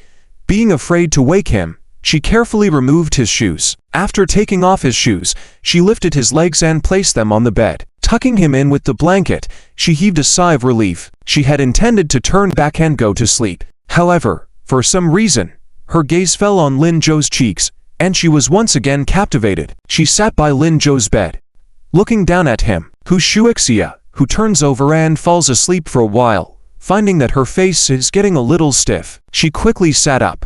After contemplating for a moment, she slowly got up, quietly and silently walked back to her bed. Just at that moment, she heard Lin Zhou's murmuring behind her. "Deskmate." "Huh." Sunyanku instinctively turned around, thinking her little movements had been noticed again, but she discovered that Lin Zhou was still lying with his eyes closed. It seemed like he was talking in his sleep. She wasn't sure if he had heard her response. He followed with another sentence, "I like you." Sunyanku was stunned, frozen in place. He said, he liked her. Was it in response to her last answer? Last time, she seemed to have left before waiting for his response. She wanted to ask something, but seeing that Lin Zhou was still asleep, with even a hint of a smile on his face, Sunyanku also smiled. Yes, what else was there to ask? This was just perfect. "I like you too, Lin Zhou. I really like you." After saying this, Sunyanku tucked in Lin Zhou with the blanket again. Then she returned to her bed, closed her eyes, and fell asleep. She didn't see that Lin Zhou, who had been closing his eyes all along, suddenly opened his eyes. He looked towards her direction and a smile began to spread across his face. "Whose family?" Yin Finglian hung up the phone and jumped up excitedly. "Great, great, Ni Chu and Zi Cheng are really fine. Lao Su, this is wonderful." Su Tianhua couldn't help but smile. All right, let's hurry and bring this Mr. Lin. Lin Changzheng, right? Lin Changzheng, returned Big Brother Changzheng's mobile phone to him. Right. Yin Shulian quickly handed over the phone. "I was so caught up in the excitement. Thank you so much. Big Brother Lin. Haven't eaten yet? Come. Have dinner at our place tonight." Before Lin Changzheng could speak, Sha Yanghuan next to him couldn't help but roll his eyes. Why call him Big Brother? It's a generation gap. This is Lin Zhou's father. His relationship with Ni Chu's girl is still unclear. Ni Chu and Zi Cheng are fine, but I have something to tell you. Lao Su, Yin madam. This time, Su Tianhua interrupted him. "Oh, shy bachelor. Why be so petty? Lin brother helped us a lot. He's our big brother. I've decided on this brother. Can't it wait until tomorrow to talk about your matters? Today I have to take care of our big brother, Sha Yanghuan." He rolled his eyes again. He wanted to say something, but Lin Changzheng said, "Sha uncle is right, Aunt Yin, Uncle Su. We shouldn't call each other incorrectly. My son is Ni Chu's classmate, so you are a generation above me. Just call me Changzheng." This person is quite polite, but how did he raise such a son? Although he does have some skills, he did save Ni Chu and Zi Cheng, but it's clear he has ulterior motives. His intentions are too obvious. And this Lin Changzheng even brought so many gifts. He must be trying to get close. Want to finalize things now, right? Too sneaky. Lao Su and Yin madam have no idea their granddaughter is about to be taken away. Sha Yanghuan feels it's necessary to tell them the truth. "Well, I think calling you Changzhen is fine. Aunt Yin, this matter of mine is very important. You, then let's go with Changzhen. Changzhen, we must have dinner at home tonight. I'll go cook." Yin Finglian happily went into the kitchen, and the dog immediately got excited. "Really? Great, Grandma Yin. I love chicken the most." "Of course it's true. Sha Yanghuan." "Dog." The dog was startled and pouted. "I really like chicken, Grandpa Sha Yanghuan." Helpless, he had to look at Su Tianhua. "Lao Su, don't you plan to listen to me?" "What are you talking about?" "Lao Shai, we have guests at home now. What's the hurry? We can talk about it tomorrow. Today, I need to take care of our big brother." Sha Yanghuan muttered and went to walk away, but he was determined. During dinner, he must find a chance to tell Lao Su and Aunt Yin about Lin Zhou and Su Nichu's situation. At least he should remind them. They helped Gratitude is in order, that there's no need to involve their granddaughter, right? This Lin Changjing obviously came prepared. After Lin Changjing helped Su Tianhui into the house, he went out again. He brought in the large and small packages he had outside and placed them on the coffee table. Su Tianhui was puzzled. Changjing, are you going to visit relatives? Why buy so many gifts? Shouldn't we put them away until later? It'll be easier to carry, leaving. There's space over there. After all, Lin Changjing and he only had a relationship through the younger generation's classmates, nothing more. Su Tianhui didn't think he needed to bring so much stuff to talk about Mi Chu and Zichang, but Lin Changjing still placed them on the table. It was strange. They were going to have dinner on the table later. It seemed impolite to take them down. So, he asked Lin Changjing. After Lin Changjing put away the items, he clapped his hands and happily said, "Oh no, these are for you." "For me?" Su Tianhui looked surprised. Shi Yankuan laughed. "Lao Su, I told you, this Lin Changjing is not quite normal. You finally see what the problem is." "Actually, what I wanted to say earlier was, Uncle Su." Lin Changjing interrupted his words before continuing, "It's because Su Nichu often takes care of Lin Zhou at school. I want to thank her." "Take care of Lin Zhou?"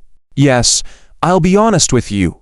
I raised little Zhou by myself since his mother passed away early. This kid's character is a bit strange, and he didn't have many friends. Luckily, Nichu changed that. She's good at studying, capable, and has been taking care of little Zhou. His academics have improved over time." Lin Changjing began to spin a tale. "So, I'm grateful to Nichu, but I'm not sure how to express this gratitude, so I brought some things for the elders, as a token of appreciation." No Shi Tianhui once again stepped forward. However, Zi Tianhui didn't listen to him, and directly held Lin Changjing's hand. Smiling with narrowed eyes, "Ha, Changjing is really too polite. It is only natural for classmates to help each other. I am very happy that that little girl from the beginning can learn to help others. We can't accept these things, they are too precious, you should." "No, Uncle Z, if you don't accept it, Xiao Zhou will scold me when he comes back. Before he left, he specifically instructed me, if I can't complete it, wouldn't I be letting him down?" Lin Changjing pondered Zi Tianhui's words. Zi Tianhui stood still on the spot in a daze. The children are all grown up now. As a father, I can only do so much. Uncle Z, you don't want me to be a father who can't do anything well, do you?" These words finally made Zi Tianhui relent. Well, stay here for a few more days to play around. Although there's not much at home, my wife and I will definitely take good care of you. No need for hospitality. I just happen to want to stay here for a few days. The scenery here is beautiful. It's been a long time since I've been to such a beautiful place. Uncle Z, just give me a place to stay. And after 3 days, we'll go together to pick up Xiao Zhou and Nianku and bring them back home." Lin Changjing smiled cheerfully. Shi Yankuan listened to the conversation between the two and became even more speechless. To stay here just to establish a good relationship with the Z family? Absolutely not. He tried to interrupt them again, but was stopped by the dog beside him. He was playing with a comb he didn't know where it came from. "Master Shi, does this comb look like Mrs. Li's comb?" "Shi Yankuan, you ... these combs all look the same, don't they?" Before he could finish, Huzi quickly approached him and whispered in a voice only the two of them could hear, "Master Shi, do you want to catch up with Mrs. Li? I think Sister Nianku and that guy Linja are so smart. Maybe they have a way." "What?" "Look, they are not afraid of even the scam den. They not only rescued little Cheng but also made those scam leaders surrender to the law. Aren't they very clever? And they are already in a relationship at this age. Maybe they really have a way." Shi Yankuan was visibly stunned. His body, which was just about to stand up, sat down tremblingly. "Really? Can they? Why not give it a try? They will be back soon. You can ask them and find out. You've been chasing Mrs. Li for most of your life. There must be a result, right?" Shi Yankuan's mouth trembled. After a while, he managed to mutter, "I don't believe it." But he never disturbed Zi Tianhui and Lin Changjing again. The two naturally didn't hear their whispered conversation. Zi Tianhui, with his head down, a bit awkwardly, said, "Picked him up. I'll pass. Xiao Cheng and Nianku can come back by themselves." Lin Changjing frowned and cautiously asked, "Uncle Z, forgive my impertinence, is this leg of yours?" "Oh, I fell when I was working on the mountain before. It's nothing serious, nothing life-threatening, just a bit inconvenient to walk, not very convenient. Is that so? He had heard Linjo mention it before. He just didn't expect it to still be unhealed. Did you see a doctor? I did. Yin Finglian, who happened to pass by the door, interrupted. The doctor said his condition is a bit complicated and he needs rehabilitation therapy. The process is slow, but we ... Finglian. Ztianhua quickly stopped her from continuing. Then he smiled awkwardly. It's nothing, I'll just rest a bit, it'll be fine. I just can't go to pick them up and I don't want them to know about my situation too much. What if you let Finglian go pick them up? Say that I found a long-term laborer for the time being and won't be back until after the new year. Yin Finglian let out a deep sigh. All right. However, Lin Changzheng fell into deep thought. Will this really work out? Dinner was quickly prepared. Yin Finglian stewed a large pot of chicken and cooked noodles. Because it was chicken raised by themselves, it was particularly delicious. Lin Changzheng ate 2 large bowls. Shi Yankuan did the same. After finishing the meal, he burped, stood up, and walked towards his own home. When he reached the yard, Yin Finglian walked out of the house. Shy bachelor. Shi Yankuan halted his steps. What were you trying to tell us just now? What's wrong with Changzheng? Didn't you notice anything unusual with him? He's fine. There's nothing wrong with him. The next day, when Sunyanku woke up, she smelled food. She opened her eyes and saw Lin Zhou standing by the bed, smiling at her. Time for breakfast, lazy girl. Sunyanku smiled happily.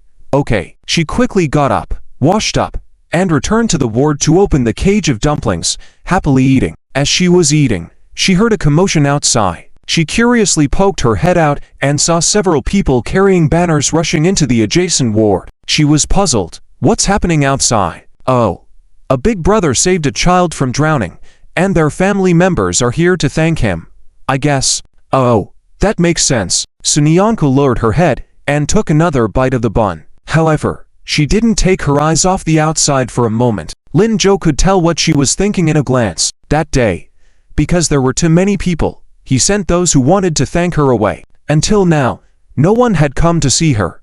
Speaking of which, she indeed saved dozens of people. Her table mate was hopeful, much better than the previously timid one who couldn't speak up about anything. But Lin Zhou didn't expose her. Instead, he smiled and said, "Eat up.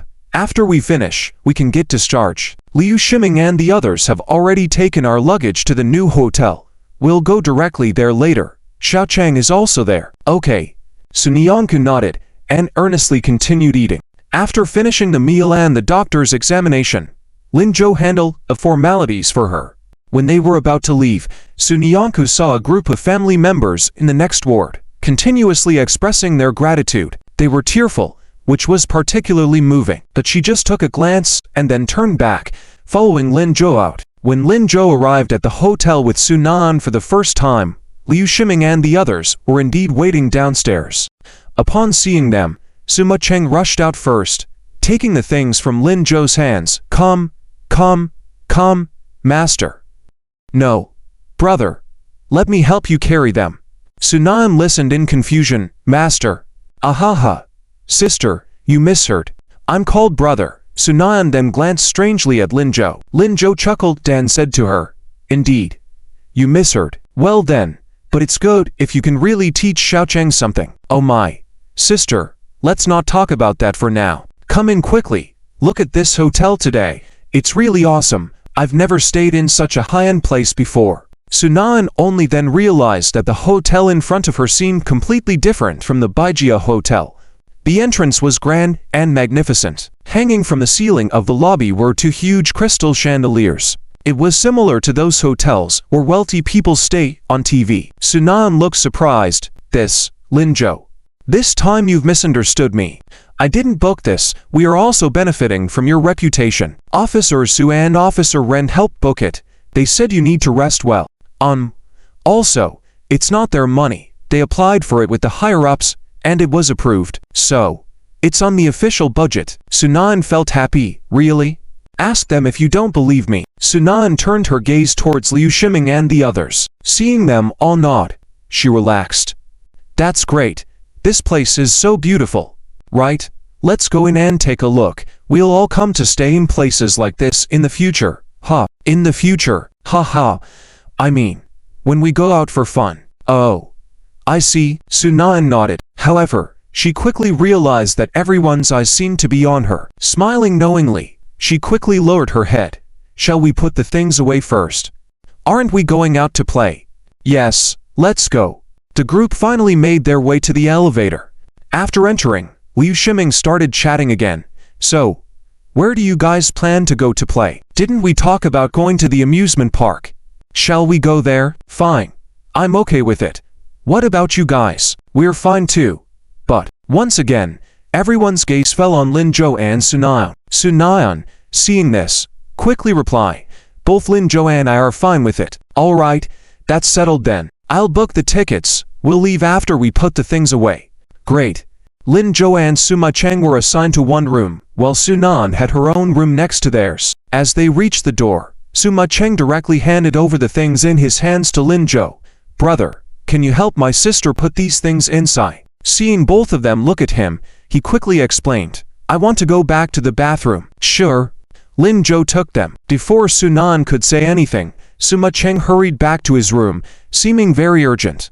But Sunan felt that something was odd, although she couldn't quite pinpoint what it was. Let's go, use the keycard to open the door. Lin Zhou's voice sounded beside her. Sunan had no choice but to go and open the door first. After putting down the luggage, Sunan called out to Lin Zhou, should we go out and meet them now? Yes. Sunan turned around to go to the door, but then Lin Zhou stopped her. Little classmate. Huh, aren't we supposed to go to Nanchuan University? Actually, we can just brief Liu Shiming and the others, let them go to the amusement park first. It's fine, we can go tomorrow. After Sunan finished speaking, she lowered her head. Tomorrow, wasn't that where the little classmate wanted to go the most? He thought she would go there first. Yes, tomorrow is also fine, let's go. Don't keep them waiting, Sunan said. Alright then. The two finally stepped out of the room one after another. Lin Zhou didn't see it, but Sunayan's smile gradually disappeared as she turned around. However, it was just a moment, and soon she put on another smile. Liu Shiming had booked 2 cars. They quickly arrived at the amusement park. Liu Shiming and the others headed straight for the roller coasters. Sunan, having just been discharged from the hospital, was taken by Lin Zhou to ride gentle games like the carousel and Ferris wheel. After playing around for a while, Liu Shiming and the others hadn't returned. Sunan felt a bit bored. Lin Zhou, why don't you go play with them? I'll watch your things for you. No need. Let's go over there. Huh? Where? I saw on the map that there's a 4D movie theater over there. Shall we go check it out? 4D. What's that? Sunayan's eyes lit up. Without hesitation, Lin Zhou took her hand. You'll find out when we get there. The two headed straight to the movie theater. However, there were a lot of people, and a long line had formed. Lin Zhou and Sunan could only stand at the back of the line. After about 30 minutes, they finally reached the front. The new show started ticketing. Lin Zhou and Sunan happened to be the last 2 in line. As they were about to enter, they suddenly heard an elderly man's voice behind them. Little ones, there's more after this section. Please click next page to continue reading. It gets even more exciting ahead. Huh, wait a minute. Wait a minute. The two turned around to see an elderly man with white hair holding a 4 or 5-year-old girl. The girl was pink and lovely, looking particularly cute, but her little face was tightly wrinkled. Grandpa, hurry up. Oh, the movie is about to start. Wow, I want to see the little bear. I know. It's coming. The old man was sweating profusely. He didn't line up but went directly to the ticket gate. Looking at the ticket collector, can you make an exception? We have something urgent to attend to later. Can you let me and my granddaughter cut the line? She really wants to see the 4D animation. The ticket inspector immediately shook his head without mercy. Sorry, sir, it's not possible. You see, so many people are waiting in line. It's not appropriate. Can I explain to them? Without waiting for the ticket collector's response, the old man smiled and spoke nicely to the people waiting at the ticket gate. I'm really sorry, But before he could finish his sentence, the ticket inspector spoke up again. Even if you explain, it's not allowed. This show is full. No more entries are allowed. Is that so? Then what should I do? The old man looked worried. Yuan. How about we come back next time? Upon hearing this, the little girl burst into tears. Wah, Grandpa, it is lying. Every time Grandpa says next time, he said it several times already. Grandpa lied to Yuan. Grandpa is not a good grandpa. The old man was flustered. No, I'm not. Grandpa is a good grandpa, but Grandpa is really busy. There's a patient waiting for surgery in the operating room. In half an hour he'll be on the operating table if Grandpa doesn't go back. Wow. Don't want. Yuan doesn't want to listen. Grandpa lied to Yuan. Grandpa is not a good grandpa. The old man panicked. Oh no, it's not like that. Grandpa is a good grandpa. But Grandpa really can't. Grandpa is busy and can't help it. There's a patient waiting for surgery in the operating room. In half an hour he'll be on the operating table if Grandpa doesn't go back. Yuan, be good. Be obedient. Wow. Don't want. Yuan doesn't want to be obedient. Yuan wants to go see the animated movie. But, the old man was at a loss, not knowing what to do. At this moment, he heard a young man's voice behind him. Sir, if you don't mind, would you like us to take her in to watch? Lin Zhou didn't want to stand out. He just couldn't help but feel that the old man in front of him looked familiar somehow, but he couldn't recall where he had seen him before. Besides, he was a doctor. Judging by his appearance, he was a respected doctor. He couldn't spend time with his granddaughter because he had to save lives. Lin Zhou felt he should lend a helping hand. More importantly, the little girl named Yuan was quite cute. Yuan's head, Yuan's face, and Yuan's big eyes. She was chubby all over. After she came over, the boy sitting next to Lin Zhou had been staring at her for a while. He must like her a lot. Seeing the old man bewildered, Lin Zhou smiled and said, "We're not bad people. Since you are busy saving lives, we would like to do something as well." After saying this, Lin Zhou looked at the ticket inspector. "We are two adults bringing in such a small child. Is that okay?" The ticket inspector nodded blankly. "That should be fine, but you don't know each other." This. Before she could finish her sentence, the old man interrupted. "We know each other now. Ha. Yuan, would you like to go in with these elder brother and sister?" The little one blinked and glanced at Lin Zhou, then at Sunyanku. Then she nodded vigorously. Yes, I want to." "That's great. Young man, you are called." "I'm Lin Zhou, and this is my girlfriend, Sunyanku." Hearing the words girlfriend, Sunyanku blushed and smiled shyly. "Oh, my surname is Yuan, called Yuan Tianlin, and this is my granddaughter, called Yuan. Yuan, say hello to brother and sister." Yuan Tianlin? This name also seemed familiar. Before Lin Zhou could react, the little one happily nodded. "Hello brother, hello sister. You're welcome. Now come, brother and sister will carry you in." "Okay." Yuan reached out her arms towards Lin Zhou. Without hesitation, Lin Zhou picked her up. The cinema door opened, and they followed the crowd into the theater. Sunyanku was also happily walking beside Lin Zhou, interacting with Yuan from time to time. When they received the 4D glasses and entered the cinema, Yuan handed the glasses to Lin Zhou. "Brother, help me put them on." Lin Zhou nodded, brushing her little nose. He took the glasses and carefully put them on her. Yuan clapped happily. "Wow, so cool. I can see the little fish in front of me." She clapped her hands, reaching out to grab the air in front of her. Playing with Zhou. Seeing this, Sunyanku looked at her with curiosity. Lin Zhou laughed and said, "You should try wearing them too." Yuan quickly nodded. Yes. Sister, you should try too. It's so much fun." Sunyanku finally smiled, then put on the glasses without hesitation. Next, she saw numerous leaves, fish, and crabs floating in front of her. Various adorable creatures that were originally on the screen were now right in front of her eyes. She smiled in awe. "Wow, so many." Yeah. "Sister, come catch the little fish with Yuan." Yuan cheerfully took Sunyanku's hand. With their movements, they were catching the fish in the air, one big and one small, sitting next to Lin Zhou like this, playing a childish game together. Lin Zhou didn't find it childish at all, but rather warm. He even thought that if in the future, he and the girl next to him had a daughter, it would probably be a similar scene. He sat beside them, watching them laugh and play. A child leading an adult, such a fulfilling and happy scene. Thinking about this, Lin Jo couldn't help but smile. Sunyanku looked at him puzzled. What's wrong? Nothing. I just feel happy. Then let's come here more often in the future. Ha, if you like it, let's watch this 4D movie together more often in the future. Ha ha. Okay. The boy next to him seemed to misunderstand, but it was okay. It was just fine like this. Time passed quickly. 15 minutes flew by. When Lin Jo carried Yuan out, she had not had enough and said sadly, it's over so soon. Yuan, I haven't seen enough yet. Yuan wants to watch with brother and sister again. Sister, you are so beautiful and Yuan wants to be as pretty as you. Lin Jo and Sunyanku were amused. Let's watch together next time. Okay. Promise. Good.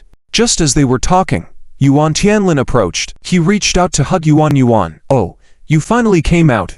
How was it, Yuan? Did you have fun? Without thinking, the little one dove into Lin Jo's arms. I don't want to go with Grandpa. Look here. Annoy. Yuan Tianlin tried to pull her away. Lin Jo couldn't help but smile. All right, Yuan, listen to Grandpa. He has to go back to work now. We agreed to watch together next time, right? The little one squirmed in Lin Jo's arms, unwilling to leave. Lin Jo had to warn her. Grandpa has to go back to save lives. If you delay him, the brother or sister may get really sick and uncomfortable. Yuan cried again, then sniffed and lifted her head from Lin Jo's arms. Brother and sister must find Yuan. Okay. Reluctantly, Yuan returned to Yuan Tianlin's arms. Yuan Tianlin finally breathed a sigh of relief. Oh, little man, didn't expect Yuan to be so obedient with you. Thank you all today. It's nothing. No need to thank us. Well, today I was supposed to treat you to a meal, but no need.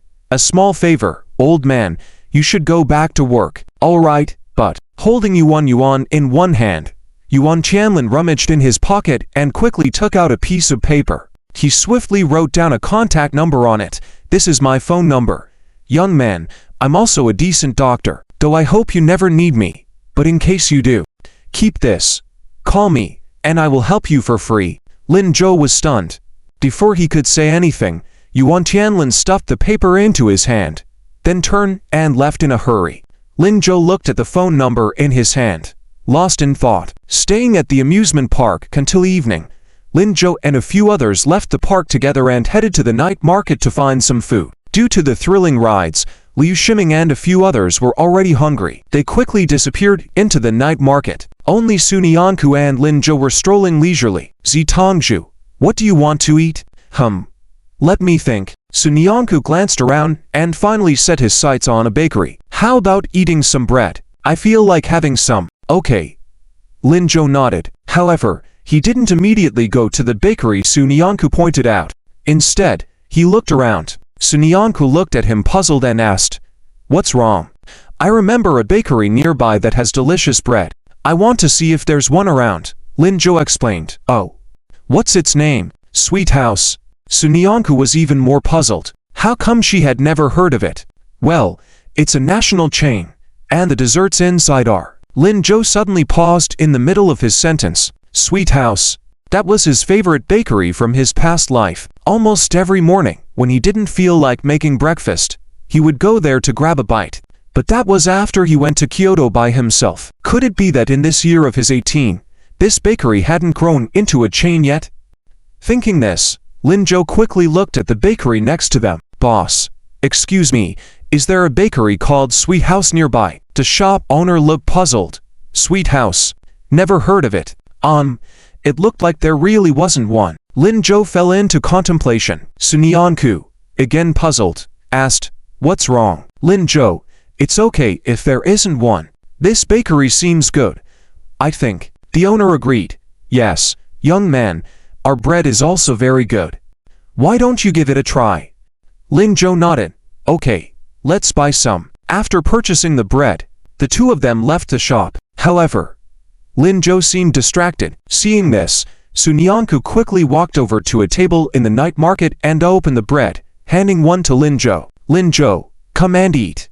It smells delicious. Lin Jo nodded, took the bread, and sat down. Sunyanku took one for herself, then sat next to Lin Jo and started eating. As they ate, she kept exclaiming, Wow, This is delicious. Lin Zhou, this bread is really good, she remarked. Lin Zhou also smiled, taking a bite. It is indeed delicious, but it still didn't have the taste of Sweet House. What's wrong?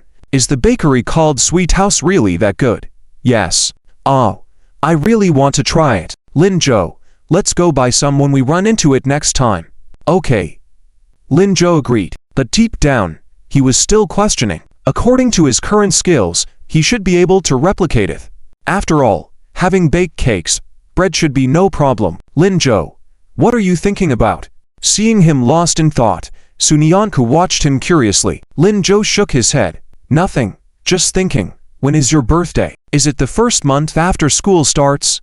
Yes, it is. Lin Zhou promised, I'll give you a very delicious bread for your birthday. Great. They chatted a bit more before Liu Shiming and the others returned full and ready to head back to the hotel. Lin Zhou suddenly stopped Liu Shiming, who was burping. Fatty. I'm going to visit Nanchuan University with Zitanju tomorrow. I know, but I can't get into that school, so I won't go. Ask Lao Fan. After getting to know Fenyan's, these past 2 days, Liu Shiming's address towards him had become quite friendly. Fenyan's, who was passing by with his hands in his pockets, turned back and glanced at them quietly. I don't want to be a third wheel, and besides, I'm not planning to apply to Nanchuan University. Oh, Lao Fan. It's alright, Zitanju and I can go by ourselves. You guys enjoy yourselves. But I have a favor to ask. What favor? Both Lin Zhou and Liu Shiming turned around. After some thought, Lin Zhou said, help me look up if there's a bakery named Sweet House in Nanchuan or other cities. They looked at each other, puzzled. Why are you looking this up? Just do it, I'll appreciate it. Okay. Let's check it out reluctantly. After that, they all went to bed. Suma Cheng hesitated for a moment, as if making a decision, then looked at Lin Zhou. Brother, do you know why my sister and I don't have parents? Lin Zhou shook his head. But from Suma Chen's words, it seemed that it wasn't just a simple case of illness or death. What exactly happened? Actually, my mother committed suicide by jumping into the river. My father tried to save her but failed, and both of them were swept away by the river. What? Lin Zhou was shocked. No wonder why Qin Shuyu had such a big reaction, and she wanted to jump into the river last time. Was she deeply hurt back then? Suma Cheng lowered his head. He looked even more lost. In fact, it's my fault too. If I hadn't been born, my father and mother met at Nanchuan University. Initially, my father came out to work, and it happened to be at Nanchuan University. Some time later, for some reason, one day, they returned to the village together with my mother, who was already pregnant with my sister at the time. They held a wedding, gave birth to my sister, and the whole family was very happy. It's just that for some reason, my mother had no relatives on her side. She was all alone, came to Jiangcheng County, and completed the wedding with my father. There were no betrothal gifts, no dowry. Except for my father, no one knew where she came from, but my father also refused to say. But according to the neighbors, my mother seemed like a lady from a noble family, knowledgeable and cultured. She should have been a rich young lady. They admired my father for being able to marry such a wife. Later, my mother gave birth to my sister. 2 years after my sister was born, my mother became pregnant with me. Everyone was very happy and welcomed my arrival. But something happened. After I was born, my mother's temperament changed drastically. Suma Cheng's voice trembled at this point. Lin Zhou frowned. Her temperament changed. Could it be? Yes, she was completely different from the gentle and kind person she was before. The old lady next door said, she was acting like she was crazy, causing trouble every day. My father and grandparents were watching her all the time. One day, there was a fire in the village and they all went to help, leaving my 3-year-old sister to take care of my mother at home. While my sister went to the restroom, my mother disappeared. She hurriedly called my father and grandparents back, and later, when they found her, they saw my mother struggling in the river. My father left my sister on the shore, signaled her to call for help, and he jumped into the river without hesitation. He never came out again. When my sister brought the villagers over, all they could see were the shoes on the shore. By the end, Suma Cheng's voice was filled with tears. But he raised his head and looked at Lin Zhou seriously. My sister always felt that this was a huge responsibility for herself. If she hadn't gone to the restroom, if she had been watching over my mother, my mother wouldn't have been in trouble, my father wouldn't have been in trouble. These things have nothing to do with any of you. That's what they say. I was too young. I hardly remember my father and mother, so I can accept it, but my sister can't. Suma Cheng raised his head. So, my sister really wants to follow in the footsteps of my father and mother. Coming to Nanchuan University, it must be for this reason. She wants to see where my father and mother met, to walk the path they walked again. Brother, my sister is really good. Really good. Although I know this is a bit difficult, can you help her? I really don't want to see her carry this burden for the rest of her life. It's too painful. I understand. Lin Zhou nodded, approached Suma Cheng, and patted his shoulder. You, too. Your mother probably had postpartum depression. Postpartum depression? What's that? It was the first time Suma Cheng had heard this term, and he was shocked. Lin Zhou explained. It's when women experience hormonal changes after giving birth, causing them to feel very distressed and they need to see a doctor. But back then, everyone's awareness was too shallow, so these issues were not paid attention to. But no matter what, your mother chose to give birth to you, and when she left, she didn't take you with her, which means she loved you very much and definitely hoped you would grow up well and live a good life. Suma Cheng's eyes glistened with tears. I understand, brother. I will live well, and I will work hard to ensure that my sister and grandparents have a good life. Well, there's one more thing. What is it? Your grandparents probably don't know about your sister applying to Nanchuan University, right? Inform them when the acceptance letter comes. According to Suma Cheng's description, his grandparents probably only knew about it from him. Got it. The night grew darker. Heavy breathing was heard nearby, but Lin Zhou couldn't fall asleep. Knowing the hardships Suma Cheng had been through, he never imagined they were that severe. Carrying such a heavy burden, she must be feeling so much pain, which probably explained why she was always timid. It seemed like attending Nanchuan University was a must for her. Perhaps there, she could unravel her inner conflict. The story continues. To read the rest, click on the next page. The sky gradually lightened. Liu Shiming yawned as he went downstairs to buy breakfast for everyone. Then he took Suma Cheng, Fen Yan's, and Wang Zikan, along with a few other boys, outside. He said they were going to buy a gift for Guo Guo. Lin Zhou had already arrived at the entrance early, waiting for Su Nianku to finish getting ready. Soon, the door was opened. Su Nianku had her hair tied up in a high ponytail, wearing a white shirt and suspenders pants. Paired with white shoes, she stood in front of him. Let's go. Okay. Lin Zhou stared at her in surprise, quickly led Su Nianku out of the hotel. There was a bus at the entrance. They waited for a while and then got on board. Perhaps due to the school holiday, the bus wasn't crowded. They quickly found seats at the back. Lin Zhou had prepared earphones to listen to music with Su Nianku, but she declined. Su Nianku kept looking out the window with a heavy heart, but Lin Zhou didn't disturb her, simply sitting silently next to her.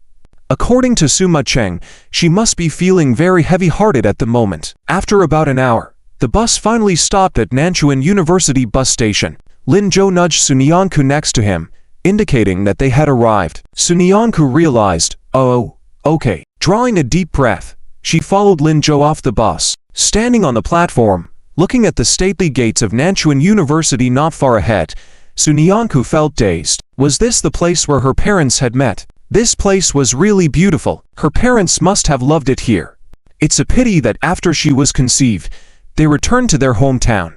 Could this place hold the secret of her mother? Little classmate, shall we go? Lin Zhou's voice sounded from the side. Su Nianku brought her thoughts back and nodded. Let's go. This way. Lin Zhou walked ahead, gesturing for Su Nianku to follow. The two quickly arrived at the entrance gate only to find that it was locked with a heavy padlock, seemingly prohibiting entry.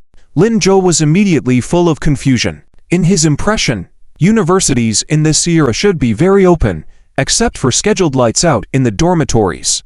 The school gates could be entered and exited freely, and students could even visit other school cafeterias. During summer vacation, many universities were open to tourists, and some universities didn't even have fences. How come Nanchuan University was so closed off? Just as he was pondering, a voice of an elderly man suddenly sounded from the side. Hey, what are you doing? We are in the middle of maintenance and renovation inside. It's all a construction site, and not safe to enter. Didn't we tell you all before the holidays?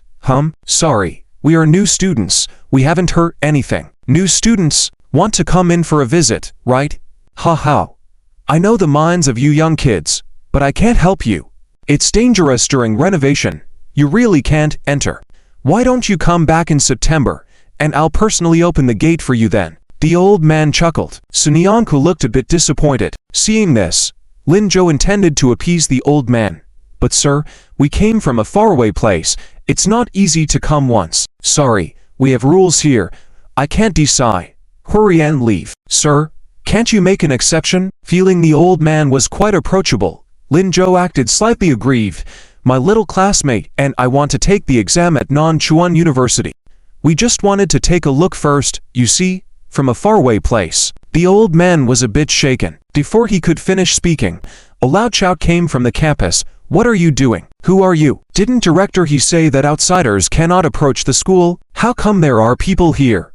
Linjo looked up to see two middle-aged men in suits walking over. They were both carrying briefcases and looked very refined, clearly part of the leadership. The one speaking had a comb-over hairstyle and a slightly hostile look on his face, giving off a not-so-friendly vibe. The other man appeared more amiable. At this moment, he cheerfully stopped the first person, Director Q. Director Q, they probably just wanted to visit the school. We don't need to intervene. Let Lao Li handle it. Lao Li also nodded with a smile. Yes, to leaders, please go through that way. I will take care of the students' matters. Director Q frowned immediately, raising his voice. Director He, this is unacceptable. Nanchuan University is one of the top 10 universities in the country. How can we be so casual? School rules are rules. No one can break them. I know, but it's just to students. Don't scare them. Scare them? Can they even handle it? They don't deserve to come to Nanchuan University, right?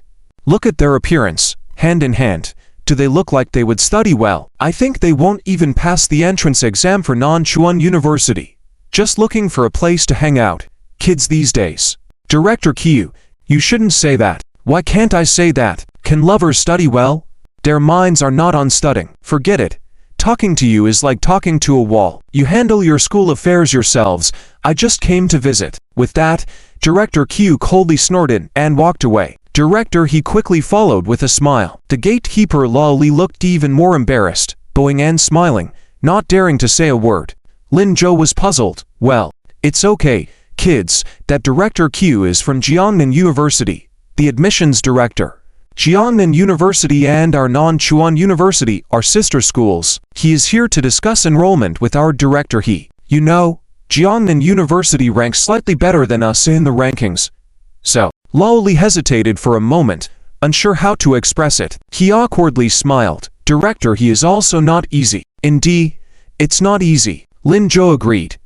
Let's not bother them anymore. You see, considering the situation, I really can't let you in. The construction site is dangerous. You better wait until you receive your acceptance letter and come back. At this point, Linjo didn't want to inquire further. He turned around and looked at Sunyanku. Sunyanku nodded sensibly. Okay, we'll come back when school starts.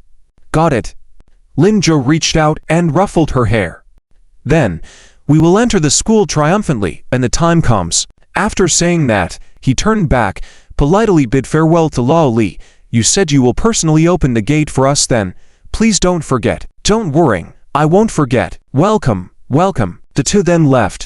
Instead of immediately taking the bus back to the hotel, they strolled around nearby. Nanchuan University was vast.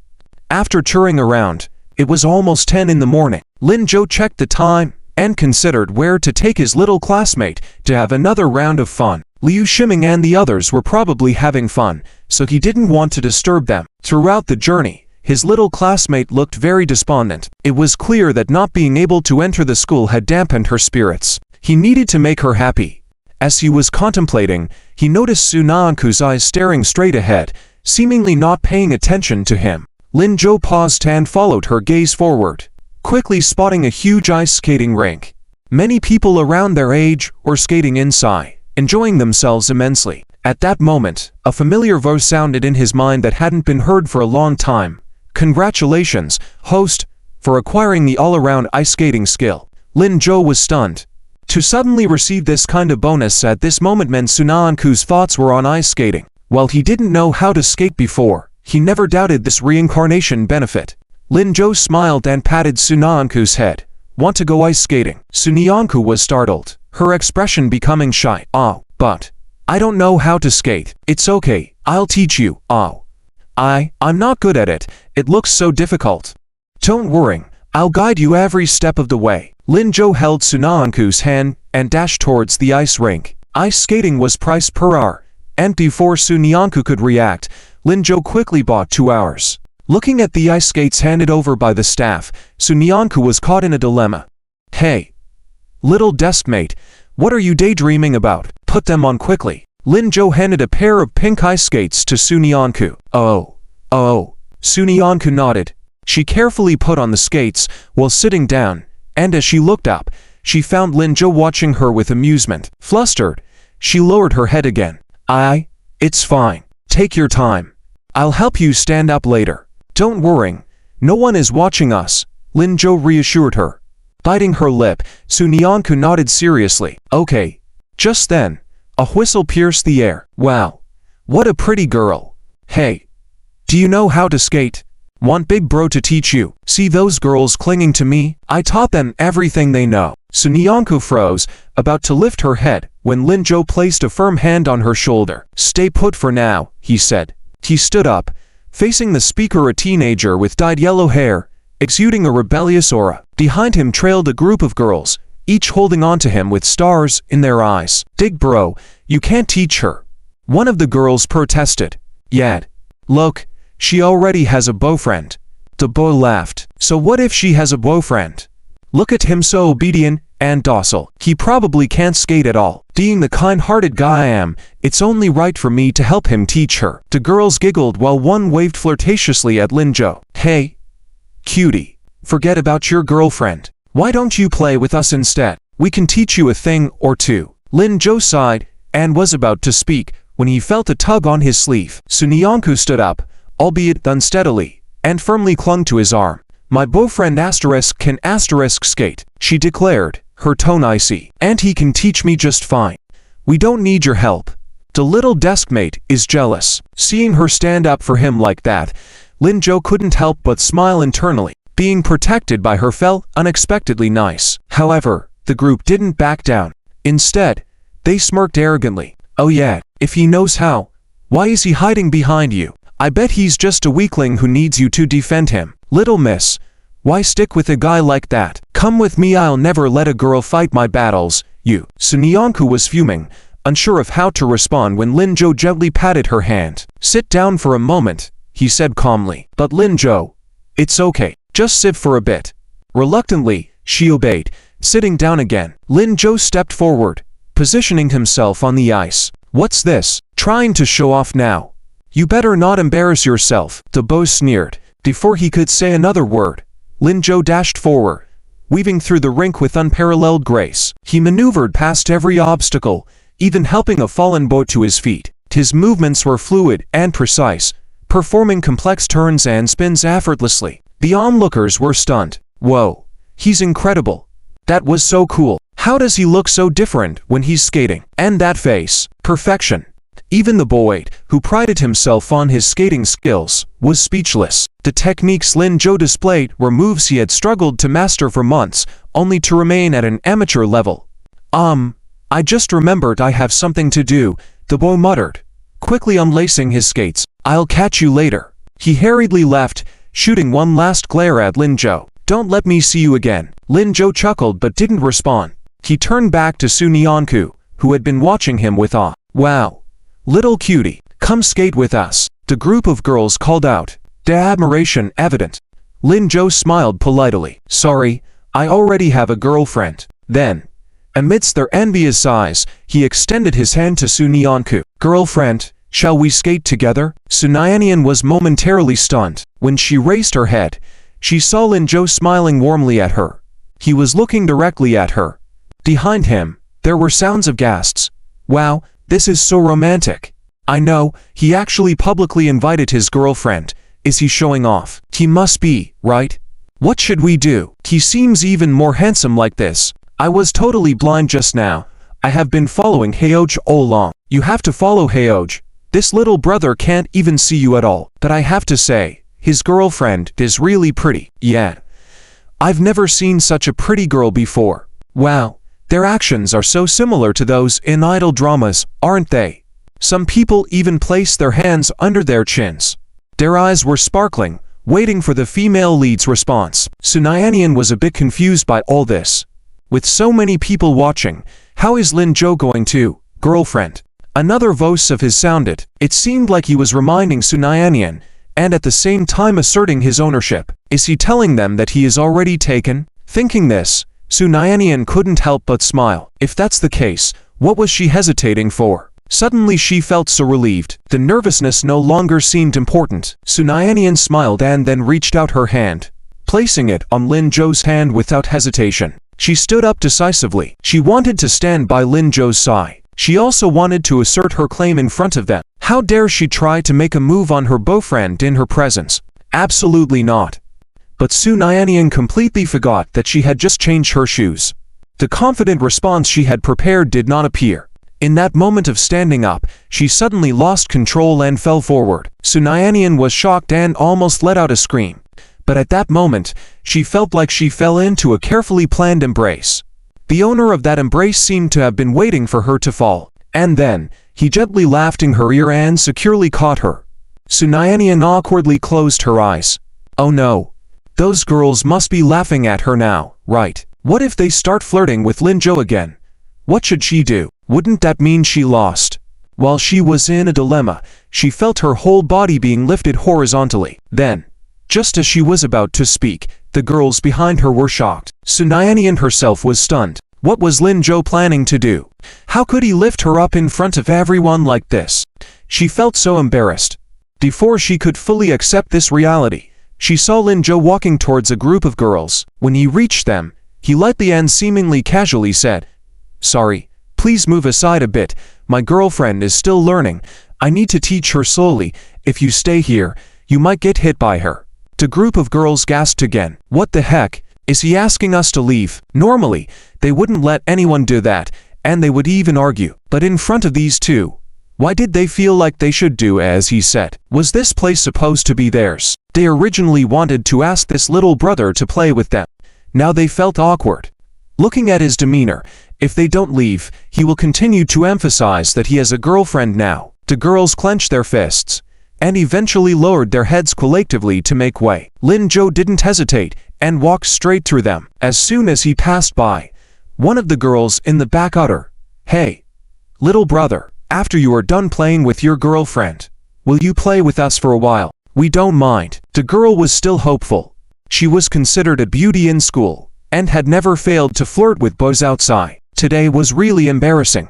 But Lin Jo didn't pay attention to her, not even a pause. He directly brought Sunayanian to a secluded place. Then he gently put her down. Sunayanian immediately furrowed her brows. She wanted to argue but was pulled away by the other girls on the side. Wait, forget it. Let's sit and watch from the side first, in case his girlfriend is too clumsy and can't learn at all. This guy won't have much patience either. That makes sense. Wei nodded and followed her sisters to the seats beside the field and sat down. Sunayanian just reacted to being held by Lin Jo. She quickly let go of him and tried to stand up. But as soon as she landed, her feet started sliding. Almost instinctively, the moment she let go of Lin Jo, she tightly grabbed his arm again. Lin Jo. Lin Jo quickly held her arm back and comforted her softly. "Don't be afraid. I'm here to support you. Be careful. Balance yourself, and stand up slowly." "Oh. Okay." Sunayanian nodded hard. After trying for a while, she finally found her balance point. She glanced at Lin Jo and saw him encouraging her with his eyes. Sunayanian gritted her teeth, carefully let go of Lin Jo's sleeve. At the edge of the skating rink, Chen Weiwei sat on the bench with her hands crossed. When she saw Sunyanka release Lin Jo's arm, she smiled and said, starting to act recklessly, "Huh, what's wrong? Oh, this girl is about to fall." Before their voices could finish, Sunyanka fell into Lin Jo's arms. The girls were instantly disappointed. All right, I guess I was overthinking it. Her boyfriend is right there." "Yeah, but do you think her boyfriend can hold out for long? I think she's pretty clumsy. If she needs to be supported like this every time, how long do you think her boyfriend can hold out? I don't know. But based on my understanding of guys, if it's not a boyfriend-girlfriend relationship and the novelty is still there, probably a few days. But for them, who are already boyfriend and girlfriend, I estimate about half an hour. Then let's wait for half an hour. Really? Wait. If you're just doing this to get back at someone, there's no need. Who said I'm doing it to get back at someone? Isn't that guy handsome? The girl looked at Lin Zhou and nodded. He's quite handsome. Exactly, right? Handsomer than Zhou Hao, right? So, this half hour is worth it. Chen Weiwei smiled proudly. The girl could only go along with it. Next, they watched Sun Yanku fall for the second time, the third time, the fourth time, the nth time. Chen Weiwei was starting to yawn from boredom. She couldn't help but turn to the girl next to her. What time is it? It's 11:30. Hasn't it been half an hour already? Yeah, it's been 45 minutes. Then why hasn't that guy shown impatience at all? Chen Weiwei turned and looked puzzled in Lin Zhou's direction. She noticed that every time his girlfriend was about to fall, he would timely appear by her side, hold her, and patiently explain. Even repeatedly, he would patiently guide his girlfriend step by step. She had been watching this simple act for over 40 minutes. I don't know. Is he a special case? But it's fine. It won't exceed an hour at most. They charge by the hour here. Once an hour is up, the guy will definitely want to leave immediately. We'll find him later. Sure. Let's wait a bit longer then. Chen Weiwei continued to sit. Time passed slowly. Finally, after an hour, she saw Lin Zhou make a move. She didn't know what he said to his girlfriend standing by the railing, but the girlfriend's face immediately turned tearful. However, Lin Zhou remained unfazed, turned and smoothly skated towards the exit. Chen Weiwei put on a smile. Just as I thought. Can't escape the 1 hour rule. Of course, Weiwei. Do you want to go over? Absolutely. Chen Weiwei nodded without hesitation, stood up decisively. She fixed her hair, then walked straight to the exit, ready to have a chance encounter with Lin Zhou. But as she saw Lin Zhou approach her, he acted as if he hadn't seen her and continued walking ahead. Chen Weiwei couldn't hold back anymore. Was he blind? Didn't he see she had been waiting for him all along? Hey, she called out to him. Lin Zhou turned, confused. What's up? You. If there's nothing, I'll head off first. Seeing her hesitating to speak, Lin Zhou interjected. Chen Weiwei became anxious. No. Wait. When Lin Zhou turned back again, she said, do you want to play together? With us? Play with us. I'll accompany you. I'm very good at skating. Don't need lessons. We can perform various difficult moves together. Lin Zhou finally understood the girl's intention. He felt a headache coming on. I remember telling you that I have a girlfriend, right? Chen Weiwei persisted. I know, that's why I'm here waiting for you. Isn't your girlfriend not good at skating? Is it not okay for me to accompany you in playing? Besides, you're leaving soon. Don't you have plans for lunch? Lin Zhou hesitated, turned back, and looked at her with a puzzled expression. Do you think I'm leaving? Yes, your hour is up. You had a fight with your girlfriend. Why stay here if you're not leaving? Lin Zhou couldn't help but laugh. He ignored Chen Weiwei and went straight to the administrator. He took out some money from his pocket and handed it to her. Add another 5 hours for me. Chen Weiwei was stunned. The administrator was also taken aback. 5 more hours? Yes, and here's 50 more for you. Later, go to the dumpling restaurant next door. Get me 2 orders of dumplings and 2 bottles of orange juice. And the remainder is your tip. I need to teach my girlfriend how to skate. No time for lunch. Thanks. Chen Weiwei. 5 minutes later, Chen Weiwei, who had changed into her own shoes, was stomping angrily on the street. She was feeling extremely upset. On what basis? How dare he? How can he ignore me? After a moment of silence, the girl next to her finally said, it's true that he shouldn't have behaved that way. But Weiwei, don't you think this Lin Zhou guy is actually not bad? What's good about him? Who are you really standing up for? No. I just want to say, I have never seen a guy so patient before. He actually spent the whole day teaching his girlfriend from beginning to end without even looking at anyone else. Isn't that, in a way, good enough? At least, the few of us sisters have never encountered such a thing, right? Weiwei suddenly didn't know what to say, but she still felt very unbalanced. She felt the need to vent but didn't know how. Wei Wei was going crazy. The girls beside her didn't notice her displeasure at all. They continued, in that case, this girl should actually be pretty good too. And she's so beautiful. It's only natural that the boys would ignore us. What do you mean? Ignore us? Even if she's pretty, so what? Can beauty feed you? Isn't she worthless? Huh? Worthless? How do you know? How do I not know? The words were on the tip of Wei Wei's tongue, but suddenly, she didn't know what to say. She seemed to have no idea. But, in this world, there are many, many girls who are more excellent and prettier than her. Yes. Many.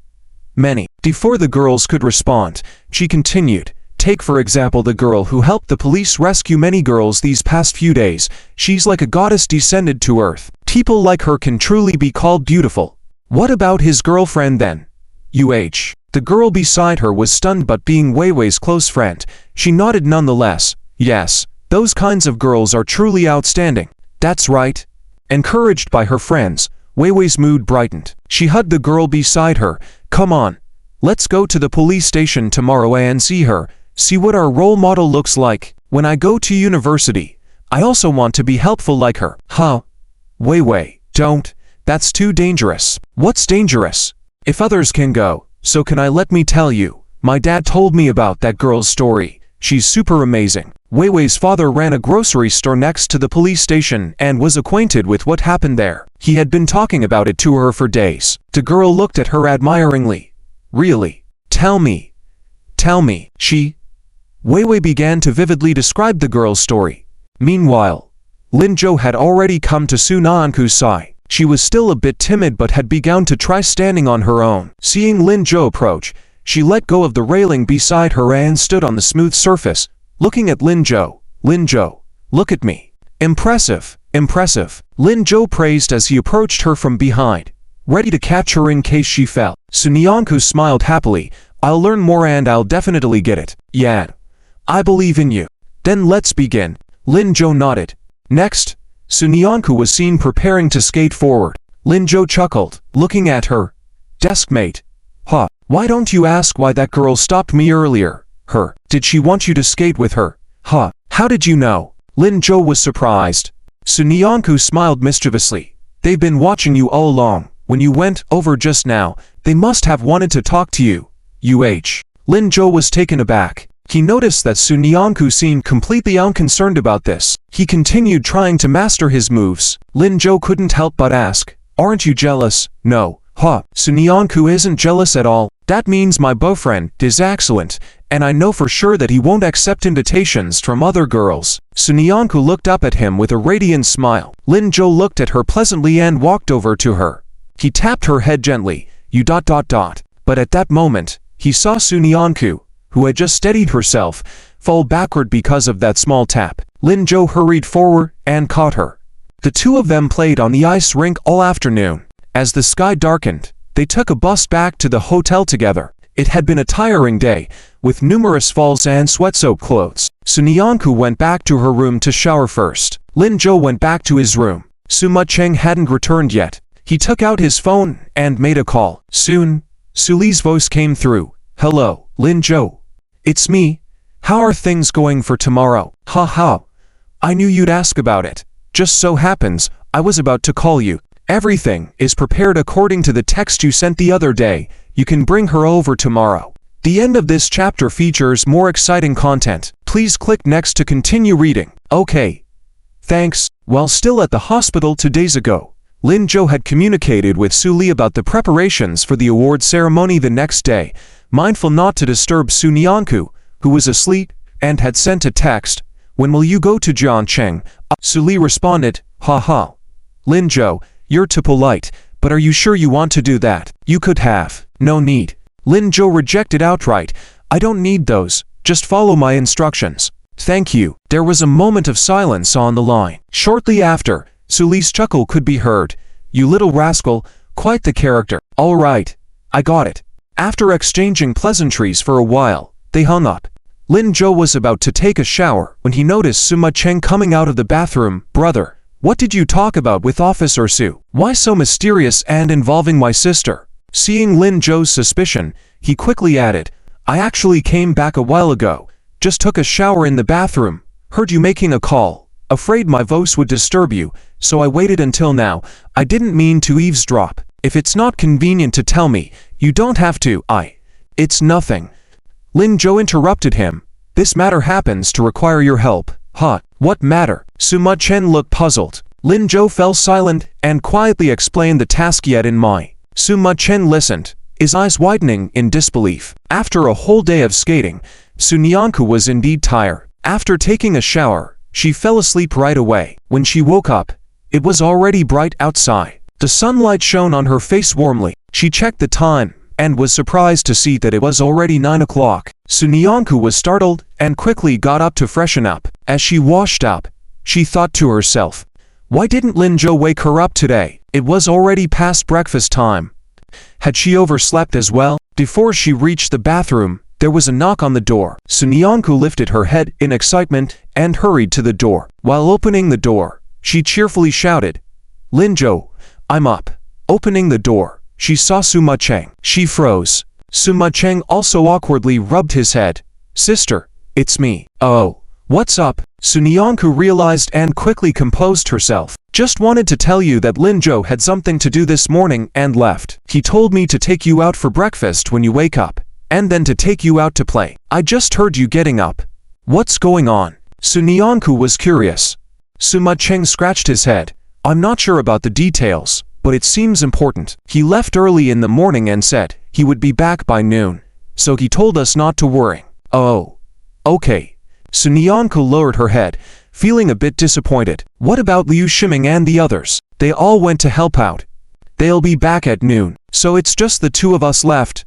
Yes, just us. Sunyanku paused. Why were they keeping something from her? Was Lin Zhou going to do something dangerous again? How could that be allowed? She quickly raised her head, looking tense. Where did they go? I want to help, she said, placing the toothbrush in her hand on the nearby table and preparing to go out. Sima Cheng quickly stopped her. Wait, it's not a big deal. They said they had to buy. Buy what? Oh, buy things for their families. Is that so? Why didn't they tell me? Well, maybe because they are all guys, easier to shop with, not convenient to take you along. I see. Sunyanku nodded but still felt that something was off. But Sima Cheng didn't give her a chance to think. He pushed Sunyanku towards the bathroom and handed her the toothbrush. Sis, forget about them. Let them go shopping. Quickly freshen up. Let's go out and have some fun. The two of us siblings haven't gone out together since we came to Nanchuan for so long. Ow. You always said you'd take me to Nanchuan when I was a child. Did you forget? Okay. I got it. Seeing Sunyanku finally going to freshen up, Sima Cheng breathed a sigh of relief. It had worked. He really wasn't good at lying. Meanwhile, outside the police station, a group of people were busy setting up for an awards ceremony. Lin Zhou, Liu Shiming, and a few others were among them, taking on almost all of the tasks. Wang Zikan and the others were busy blowing up balloons on the side, planning to decorate the venue. Meanwhile, Sulixian had calmed down. He stood watching the scene, feeling helpless. Just as he was thinking of lending a hand in the morning, a young policeman hurried over behind him. Officer Su. Officer Su. Sulixian turned, looking puzzled. What's wrong? This seems wrong. Look at this award clearly. Before the young policeman could finish, Sulixian interrupted him. Yes, that's right. Ow, but just do as I say. This is. Sulixian turned his gaze in Lin Zhou's direction. The wish of the parties involved him. Is he so generous? This is quite a significant item in his resume. It would have a significant impact on his future career and prospects. That would depend on who's looking at it, right? What do you mean? Sulixian tapped the documents in his hand on the young policeman's head. You're still young. You don't understand. Just do as I say. Following the revised version. Okay. The young policeman nodded, somewhat puzzled, but he still found it strange. This venue is so bizarre. They're just kids. Let them do it however they want. Don't worry about the details so much. Officer Su, did you just smile? Sulixian was taken aback. He hadn't laughed in a long time due to the recent events involving Lu Mingzhou. All right, go do your work. If anything goes wrong later, I'll ask you. Okay, I'm going. The young policeman left cheerfully. Su Lixian then went to Lin Zhou, who had been commanding the setup. You kid. Not bad. Quite impressive. Well, she should like it. Ha ha. Only our chief is willing to let you go wild like this. All right, get ready soon. Have something to eat. We'll start soon. Okay. After finishing breakfast, Sima Cheng left with Su Nianku, but he was very nervous all the way. He didn't know how Lin Zhaoj was doing. It was a big deal, and he was keeping it from his sister. It was really difficult. After seeing him scratch his head several times, Su Nianku couldn't help but ask, Zi Cheng, what's wrong with you? Sima Cheng was startled and quickly put his hand down, saying, Nothing, it's nothing. But why do I feel like you're very nervous? I've been following Liu Shaoxian all the time, and I haven't been to the city, so I'm a little nervous. Is that so? Where do you want to go? Shall I take you? No need. I know the way, just follow me. Sister. This way. Let's take the bus. Oh, that works too. Su Nianku nodded and followed Sima Chen to the bus stop. While waiting for the bus, she noticed that Sima Chen was still very nervous, but she didn't ask much. After a while, the bus came. Sima Chen signaled for Su Nianku to get on. Sister. This one. Isn't this the bus to the police station? They had taken it with Lin Zhaoj before. Yes. Yes, it happens to be the same route. Oh. Okay. Let's hurry then. Su Nianku didn't suspect anything and quickly got on the bus with Sima Cheng. Sima Cheng finally breathed a sigh of relief. Checking the time, it seemed they were still on time. There weren't many people on the bus. Su Nianku quickly found a seat and sat down. Sima Cheng stood next to her without saying a word. Without Lin Zhaoj by her side today, Su Nianku felt a lot calmer. She kept looking out the window, not paying attention to Sima Cheng's actions. After some time, the bus stopped at a station. Su Nianku heard Sima Cheng say, Sister, we're here, let's get off. Oh. Okay. Su Nianku stood up subconsciously and followed Sima Cheng off the bus. But after they stepped onto the platform, she felt confused. Isn't this the station for the police station? This. Sima Cheng dared not look at her and kept looking around. Deep down, he kept silently asking, Where are the people? Where did they all go? Weren't they supposed to be waiting at the entrance to greet us? If this continues, I won't be able to keep hiding it. Is our destination nearby? Su Nianku's voice came from behind. Sima Cheng could only nod. Yes, it's that way. We have to go over there. Sima Cheng pointed to the entrance of the police station. Su Nianku didn't doubt and nodded directly. Oh, okay. Let's go then. Yes. Sima Cheng nodded. Seeing Su Nianku leading the way towards the police station, Sima Cheng finally breathed a sigh of relief. After a while, he slowly walked after her but kept a distance of about 2 meters. As Su Nianku walked, she also noticed something was wrong. Zi Cheng? She turned her head and saw Sima Cheng walking so slowly. She asked in confusion, Why are you walking so slowly? Hurry. It'll be lunchtime soon. Oh. Well. Sima Cheng pinched his nose and stopped walking. Wait a moment. Saying this, he looked towards the entrance of the police station. Why hasn't anyone come yet? This is urgent. What's wrong? Su Nianku was even more confused. She decided to turn around and pull Sima Cheng along. This guy was getting slower. But at that moment, she suddenly heard cheers coming from ahead. Before she could react, she saw the door of the police station suddenly open. A large group of people came out holding flowers. They walked towards her laughing, saying, Su Nianku, you're here. Over here, over here. Honored one, you're finally discharged. Oh, you scared me. Young lady, are you alright? Is there anywhere uncomfortable? Su Nianku was stunned for a moment. These people, weren't they the sisters and their families who were rescued from the boat that day? How were they here? And why were there so many people? Before she could make sense of it, the group swiftly approached her, surrounding her in the middle. Wanting to turn and call for Xiaocheng, she realized that Sima Cheng had already been cut off from the crowd and was almost invisible. What's going on? How come they're all here? As she was pondering, she heard the leader laughing. Ha, this girl probably hasn't realized it yet. She seems to be recovering well. Young lady, we're here to thank you. Young lady, thank? Su Nianku asked in confusion. Then, an old lady quickly came up to her and handed her the flowers in her hand, saying, He was grandmother. This is for you. Thank you for saving my granddaughter. She was about to kneel down. Sunyanku was shocked and quickly held her up. Please don't. Grandma, what are you doing? I depend on my granddaughter for everything. If it weren't for you, she would have suffered so much, and I don't know if I would have seen her again. You were our benefactor. The young girl beside her, who didn't look much older than Sunyanku, eyes red, said, Sunyanku, can I call you that? Yes, you can. That's great. Sunyanku. Thank you so much. Sob. I never thought I would encounter such things. I thought I would never see my grandmother again.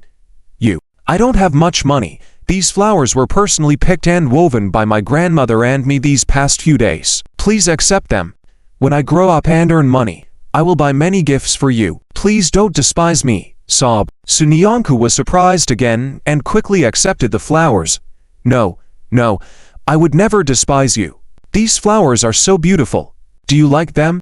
I love them. The grandmother and granddaughter were all smiling happily. It's great that Sunyanku likes them. Nyanku is such a good girl. From now on, I will pick many flowers for Sunyanku. Their words sparked excitement among the surrounding people. And me, Sunyanku, I was also saved by you. This is a scarf I made. Please don't despise it. You must take it. And these are eggs laid by our family's hen. We specifically went back to collect them for you these days. You're too thin. Please eat. This is a fish I personally caught from the river. Take it. This is a snack I made. Very delicious, if you don't mind. Please have some. Sister, this is the toy I made. All for you. And more. A group of people surrounded Sunyanku, chattering non-stop with gratitude and excitement written all over their faces. Sunyanku suddenly felt a bit flustered. She looked around, trying to find a familiar figure, but couldn't see anyone, not even Suma Cheng. Sunyanku started to panic. Although she felt a bit bolder, she hadn't learned how to handle this kind of situation. Make way. Everyone please make way. Finally, a familiar voice came from behind the crowd. Sunyanku looked up and saw Li Wanyuan smiling and walking towards her. She wasn't wearing a mask, and the scars on her face were boldly exposed in the air, but she didn't seem to mind at all, smiling brightly. Over here, Sunyanku. Come here. When the crowd refused to make way, Li Wanyuan raised her voice. I know you all want to thank Sunyanku, but there's still important business to attend to. This finally had an effect. The crowd made way for Sunyanku. Sunyanku walked hesitantly toward Li Wanyuan, asking, What's going on? What important business? You'll know when you come with me. Li Wanyuan linked arms with Sunyanku, leaning in and whispering, It's Lin Zhou who asked me to come out and save you. Lin Zhou. Isn't he with Liu Shiming and the others? Before she could finish her sentence, Sunyanku saw Liu Shiming running out from the gate. He was running and laughing. You guys are here. Brother Zhou was worried that Li Wanyuan wouldn't be able to handle it alone, so he asked me to help. You guys? Sunyanku was full of question marks, but nobody gave her an answer. Liu Shiming just scratched his head and laughed. Haha, you'll find out when you go in. Hurry up. Why was everyone letting her in? Did Lin Zhou arrange all this today? What was he up to? What did this have to do with the police station? Sunyanku's confusion grew. She had no choice but to follow Li Wanyuan, feeling uncertain, towards the entrance. When they reached the gate, Liu Shiming helped push it open. Then Sunyanku saw the courtyard of the police station filled with rows of police officers. They were holding a bouquet of flowers and smiling at her. Behind them, there was a group of civilians who seemed somewhat familiar. At the forefront of these people were Lin Zhou, Fen Yuns, Wang Zikan, Mao Ziking, Yan Jiqian, all standing there smiling at her. Beside them was a platform with numerous pink balloons tied to it, looking exceptionally beautiful. However, no matter how she looked at it, she found it strange. How could such a serious place look so lovely? What was all this about? Before Sunyanku could make sense of it, Director John and officers who quickly ascended the platform. They were walking and laughing. Ha ha ha. Come, welcome our little hero to the stage. Little hero, was it referring to her?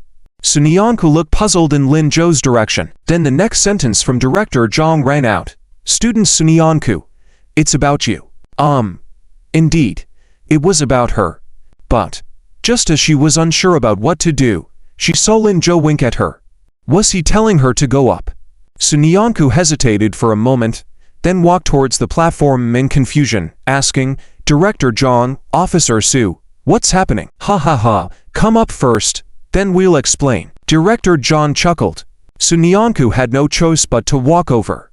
Then she saw Director John waving his hand, and the nearby young officers did something that made their voices much louder. Down below, photographers were aiming their cameras and microphones in their direction, capturing the moment. Director John cleared his throat and began to speak. Today, we invited everyone here, and I'm sure you all know why. The fraudulent group that troubled us for many years has finally been caught, shedding light on the human trafficking case, and all our girls have been rescued. The traffickers have all been caught.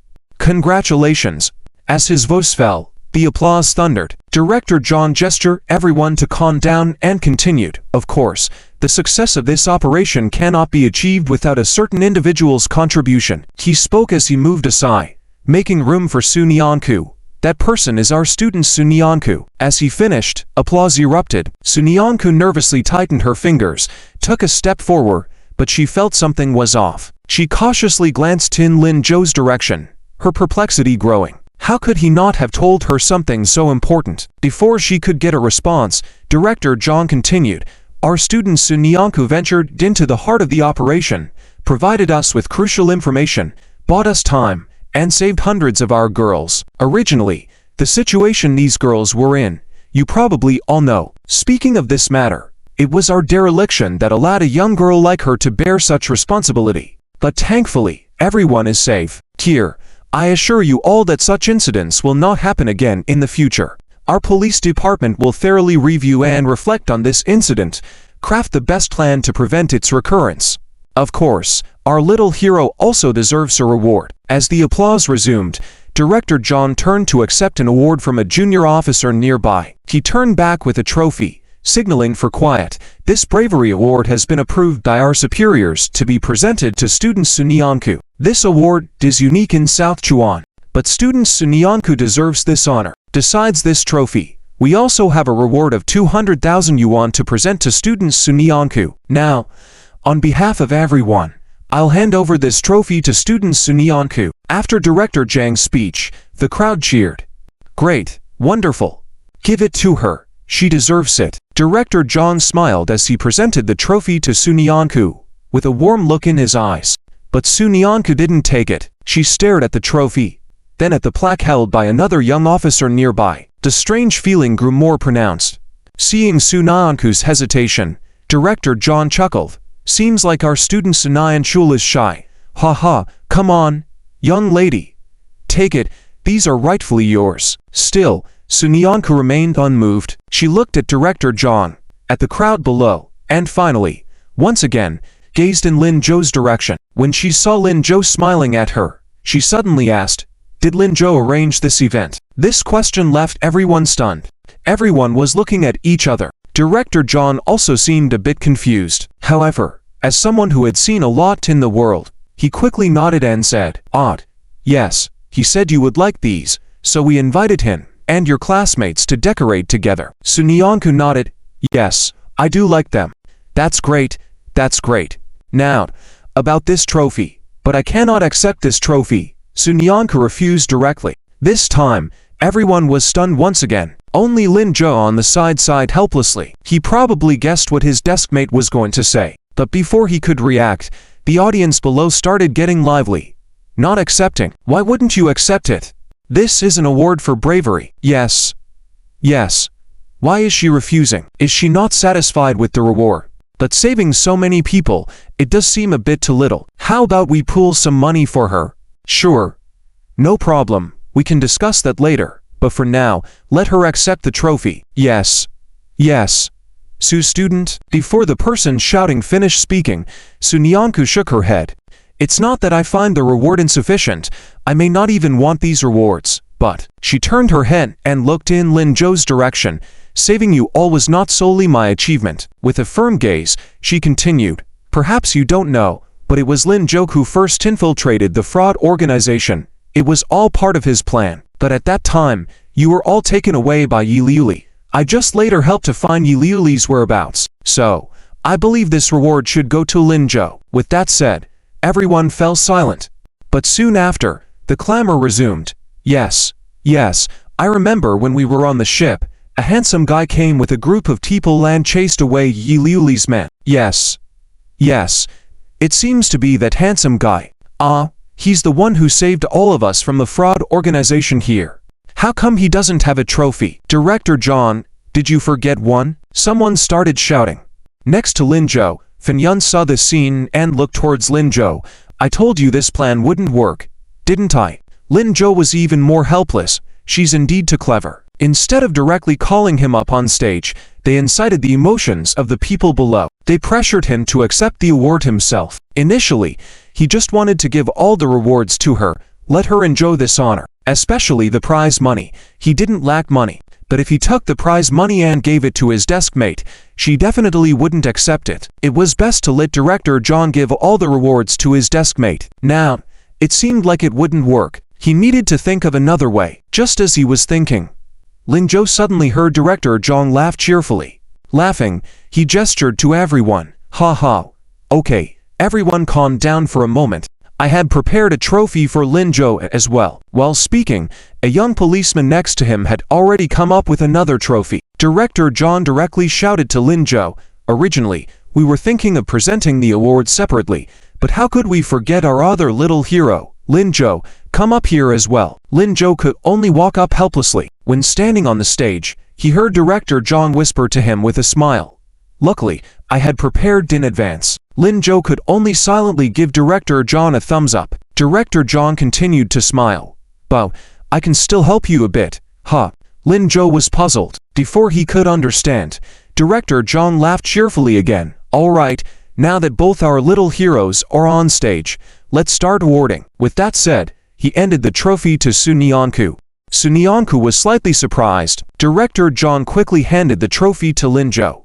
Lin Zhou accepted it, and only then did Su Nianku finally take the second trophy. With the award ceremony over, Director Zhang let out a long sigh of relief. All right, the award ceremony is over. From now on, these two will be examples for all of us. We must educate our future generations to study hard, do good deeds, and, of course, pay attention to their own safety. Applause erupted from the audience. After the applause subsided, Director Zhang spoke again. However, there is one thing, Su student, I need to discuss with you.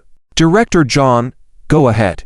Su Nianku politely stood still. It's like this. The prize money will be split between you and Lin Zhou, with half going to each of your bank accounts. However, due to our earlier negligence, we only reported one person's bank account number, so the money will only be deposited into your account. You'll then have to transfer it to Lin Zhou.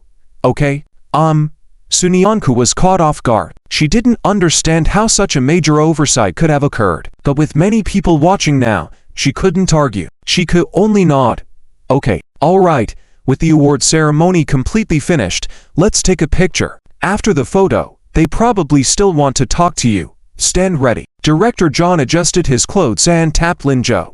Lin Zhou silently gave him a thumbs up again. This small gesture went unnoticed by everyone. They all stood in position, and the journalists quickly took the photos. Director Zhang gestured for the police to lead first. People holding gifts rushed towards them from below the stage. As most of them were the people rescued by Su Nianku, they soon surrounded her. The scene from just now at the entrance played out again. Lin Zhou had been pushed to the side position, but he wasn't angry. He took the trophy from Su Nianku's hands, giving her more space. Su Nianku was overwhelmed, continually expressing her thanks and accepting the gifts one by one. However, she was smiling particularly brightly. Lin Zhou stood to the side, silently watching this scene. He couldn't quite describe his feelings. His deskmate now seemed capable of standing on her own. She was beginning to feel the Zhou that belonged to her. Hey, Lin Zhou, you are truly selfless. Suddenly, Li Pengfei's voice rang out from beside him. Lin Zhou turned to see him standing there, laughing.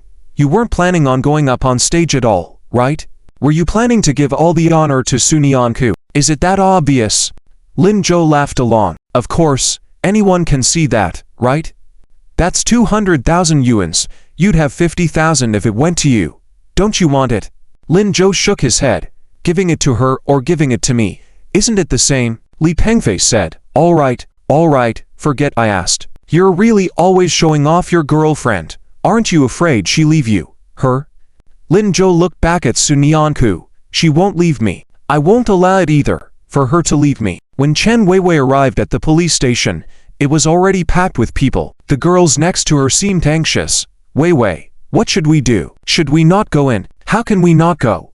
This is my new idol. I want to get her autograph. But how do we get in with this crowd? Of course, we squeeze in. Chen Weiwei stretched her arm and looked disapprovingly at her friends. I told you not to wear short skirts and high heels. Wear casual clothes and high heels like me, and we'll get in soon. Heh. The girls smiled awkwardly. Chen Weiwei ignored them. She took a deep breath and squeezed her way in. As she pushed through, she shouted, "Make way!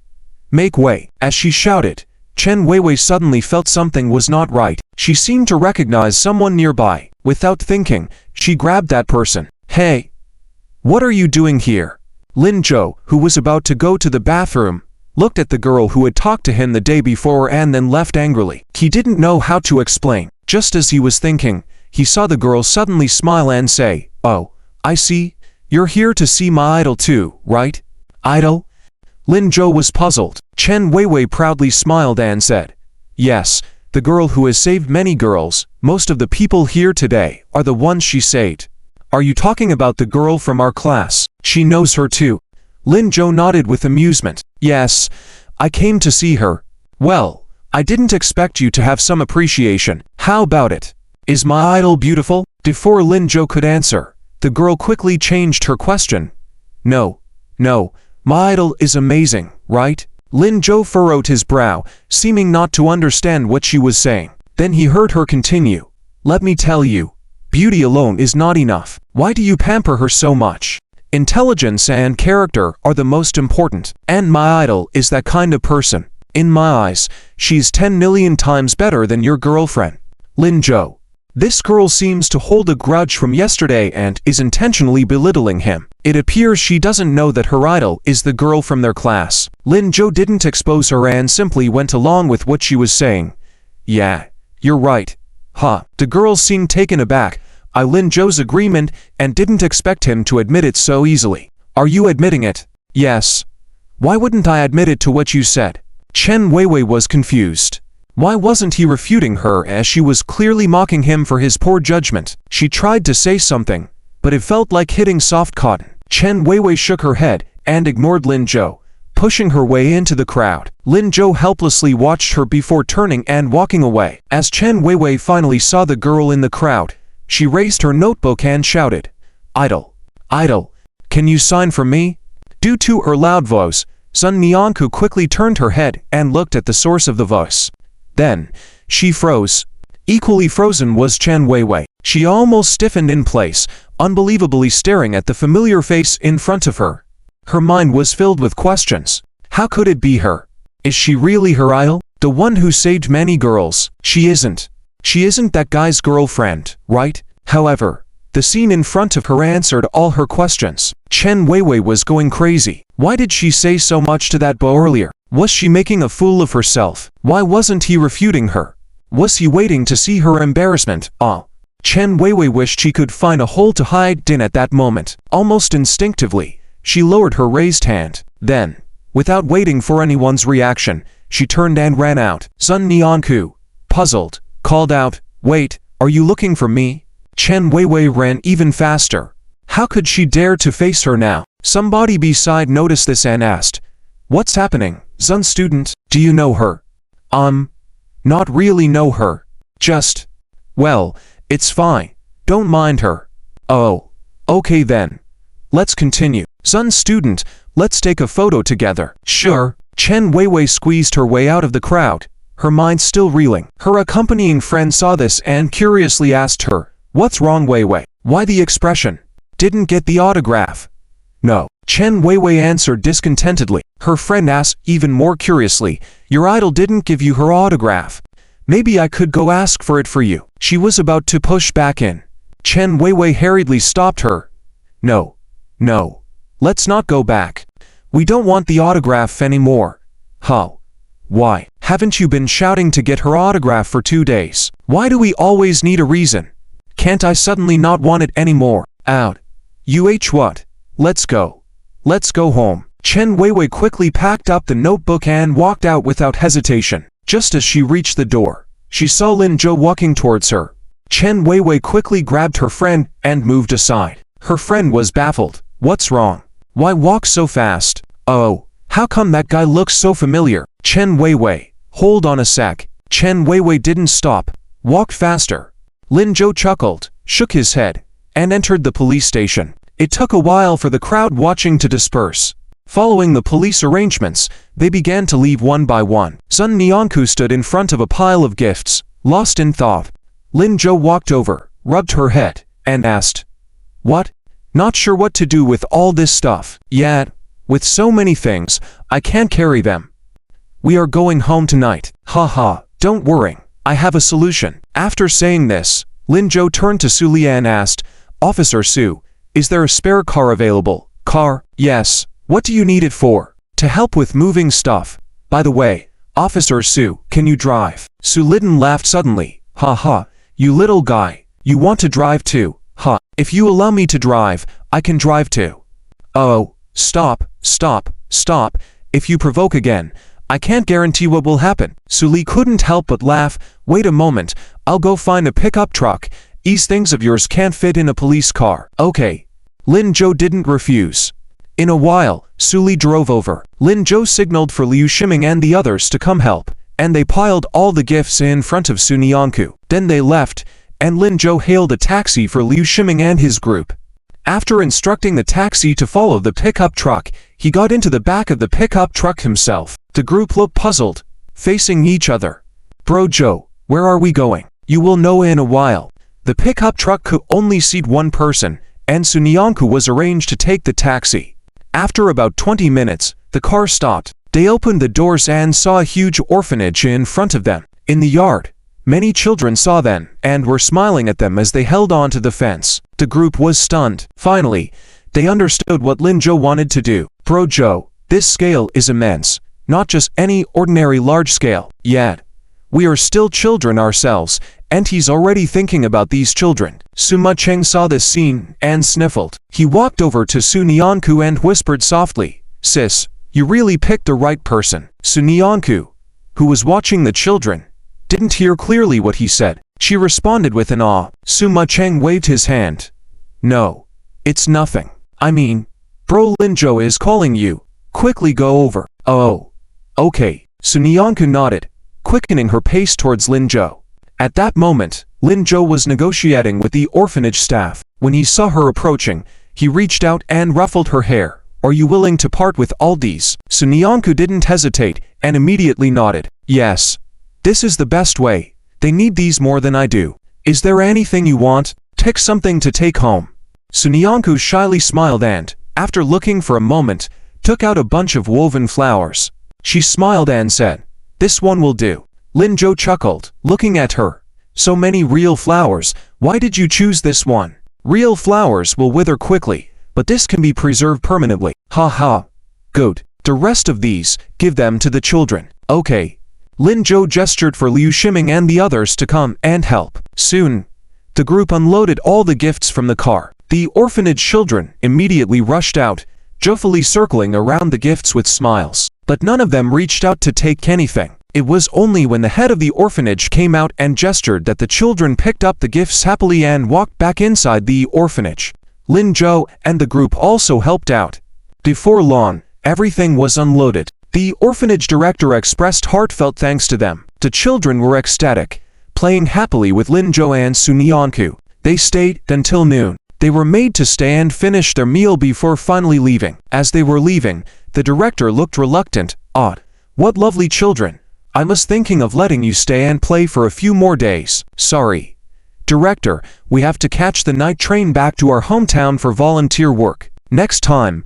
Definitely next time." "All right. Come back to play with the children more often." "Okay." With a goodbye to the director, the group cheerfully left. When they reached the entrance, Lin Zhou suddenly heard a sweet voice calling out, "Ha, Brother Lin Zhou, that's Brother Lin Zhou. And Sister Su Nianku." Lin Zhou looked up and saw Yuan running towards them with small steps. Behind them, Yuan Chanlin walked shakily. Yuan, slow down. "Oh, Grandpa's legs aren't good. Wait for Grandpa." However, Yuan did not listen and ran straight into Su Naanku's arms before stopping. Brother, sister, it turns out that the two great benefactors they were talking about are you. Huh, great benefactors? Lin Zhou was somewhat puzzled. Yuan Tianlin also heard the conversation. He chuckled. Ha ha. I happened to be with the director earlier. The director mentioned that the students had come to deliver many gifts and play with the children. So Yuan was curious and wanted to see who it was. Seeing Lin Zhou's confusion, he quickly explained, "Oh, Yuan often comes here to play with the children. She really likes the kids here." Yuan nodded. Yes, I really like them. They are so cute." Lin Zhou wanted to laugh as he listened. He gently stroked Yuan's nose. Yuan is just as cute. This made Yuan smile happily. "Are you leaving now?" Yuan Tianlin asked. Lin Zhou nodded. "Yes. It's time to go back." "All right, but hey, why didn't you call me?" Yuan has been talking about wanting to play with you guys since we parted. Come on, if you don't call me, at least leave me your phone number. Maybe there will be a chance in the future." "Sure." Lin Zhou agreed and gave his phone number to Yuan Tianlin. After exchanging a few more words, he said goodbye and left. Su Nianku and the others hailed a cab as usual. Lin Zhou went with Su Li to drive the pickup truck. Since they were closer to the orphanage gate, Lin Zhou overheard a conversation inside between Yuan Tianlin and the director. "Dr. Yuan, you've come. I've been busy these past few days. How's Zidu's leg?" "It's much better now, thanks to you. Her leg fractures kept recurring. Last time it even snapped. If it weren't for you, it might have been disabled." "Ha ha. It's nothing. Just a little effort." "Orthopedic doctor." Lin Zhou tilted his head in thought. Where had he heard about this before? At night, Lin Zhou took Su Nianku and others to the police station to catch a ride to the train station. Originally, he planned to take a taxi. However, Su Li followed along with some people and said he wouldn't let them go alone since they wouldn't see each other again. He even brought 3 cars. Lin Zhou had no choice but to agree. As he had instructed not to let Li Wangwan and others come to see them off, Lin Zhou didn't tell them the departure time. At this moment, the station was bustling with people. Their group sitting next to the parked police car stood out. But Su Li seemed very happy, saying, "See, I said I would come to see you off. Isn't it grand?" Lin Zhou felt a bit helpless, replying, "Indeed, quite grand. They probably all think we've committed some crime." "Ha ha." Su Li laughed and then patted Lin Zhou's shoulder, saying, "When you go back, you know what to tell old Zhou, right?" Lin Zhou smiled, saying, "So that was the intention, huh?" "This wasn't the intention. We really wanted to come and see you off. Outstanding and smart young people like yourselves. We, Officer Su." Lin Zhou couldn't help but interrupt him. "Okay." Su Li didn't know what else to say. "You brat, ha ha. Fine. When I go back, I will definitely tell him that you arranged a nice hotel for us, treated us to good food, and personally took us around to play." All right, that's how you put it." "Okay, it's almost time to check tickets. Officer Su, we need to go inside." "Okay, let's go." Su Li waved. Lin Zhou then turned around and led Su Nianku and the others away. They hadn't gone far when suddenly, they heard a shout from behind. "Salute." Then they saw Su Li and his group standing straight, giving them a standard military salute from a short distance away. People around couldn't help staring at them. Those who were whispering earlier were now in awe. Lin Zhou couldn't help but smile and gestured for Liu Shiming and the others to turn around. Following Su Li's group's example, they gave a standard salute before leaving again. This time, they didn't look back and went straight into the station. Walking at the back, Liu Shiming couldn't help but whisper to Fin Yun's, "Did you see that? Following our Zhou brother, we get to witness all sorts of amazing scenes. So exciting."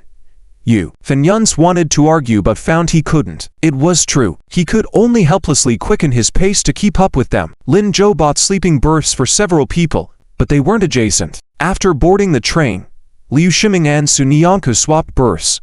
She and Lin Zhou were in one aisle. After settling their luggage, Su Nianku sat down and looked at Lin Zhou, who was about to dig out snacks for himself, saying, "Lin Zhou, what is it?" Lin Zhou placed a bag of melon seeds next to her. Su Nianku hesitated before saying, "When we arrive in Zhangcheng tomorrow, tell me your bank card details. When the bonus is transferred to my account, I want to transfer it to you." "Oh, no need for that," Lin Zhou said. "You have to. This money is yours. I must give it to you. Lin Zhou sat down helplessly and opened a bottle of mineral water for Su Nianku, saying, I just said I would temporarily leave it with you. Not that I don't want it. Su Nianku was puzzled, not understanding what Lin Zhou meant. She exclaimed, oh. Then Lin Zhou couldn't help but laugh and said, have you heard of a dowry? I plan to save this money as a dowry, but I'm a spendthrift. I'm afraid I'll spend it all quickly. So you help me keep it safe, my dear Deskmate. But Su Nianku found it hard to refute Lin Zhou. She could only nod and say, all right, then keep it with me for now. But when you need it, you must tell me. I definitely won't touch this money. Okay, I believe you. Lin Zhou nodded and then playfully flicked Su Nianku's nose, saying, hurry and eat your melon seeds. Okay. Su Nianku happily smiled. Xiao Cheng, come eat with us. However, the person on the top bunk, Sima Chen, didn't react. Su Nianku hesitated and called out again, Xiao Cheng, yet Sima Cheng still didn't respond. Su Nianku felt something was off. She quickly stood up, pat Sima Cheng's back. Xiao Cheng. Sima Cheng was startled and quickly sat up, saying, oh, sister, what's wrong? I called you to eat snacks. She gestured with the bag of melon seeds in her hand.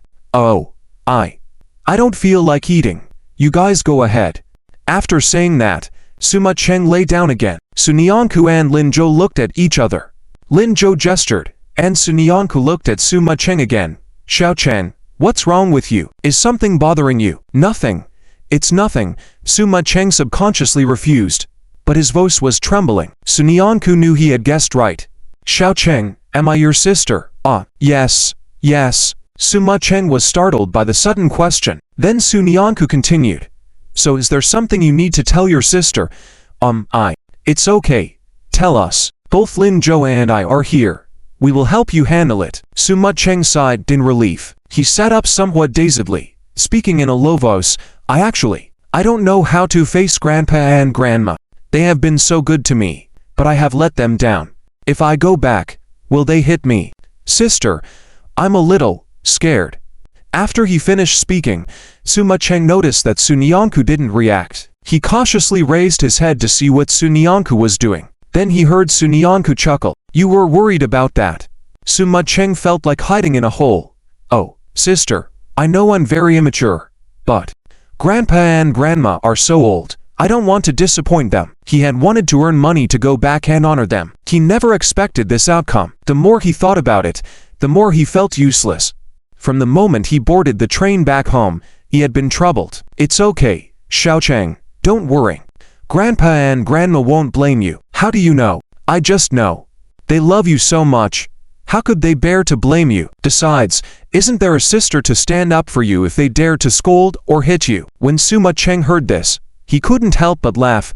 That's great. Sister, Grandpa and Grandma surely won't bear to blame you, so I feel relieved. Well, want some melon seeds? Yes, yes. Sima Cheng happily jumped down from the bunk and started snacking with them. Over at Liu Shiming's side, the sound of playing landlord had already begun. The whole train car was filled with joy and laughter. It was lively. The next morning, just before dawn, many people were already gathered in front of the train station in Jiangcheng County. Most of them were relatives there to meet someone. However, today aside from family members, there was also a line of police officers standing there. Lin Changzheng, Qin Shulin, and Yin Finglian were standing at the front, looking towards the exit of the station. As they watched, they chatted. The car is almost here. I wonder how Lin Zhou is doing. Did he lose weight? Ha ha. Didn't you say we shouldn't worry about the little man? Qin Shulin couldn't help but laugh. Lin Changzheng awkwardly rubbed his hands. Heh, you know that was me boasting to Officer Zhou and the others. After they told us the specifics of the kid's experiences, my palms were sweating. I can tell, but I think there should be no problem. How do you know? Nichu is with him. She is a thoughtful person. She will take care of Lin Zhou for sure. After saying this, Qin Shulin linked arms with Yin Finglian. Right, Aunt Yin. Yin Finglian laughed. Ha ha. Yes. Yes. Nichu has been taking care of Xiao Cheng since she was little. She knows how to take care of people, so it should be fine. See? I told you so. Qin Shulin teasingly gave Lin Changzhen a look, hinting for him to agree with Yin Finglian. Lin Changzhen was not stupid. This was a good opportunity to flatter Yin Finglian. He smiled and said, Hehe, I hope my son is fortunate enough to be taken care of like that too. He will. He definitely will. Oh, by the way, Chang Zhen, the other day you mentioned and that Lin Zhou is often taken care of by Nichu at school, right? Yes, that's right. So they have a good relationship. But I suddenly remembered. Nichu told me a while back that she has a classmate who takes good care of her. I almost forgot about it. Was it Lin Zhou she was talking about? Lin Changzheng realized he was close to being exposed and quickly changed his words. Oh, that should be two kids who get along well, taking care of each other. Qin Shulin also sensed something was off and joined in. Yes, indeed, it's quite rare for two people to get along so well. Yin Finglian didn't notice the deception and nodded. Indeed, it seems they're good friends to have progressed together. When we see Lin Zhou later, I must thank him properly. Yes. Yes. Qin Shulin hurriedly nodded. They waited a while longer. The station announced the arrival of the train. Soon, they saw a group of people walking out in a grand manner. In the middle was a bright and beautiful girl with a high ponytail, who was smiling and chatting. Beside her was an equally bright and handsome boy. He was pushing a women's suitcase and chatting happily with the girl. As soon as they spotted them, Lin Changzheng and the others rushed up eagerly. Xiaozhou, Nichu, over here, over here. Lin Zhou and Sunyanku hurried to meet them. Grandma, Dad, and Qin. Well, you've lost weight, that's for sure. Where? I haven't lost weight at all. Feel like I've even gained some. Don't worry, Dad. On the other side, Yin Finglian also grabbed Sunyanku's arm. Tears in her eyes. It's good that you're back. It's really good. Grandma, I'm fine. Don't worry. Yes, I'm not worried at all. Not at all. She paused midway, suddenly realizing something. Nichu, where's Xiaocheng? Didn't he come back with you? Zicheng is at the back. Sunyanku smiled, then turned towards the direction of the station exit and shouted, Zicheng, come on. Grandma is calling you. Sima Cheng finally timidly walked out from the corner. He kept his head down, unable to look at Yin Finglian. It wasn't until he reached a position behind Sunyanku that he finally stood still. With a fearful tone, he called out, Grandma. Then he saw Yin Finglian raising her hand. Sima Cheng was startled, thinking Grandma was going to scold him in the end. Subconsciously, he moved behind Sunyanku, but all he felt was a pat on his shoulder. Good that you're back. Rest well after coming back, then go to school to report. The final exams are coming soon. Yin Finglian's voice was choked up. Sima Cheng was stunned and quickly raised his head, seeing tears on Yin Finglian's face. He immediately panicked. Grandma, please don't cry. I'm back. Grandma, if you're angry, just hit me. Okay, don't be like this. I'm not crying. Yin Finglian lowered her head, wiping her tears. I'm happy, really happy that you're all safe. Sima Cheng's eyes welled up too. Grandma, you're not mad at me. Mad at you? Why would Grandma be mad at you? Sima Chen looked at himself, then at Sunyanku. For a moment, he didn't know where to start. All right, Xiaocheng, your learning tasks in the future will be very heavy. I have already informed your homeroom teacher. He said he will organize teachers to give you extra classes. Yin Finglian regained her smile, her face full of kindness. Sima Cheng felt emotional again. He nodded vigorously. Yes, okay. Grandma, I understand. You can rest assured. I will do well in the exams. Good. Grandma trusts you. Sunyanku saw this scene and smiled. How about it, Xiaocheng? I told you Grandma wouldn't hit you, right? Hehe. Sima Cheng scratched his head, feeling a bit embarrassed. But soon, he realized a serious problem.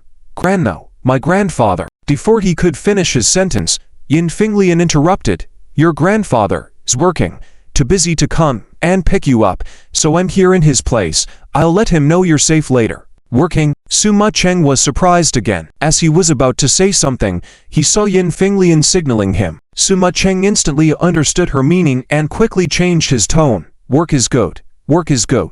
When I'm free, I'll work with Grandpa too. Ha ha. Good. I'll have your grandpa take you along next time. Yin Finglian agreed. Sunyanku felt something was off. She was about to ask, but a voice interrupted her.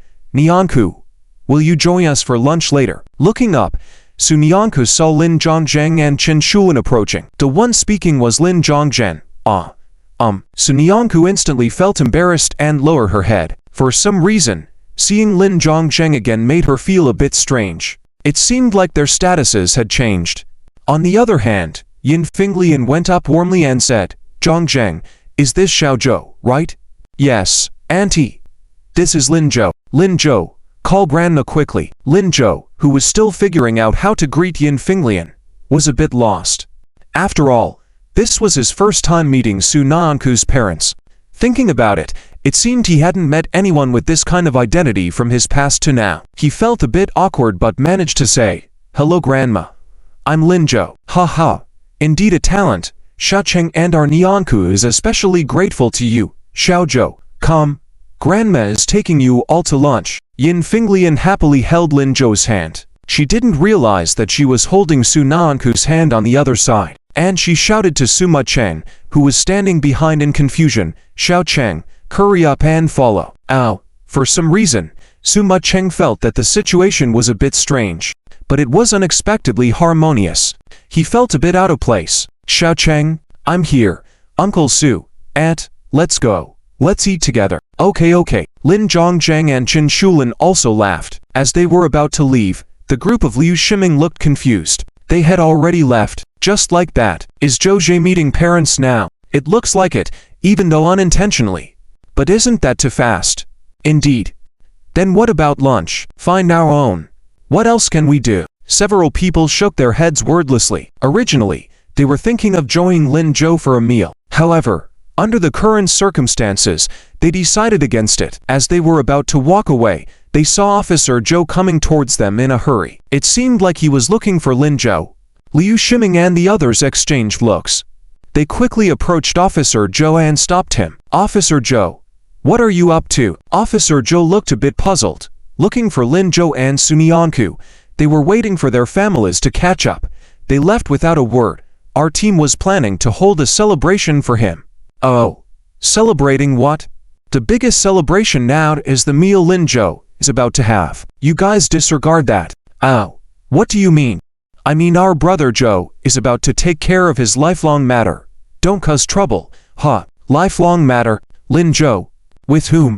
Everyone was silent and silently looked towards Lin Zhou and Su Nianku's direction. "Officer Zhou, Lin Zhou and Su Nianku, are they together now?" Yin Finglian chose a hot pot restaurant on the street. Although small, the decor was very cozy.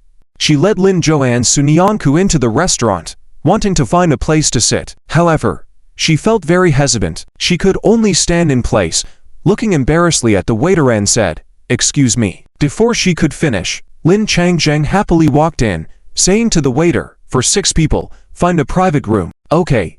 Please come this way." Yin Finglian gratefully glanced at Lin Changzheng. They entered the private room. She gestured for Lin Zhou and Su Nianku to sit next to her, and called out for Lin Changzhen, Qin Shulin, and Sima Cheng to take their seats. She then said, "I rarely come to the county, so sorry, Changzhen." This was her first time dining at the restaurant. "It's okay, madam." "Waiter, bring the menu." Taking the menu, Lin Changzheng handed it directly to Yin Finglian, saying, "Madam, come, order whatever you like. I'm treating everyone today." No. How can I let you treat us? I said I would bring you to dinner. Your family's Xiao Zhou helped me a lot. I should treat you." "Ha ha. It's the same. The kids must be hungry. So let's order first." Lin Changzhen knew it was pointless to argue with Yin Finglian about this, so he brushed it off. "Okay." Yin Finglian nodded. She handed the menu to Lin Zhou, saying, "Xiao Zhou, come, order whatever you want." "No. Grandma, you should order. Grandma doesn't read well, so you order for Grandma." Unable to refuse, Lin Zhou took the menu, but he didn't look at it seriously and instead passed it directly to Su Nianku, saying, "Then, Su, you should know Grandma's preferences, so you should order." "Tout. Me?" Surprised by Lin Zhou's inexplicable address, Su Nianku was at a loss. But everyone's eyes were on her now. "Yes. Su, it's better for you to order. You know everyone's preferences very well." "That's right. Sis, you should order. I'm starving if we don't eat soon." Sima Cheng rubbed his stomach to ease the tension. Yin Finglian chuckled. "They're right. Nianku, you should know what your tablemates like. Order whatever they enjoy." Su Nianku glanced silently in Lin Zhou's direction. She felt like he was being intentional. but she didn't have a reason to object. She reluctantly agreed. Okay, then I'll order. Good. After carefully selecting a few dishes, Sunyanku timidly handed the menu over, saying, let's see if there's anything else we'd like to add. No need. These are fine. Waiter, please bring the food. Without a second thought, Lin Changzheng handed the menu to the waiter. Sunyanku was startled. But it's fine. We can order more if needed. Okay. Then, Sunyanku reluctantly nodded, but soon lowered her head again. Lin Changzhen looked puzzled. Nyanku. Why? Before he could finish speaking, he felt a sudden pain in his waist. Qin Shulin, who started it all, didn't even look at him, but simply laughed. Don't worry. Nyanku, we're all family here. There's no need to be polite. Your choices are great. The dishes you ordered are ones we all love, especially a few that Xiaozhou loves the most. Really? Yes. Ask Xiaozhou if you don't believe me. Sunyanku turned to look at Lin Zhou, who nodded. Yes, and some dishes are very suitable for grandma to eat, so your choices are excellent. Sunyanku finally smiled. Yin Finglian and Lin Changzheng had a conversation, while Qin Shulin leaned closer to Lin Changzheng, whispering words only the two could hear. What were you doing just now? Why were you asking so many questions? But Nyanku seemed a bit off today. How so? Is she even shyer than usual? Oh yeah. Did you notice that too? Of course, I'm not blind. So, why do you think she suddenly? Before Lin Changzheng finished speaking, he seemed to realize something and turned to look in Lin Zhou's direction with a meaningful look in his eyes. This guy, could he possibly be? Qin Shulin smiled without saying a word, and started directing Sunyanku on how to prepare the side dishes. Lin Changzhen looked at Lin Zhou, then towards Sunyanku, and his smile gradually deepened. It wasn't until the first meat roll was cooked that he still hadn't realized. Changzheng, Changzheng, Yin Finglian called out twice, and Lin Changzheng finally came back to his senses. Auntie, what's the matter? Nothing. What's wrong with you? Why aren't you eating? Why are you laughing foolishly? It's me. Lin Changzheng's lips gradually turned out, and he found a good excuse for himself. Thinking about the little things between Shulin and me, I couldn't help but laugh. Qin Shulin, this person can lie without blinking an eye. But she seemed unable to expose him. After all, this matter was related to Lin Zhou's future. She could only give Lin Changzheng a sarcastic look. Fortunately, Yin Finglian still believed firmly. When are you two going to tie the knot? Soon. All right, remember to tell this old lady when the time comes. I may not have much to offer, but I can help a little. No problem. Thank you, Auntie. You're welcome. Hurry up and eat. Everything's cooked. All right. Lin Changzheng nodded. Finally, they started eating. Yin Finglian kept serving dishes to Sunyanku and Suma Cheng. The two also kept urging her to eat more. Everyone was enjoying the meal. Halfway through the meal, Yin Finglian suddenly remembered something and asked, by the way, Xiaozhou, what school are you planning to attend? Lin Zhou was about to speak, but Suma Cheng gave him a signal. Lin Zhou was briefly stunned. The words that were about to come out were swallowed back. I haven't decided yet. Okay. Take your time. It would be best if you could attend a school in the same city as Nyanku, so you can take care of each other. Hearing this, Sunyanku could not help but cough lightly. Yin Finglian quickly turned to him, looking worried. What's wrong? Nothing. It's too spicy. Sunyanku stared at Lin Zhou's smile and quickly found an excuse. Yin Finglian did not notice the subtle exchanges between the two. She poured a glass of water for Sunyanku and handed it to her. Here, drink some water quickly. Sunyanku took it. When the cup reached her lips, she heard Lin Zhou say, I'll do my best. Yin Finglian also knew Lin Zhou was responding to her and laughed happily. Okay, but Nyanku girl, you haven't told me where you plan to go to school yet? Sunyanku was stunned again. The water in the cup almost choked her. Yin Finglian quickly handed her a paper. Nyanku girl, what's wrong with you today? Why are you coughing constantly? Cough. Sunyanku took the paper, wiped her nose, and dare not raise her head. It might be a cold. Oh, be careful. Take some cold medicine when you get home at night. Okay. Sunyanku nodded and gestured to Yin Finglian. Grandno, let's eat quickly. All right, let's eat. Let's eat first. Let's talk about these later. Yin Finglian lowered her head and started serving the dishes. Sunyanku, however, felt a bit tasteless. How should she tell her grandmother that she wanted to go to Nanchuan University? And about Lin Zhou. Grandma seemed to have a good impression of Lin Zhou, so she should agree, right? But soon, Sunyanku shook her head. Forget it. Forget it. Forget it. She'd better wait for the right time to bring it up. Lin Zhou, not far away, saw all her little emotions. He couldn't help but stand up. He picked up a piece of meat and put it in Sunyanku's bowl. In the astonished eyes of Yin Finglian, he smiled and said, "Tablemate, eat quickly. The lamb here is delicious." Sunyanku. Sunyanku instinctively wanted to refuse, but she saw Lin Zhou smile lightly at her.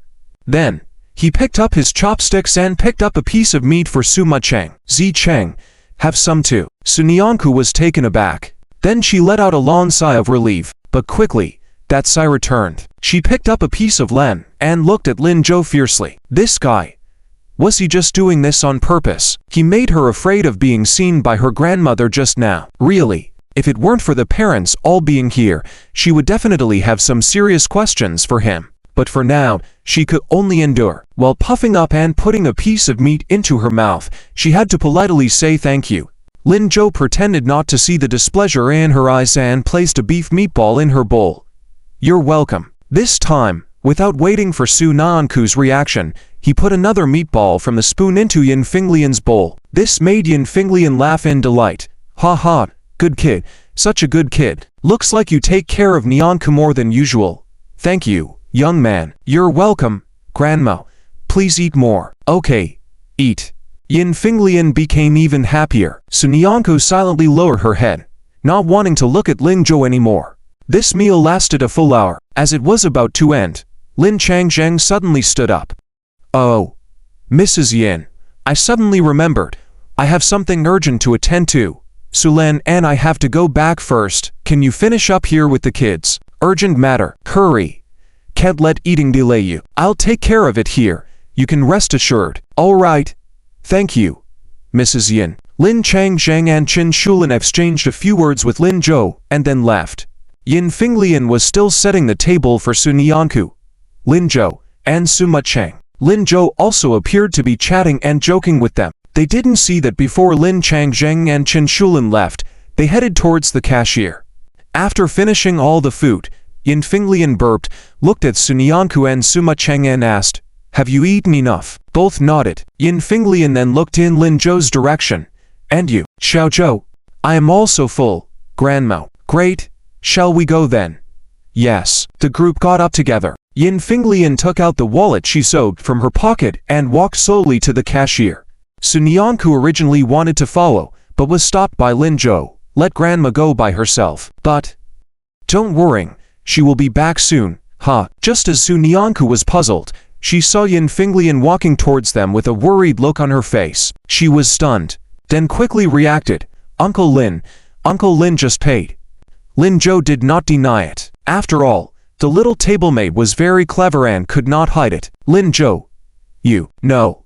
This money is for you." It was agreed that Grandma would treat Zi Tongzhu. Before Sunyanku could finish her sentence, Lin Zhou interrupted. He turned to her and said, "This is the first time I've met your grandmother. Oh.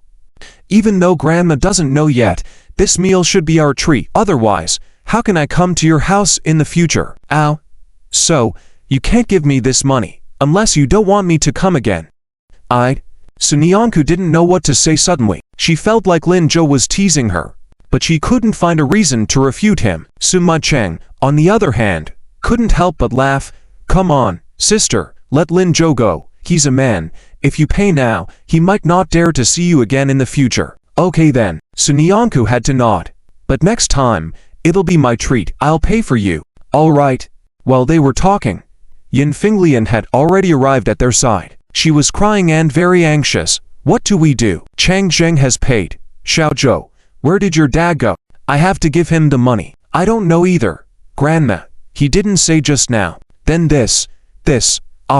Grandma, next time we can have a meal together." "All right, then Xiao Zhou, make sure to tell your dad next time to have another meal together." "Got it."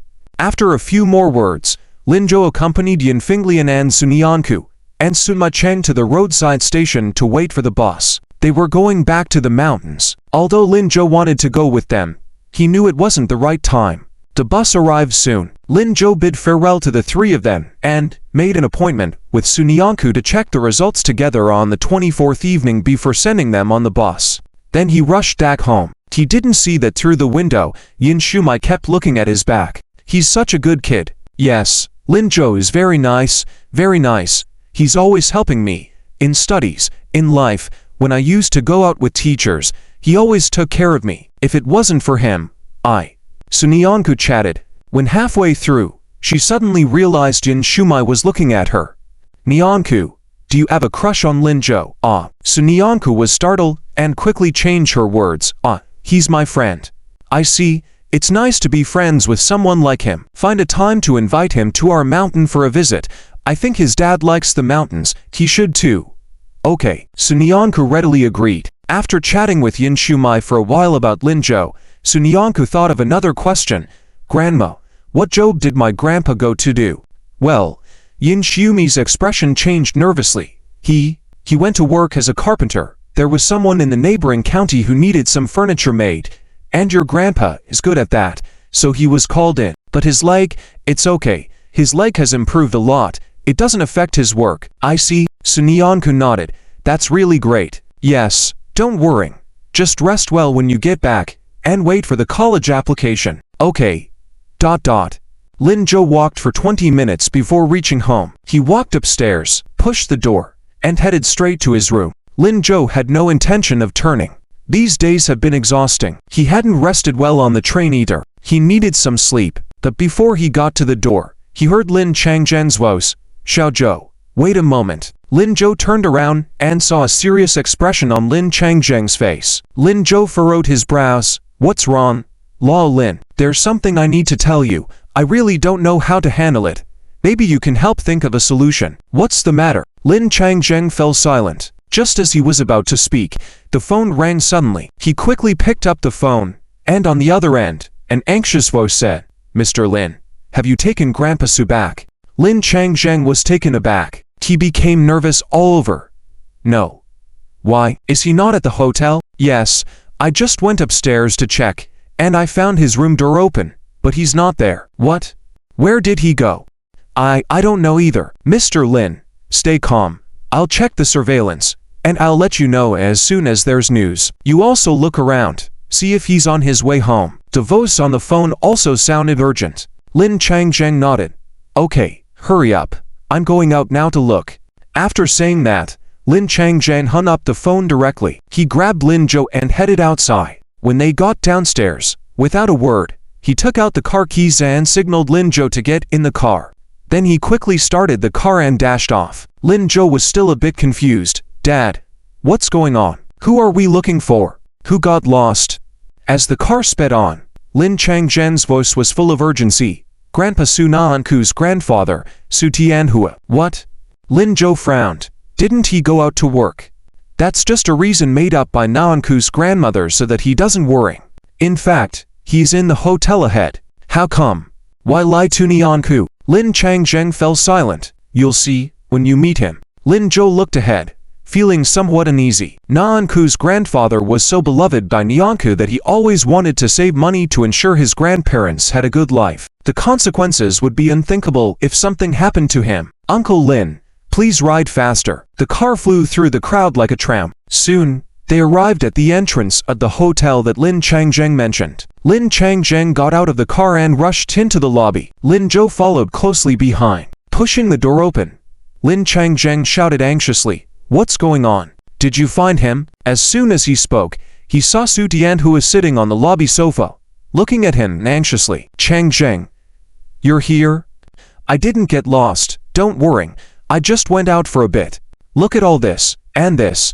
They are all for you. Thank you for all the care you've given me these days. Su Tianhua continued. Since Naanku's back, I should leave too. Can't stay here bothering you too long. I'll return the room today. Okay. Lin Changzheng was stunned. Looking in the direction indicated by Su Tianhua, he saw a large pile of gift boxes. There were milk, instant noodles, fruits, and various cookies. At this moment, Lin Zhou was also stunned. He never imagined that Su Tianhua in front of him would be in this scene. Leaning on a cane, Sitting on the couch, he tried to stand up several times, but failed. Finally, he had to sit back down. However, he kept a smile on his face, very kind. Could it be that what old Lin wanted to tell him was that Naanku's grandfather hadn't actually gone out to work? And those legs, they looked really serious. There were no signs of improvement. How could this be? Just as he was thinking, Su Tianhua suddenly said, "This is Xiaozhou, right? Come here, these snacks are for you." Lin Zhou looked up and saw Su Tianhua magically pull out a bag of snacks from behind, handing it to him. Lin Zhou fell silent. "Grandpa Su, why are these for you?" "Oh, my leg, it's an old problem. It's not a big deal. It might be fine in a while, no need to worry." "And these things? I asked the guy next door to help me downstairs, escorted me to the nearby supermarket, bought these, and had the owner send them back for me." Su Tianhua spoke cheerfully, but seemed a bit embarrassed. "I seem to have caused trouble for you. I'm really sorry." It's okay, not bothering at all." The front desk quickly waved off. Lin Changzheng, now beside him, said anxiously, "Uncle Su, you scared me. I thought something had happened to you." "Ha ha, how could a limping old man like me have any trouble? It's just that I don't have a phone, and the guy next door had something urgent, so I didn't have time to inform the front desk. It's all right if nothing's wrong." Lin Changzheng wiped the sweat off his forehead. "This is really unnecessary. We have these at home. If it's yours, it's yours. If it's mine, it's mine." "But, Grandpa, where were you planning to go? You can't go home like this." Su Tianhua fell silent for a moment and sighed. "I haven't decided yet, but I can't keep staying here and causing trouble for you. I'm a grown man. Once I go out, I'll figure it out. Don't worry about it." "Xiaozhou just returned. Take him out for something delicious." "That won't do." Lin Changzheng rejected without much thought. "I brought you to settle here in the county. I can't just watch you have nowhere to go. But staying in the hotel all the time is too wasteful." "Changzheng, I'm feeling." Su Tianhua pounded his chest. He didn't finish the rest of his sentence, but Lin Zhou understood what he meant. He went straight forward, supporting Su Tianhua. "Come stay at our house, Grandpa Su. Ha, we have a spare room at our house. Come stay for a while, and we'll figure it out. Your leg needs to be looked at by a doctor." No need, Su Tianhua insisted. "The local doctors have said my leg is beyond help. No need for trouble. Local doctors have their limits. We can go to better places for a checkup." But, that's settled, Grandpa Su. Listen to me." Lin Zhou didn't hesitate, supporting Su Tianhua as they walked out. "Old Lin, go to the room and help pack up Grandpa Su's things. Bring them back to our home." When Su Nianka returned home, it was already past 4 in the afternoon. After unpacking her luggage, Grandma went to the field. She said she was going to harvest some vegetables and come back to cook something delicious for her siblings. Suma Chen was also called out by the dog, so she was left alone at home to rest.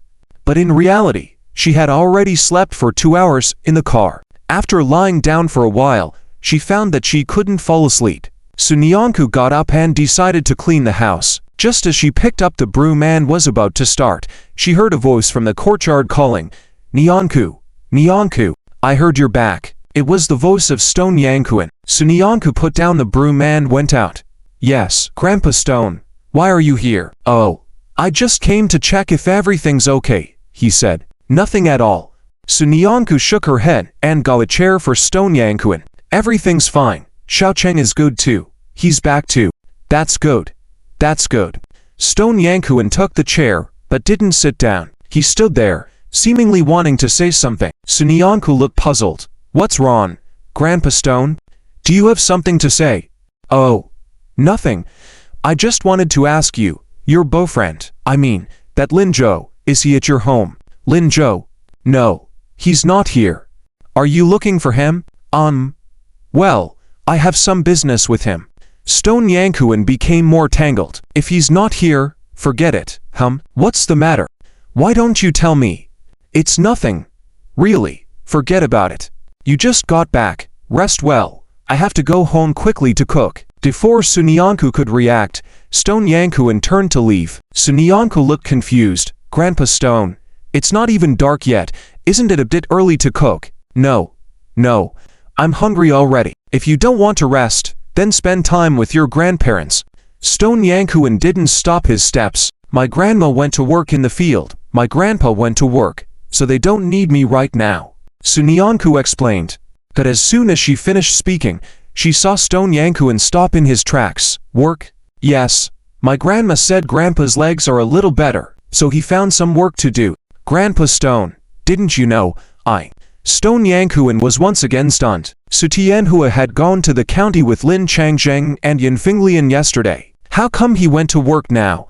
He didn't look like he was recovered. Before the questioning words came to his lips, Stone Yankuin swallowed them back. Oh, right, I guess I forgot.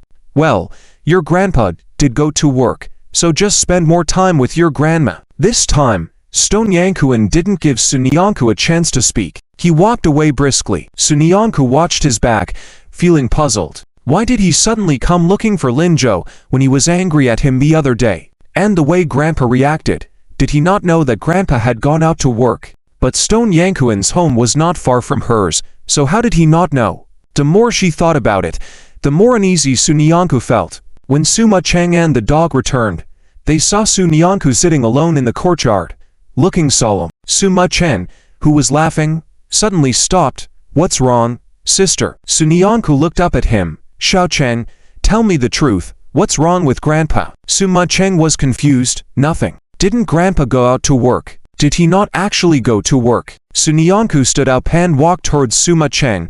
Is Grandpa's leg not better? Is it getting worse? Suma Cheng didn't know how to respond. He swallowed, trying to say something, but felt it was futile facing his sister. He could only say, sis. Before Sunyanku interrupted, dog, you tell me, the dog, ready to escape, was at a loss. Nyanku, I won't tell anyone it was you who told me. If Grandpa's leg is really serious, he must receive treatment immediately, or it won't be cured. If he can walk in the future, what should we do? Dog, I'll tell you, don't scare me, sis. The Lin family. Su Tianhua had been resting on the couch for a while. Lin Changjeng had been serving him tea and water on the side. Lin Zhou had been pacing back and forth, seemingly pondering something. His brow furrowed deeply. Su Tianhua felt anxious. Xiao Zhou, why don't you sit down and rest? My leg really isn't a big deal. Worst case scenario, I won't be able to walk forever. I don't mind at all. I didn't plan on dealing with it anymore. You see, you guys asked me to come, and I came. I feel guilty. No. Lin Zhou refused without hesitation. The medical level at the township hospital is too poor. Find a good doctor to consult. There may be a glimmer of hope. Uncle Su, you can't just give up like this. You still have to send Shout on. Send Sunyanku to college. Marry her. Watch her be happy. How can you just give up like this? Su Tianhua was stunned. At that moment, he felt that the young man in front of him seemed like an adult. He had a maturity and seriousness beyond his age, even more so than Lin Changjeng next to him. He was only 18. How could he be like this? Su Tianhua didn't inquire further, feeling a bit confused. But, where can we find good doctors? We have to try. I just asked a doctor at the county hospital to look at your scans. They should respond soon. Don't worry, let them check first, and if we need to go to a better place, we will. Su Tianhua was still puzzled. He felt that Lin Zhou seemed too concerned about him. Seeking help, he looked towards Lin Changjeng. Lin Changjeng sighed, somewhat helpless. Uncle Su, I can't change the decision Xiao Zhou has made. So let's listen to him. Let's try it out. But, don't worry about the cost. We'll figure it out. No. I can't accept it. Su Tianhua opened his mouth, unsure how to refuse. He thumped his leg, let out a deep sigh, sounding a bit despondent. Perhaps there's no solution on this side of the county. As soon as he said that, Lin Zhou's phone rang. Su Tianhua suddenly perked up. He pricked up his ears and looked in the direction of Lin Zhou, his eyes filled with hope. Lin Changjeng also urged anxiously, Zhou, are they from the hospital? Hurry and answer. Lin Zhou nodded and answered the phone. Hello, Dr. Li. How is the situation? This Dr. Li was someone Lin Zhou had met during Chen Shuyu's hospitalization.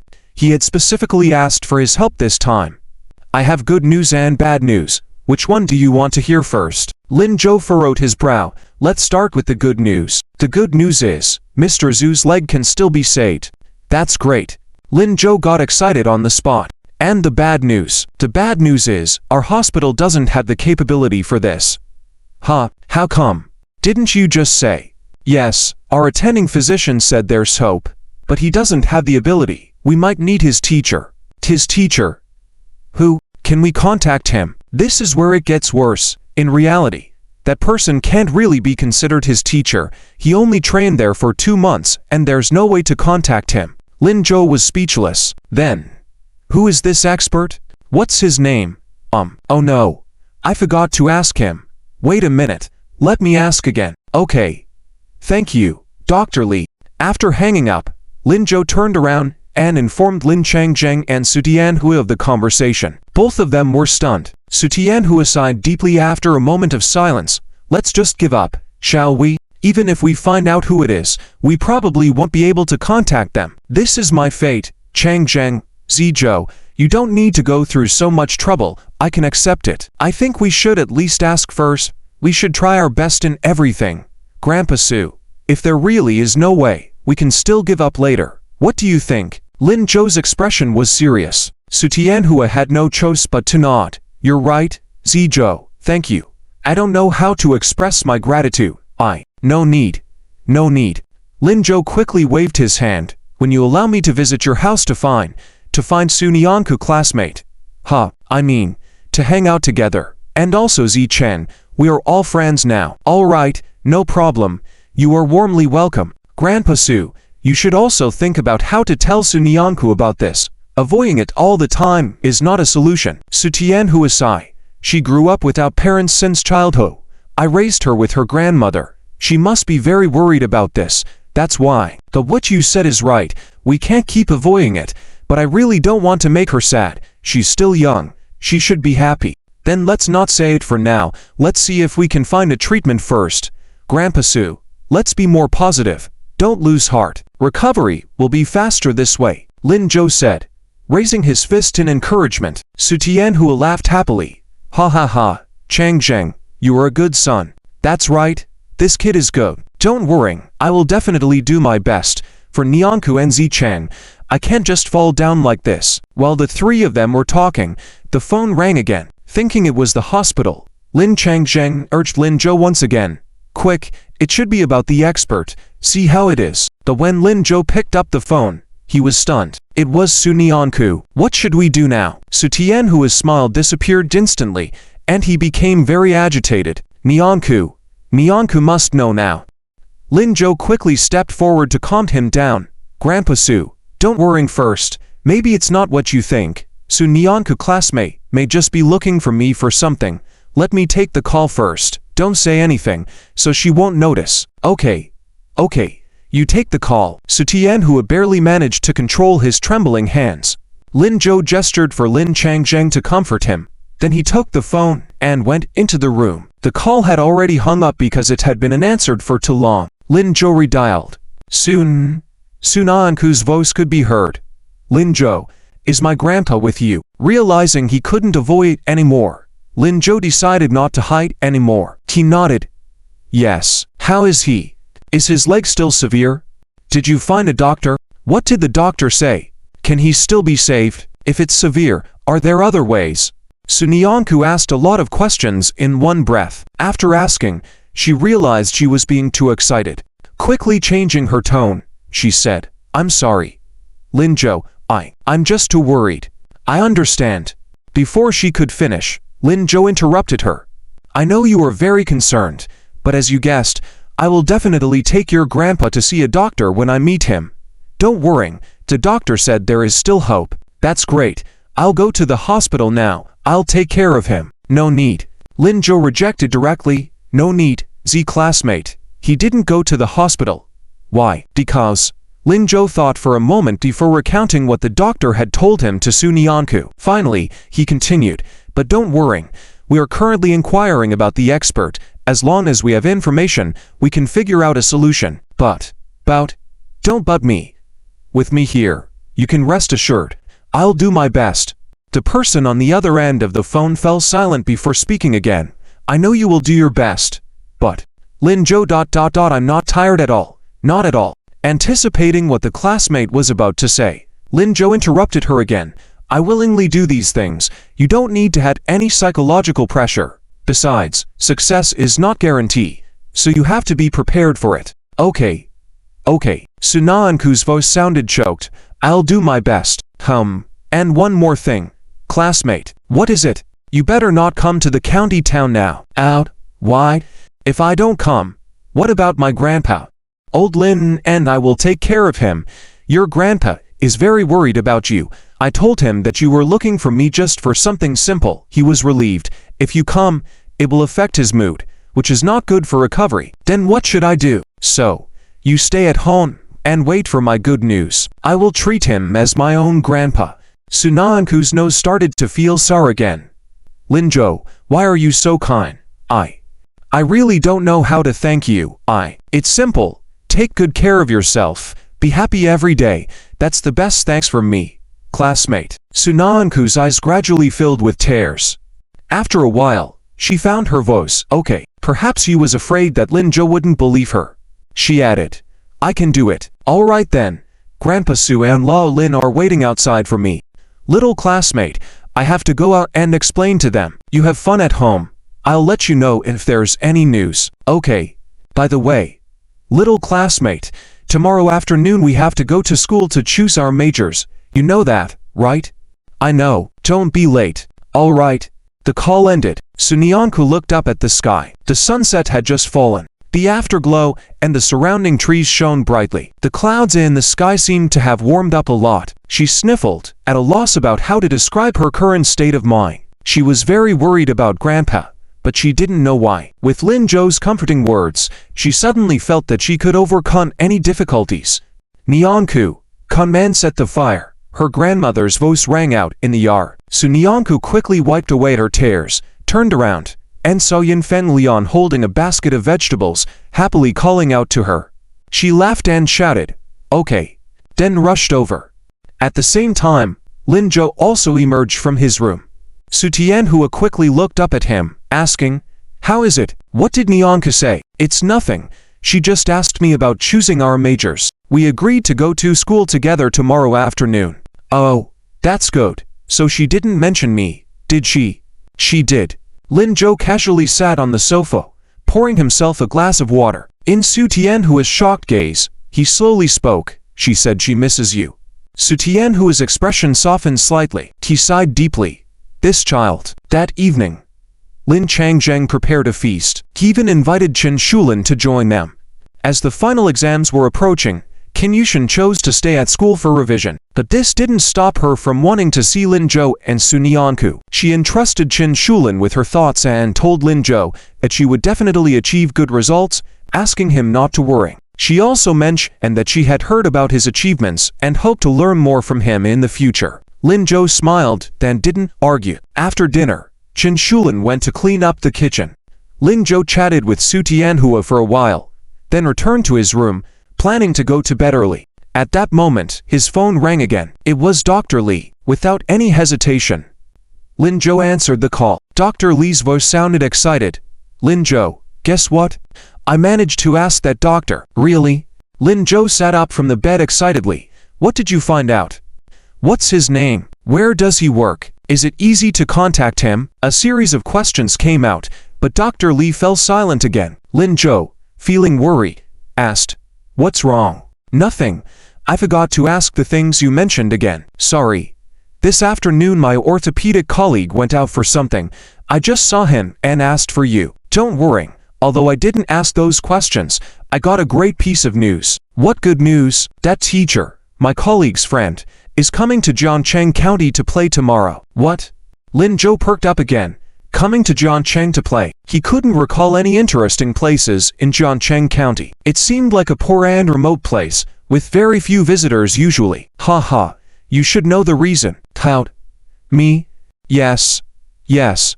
Have you done something extraordinary on the south side of Nanchuan? That's what he said. He knows two young heroes from Jiangcheng County. Although he was busy the past few days and couldn't meet you, now that things have settled down, he wants to bring his grandchildren on vacation to Jiangcheng County, to let them learn from you. Lin Zhou was once again stunned. Is that even possible? Yes, it is. I was shocked too. My colleague was eager to invite the teacher out for a meal, and upon hearing that I know you, he got excited and insisted on inviting you to join them. This is a great opportunity to introduce you and meet the teacher. Lin Zhou was sweating profusely, but Dr. Li couldn't see his expression over the phone, so he continued excitedly, now that you'll be able to meet him. Lin Zhou, will you come? Tomorrow at 11:30.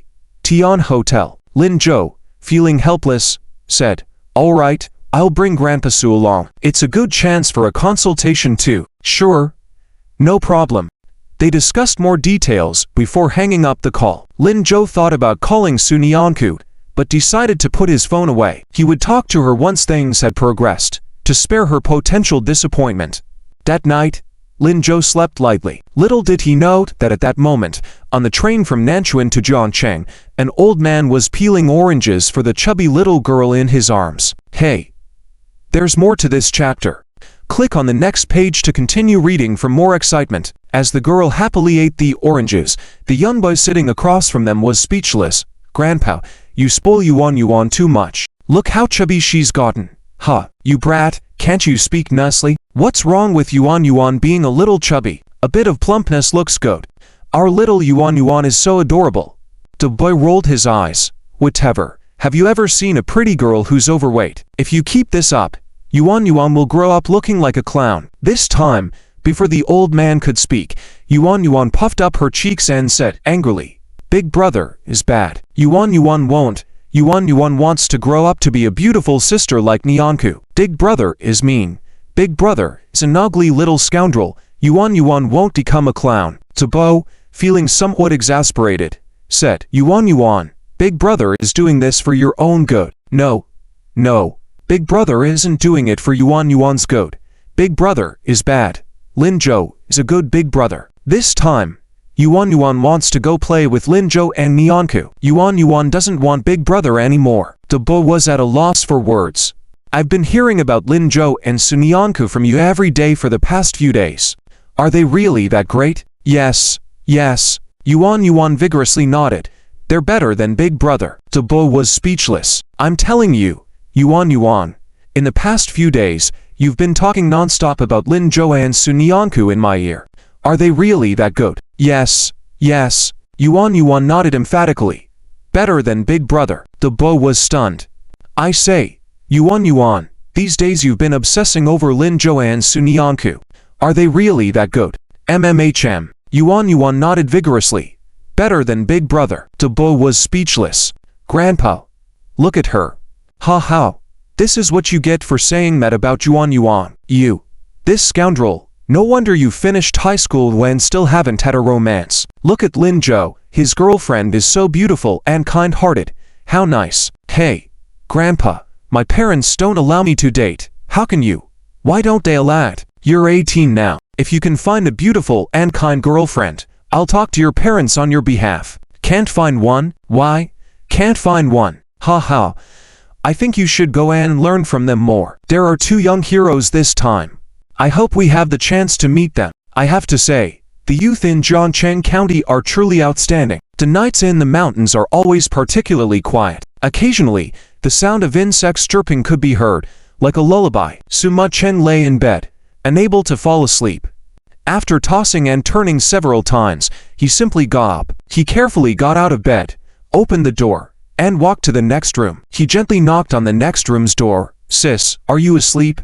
Su Nianku's voice quickly came from inside. Not yet. Xiao Cheng, come in. Sima Cheng gently pushed the door open, walked in cautiously. Su Nianku looked at him, and wanted to laugh. Why are you sneaking around like a thief? I'm just afraid of waking Grandma up. Don't worry.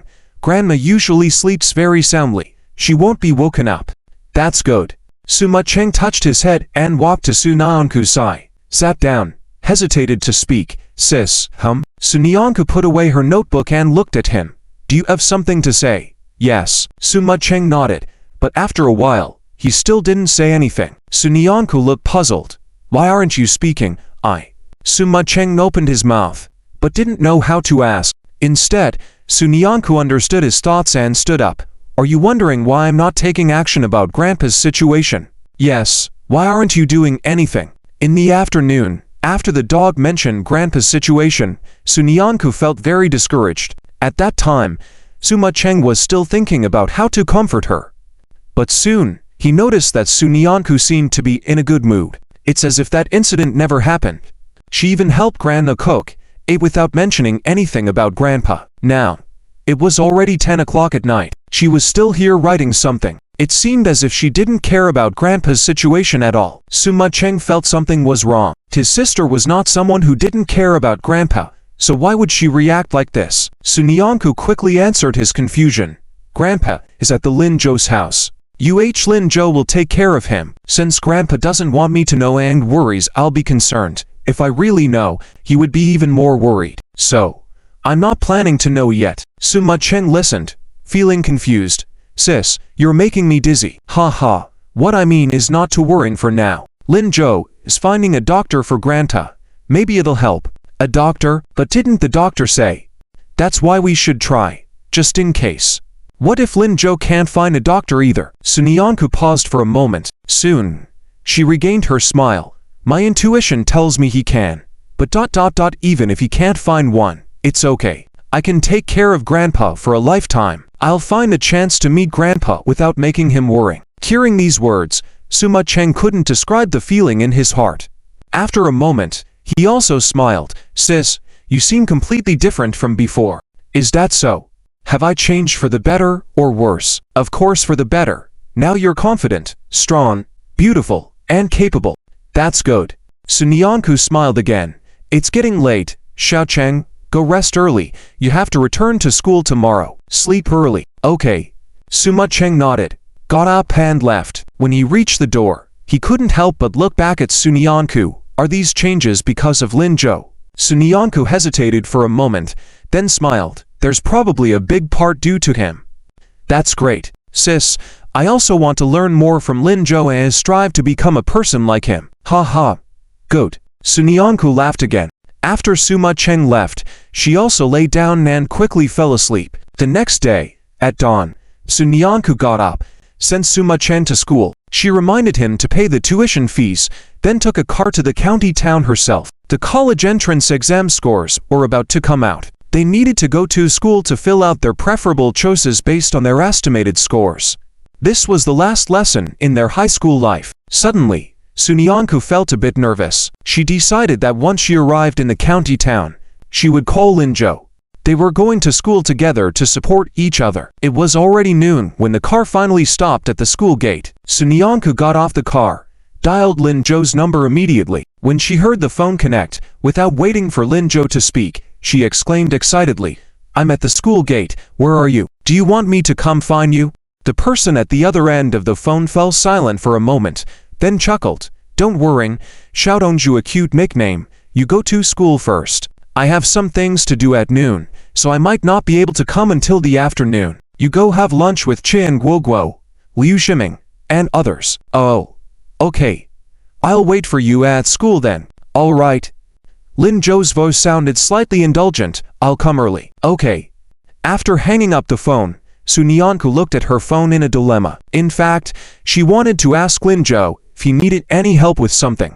But since Lin Zhou didn't mention it, he had his reasons. So she didn't ask further and decided to wait for Lin Zhou to come looking for her in the afternoon. Thinking like this, Sunyanku turned around to enter the school gate. Just then, she heard a sweet voice. Sister Nyanku? Sister Nyanku, is it you?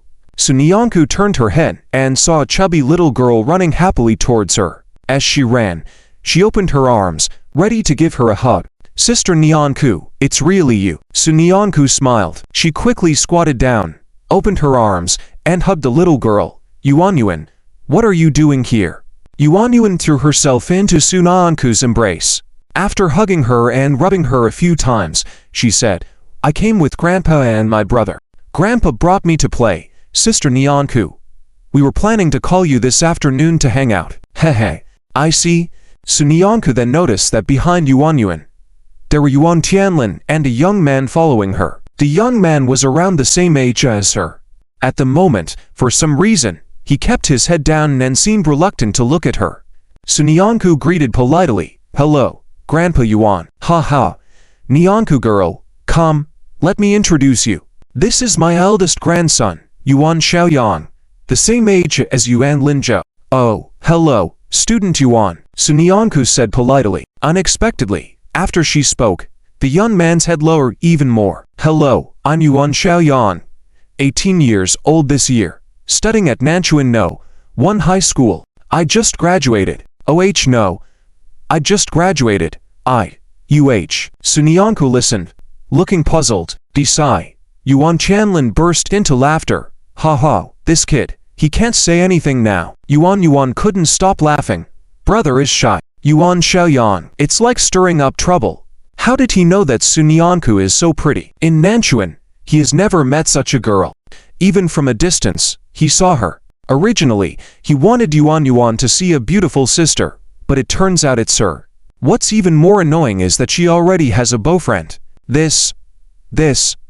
The more he thinks, the angrier he gets. Yuan Xiaoyang's face looked somewhat unpleasant. Yuan, say less. Heh. Yuan stuck out her tongue at Yuan Xiaoyang for the second time. He could only shake his head helplessly, deciding to ignore his meddling sister and change the topic. Otherwise, he might lose face. But after thinking for a while, Yuan Xiaoyang couldn't come up with a good reason. Across from them, Sun Yanku's eyes became more curious and suspicious. Even Grandpa looked at him speechlessly. Xiaoyang, can't you speak? Yuan Xiaoyang could only blurt out, are you alone here? Sun Yanku was puzzled, not understanding why Yuan Xiaoyang suddenly asked that. Yuan Tianlin was even more helpless. He is asking you where Linzhou is. Seeing Sun Yanku's deepening confusion, Yuan Tianlin continued to explain. Yuan talks about both of you at home all the time, and Xiaoyang listens along, so he knows about you. I recently had some free time and decided to take these siblings out to play. That's why we came to Jiangchen. We drove all night to get here. There was nothing to do this morning, so we were just wandering around casually, and unexpectedly saw you from afar. Haha. It's not true. Just as Yuan Chanlin finished speaking, Yuan inadvertently interjected. It's not Yuan who saw you first, it was brother. Yuan. Yuan Xiaoyang quickly covered her mouth. Then he awkwardly smiled at Sun Yanku. Sun Yanku understood the meaning of the group and smiled back. So that's how it is. Linzhou also had something to do at noon. That's why he didn't come to school yet. Oh. Yuan Xiaoyang nodded awkwardly. I heard that he is excellent, so I wanted to get to know him. He is indeed excellent. How about this afternoon I introduce you guys to each other? Sun Yanku smiled happily. Yuan Xiaoyang felt a twinge of unease. He didn't know what to say, so he casually praised Linzhou. How could someone be so straightforward and admit it without being humble at all? Is Linzhou really that good? But Yuan Xiaoyang didn't show it, just nodded and said, okay. Thanks. Yuan Tianlin noticed Yuan Xiaoyang's discontent and changed the topic directly. Haha. Are you guys submitting your preferences this afternoon? Yes, we are. After you're done, let's have dinner together. Sounds good. There are many delicious places in Jiangcheng. Linzhou and I will take you to eat. Great. Nianku girl, we're leaving now. See you later. Sure. See you later. They bid farewell and left. Yuan looked back from afar, waving to Sun Yanku. Nianku sister, we'll take Yuan out for good food tonight. Okay. Sun Yanku nodded in agreement before leaving. As Yuan Xiaoyang got into a taxi, he looked displeased. Why does everyone only care about Linzhou? Are they overestimating him? Just because he looks good and has done a few good things, what's the big deal? Hey, Yuan Tianlin couldn't help but laugh. This kid, just can't admit defeat. Wait until we meet him, you'll see. It's okay. Later we're going to see Grandpa's student, and those two little heroes. Don't look so glum. Be kinder, okay? I know. Yuan Xiaoyang was also speechless. We should also invite Linzhou over. Let him meet the little heroes. He probably thinks he's someone already. Okay. I won't say any more. Seeing Yuan Tianlin about to get angry, Yuan Xiaoyang hurriedly apologized, but he still felt very uneasy. No. Later, he must find a way to contact the little heroes and look for an opportunity to put Linzhou in his place. Meanwhile, Linzhou was taking Su Tianhua to the Tian Hotel. Along the way, they attracted many glances, but Linzhou paid no attention. Su Tianhua felt a bit nostalgic. Xiaozhou, you don't have to go through so much trouble. If you take me there, others might be offended. Just go ask. It's not necessary to offend others. Otherwise, it's okay. Mr. Su, we agreed. Even if it doesn't work out, it's fine. We have to try. Well, Su Tianhua didn't argue but was grateful in his heart. If you and your father need any help in the future, you must tell me, even if I stake my life. Mr. Su. Before Su Tianhua could finish, Lin Zhou interrupted. Don't say unlucky things. We're here. Su Tianhua was startled and turned around to see a middle-aged man smiling and waving at them from the entrance. Over here. Lin Zhou. Over here. Lin Zhou walked over with a smile. Hello, Dr. Li. Oh, isn't this Mr. Su? Su Tianhua also raised his hand politely and greeted. It's me, Dr. Li. Thank you so much. Thank you. Don't thank me. Don't thank me. Dr. Li quickly approached and helped Su Tianhua. You should thank Dr. Tie. He's over there. Lin Zhou looked in the direction Dr. Li had pointed to and soon saw a plump male doctor. He smiled and waved at them. Mr. Su. Lin Zhou, hello there. Hello there. Lin Zhou quickly imitated his manner and bowed. Hello, Dr. Tie. Thank you very much. Ha ha. No need to thank me. You know, I should be thanking you. If not for you, I wouldn't have had the chance to have dinner with my teacher. It's been so many years, I wasn't even sure if my teacher still remembered me. Dr. Chia drifted into memories. But soon he realized, Mr. Su, don't worry, my teacher is very capable. He might really have a way. Okay. Okay. Su Tianhua trembled, nodding in gratitude. Lin Zhou also said, it's nothing. We're helping each other out. It's fate. Oh. Yes. Fate. It's all fate. It's a pity that Miss Su Nianku didn't come, but it's okay. When Mr. Zhu's legs heal, we can see her. Yeah. Mainly to prevent her from worrying. I understand. Come on. Sit down first. Wait for my teacher to come. Okay.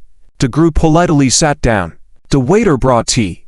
Lin Zhou was about to stand up to pour water for them when he heard a familiar voice at the door. Xiaoshen, is this the place? Lin Zhou had not yet moved when he saw Dr. Chia quickly stand up with a smile on his face, saying, it's me, teacher, over here. Dr. Li also stood up with a smile. Su Tianhua sat up straight, nervously looking towards the door. Lin Zhou, however, had a strange expression on his face. Soon enough, the door of the private room was completely pushed open. Lin Zhou saw an old man laughing as he walked in. Ha ha. I thought I had walked the wrong way. I was just about to call you guys. Lin Zhou froze in place. Also frozen in place was Yuan Qianlin. Dr. Chia warmly approached and grabbed Yuan Qianlin's hand, saying, Teacher, come, sit, let me introduce you. This is my colleague, Dr. Li Jianli, and this person next to him is. Before he could finish speaking, a soft voice rang out, Brother Lin Zhou. Dr. Chia was stunned. Before he could react, he saw the little girl in the arms of the young man behind Yuan Qianlin, reaching out towards Lin Zhou. The young man seemed equally shocked and frozen in place. Dr. Chia, although not recognizing the young man and the little girl, knew they were the teacher's grandson and granddaughter. He was full of confusion. Do you know each other? At the same time, the young man's voice also rang out. This is Lin Zhou. Yuan, with her little head, giggled and said, Yes, this is Brother Lin Zhou. Brother Lin Zhou, why don't you hug Yuan? Su Tianhua also turned his head, in confusion, seeming to not fully understand what was happening. Zhou. Lin Zhou was helpless, wanting to laugh but not being able to, so he walked out, hugged Yuan, and pinched her little nose, saying, Why are you here? I came with my brother and grandfather. Yuan said, turning to look at Yuan Qianlin. Yuan Qianlin then realized, looking incredulous, are you the little hero? Yuan Xiaoyan also looked at Lin Zhou in disbelief. It seemed he couldn't believe this was all true. Just earlier on the way, he was thinking of challenging Lin Zhou in front of the little hero. After all, they were from the same county, and there was a comparability between them. But the current situation left him somewhat puzzled. Was Lin Zhou really the person? Then, what was he struggling with all the way here? And, he had to admit, Lin Zhou was indeed handsome, more so than the brothers around him. Only he could compete with him. But, he actually had such a beautiful girlfriend like Su Nianku. How could one person have so many halos? It was unbelievable. This must not be true. But reality struck Yuan Xiaoyang right in the face. He saw Lin Zhou rubbing his nose awkwardly. Looking at Dr. Tie, who had also realized by now, nodded hastily. Right, this is him, teacher. Do you know him? This was great.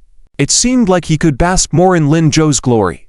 Spend more time with the teacher. Learn more knowledge. Yuan Tianlin laughed. Yes, we know each other. Ha ha ha, we're good friends. He and Sunanku's girl have helped me in Nanchuan. Dr. Tia burst into laughter. What a coincidence. Who could have thought? That other little hero is Sunanku's girl too.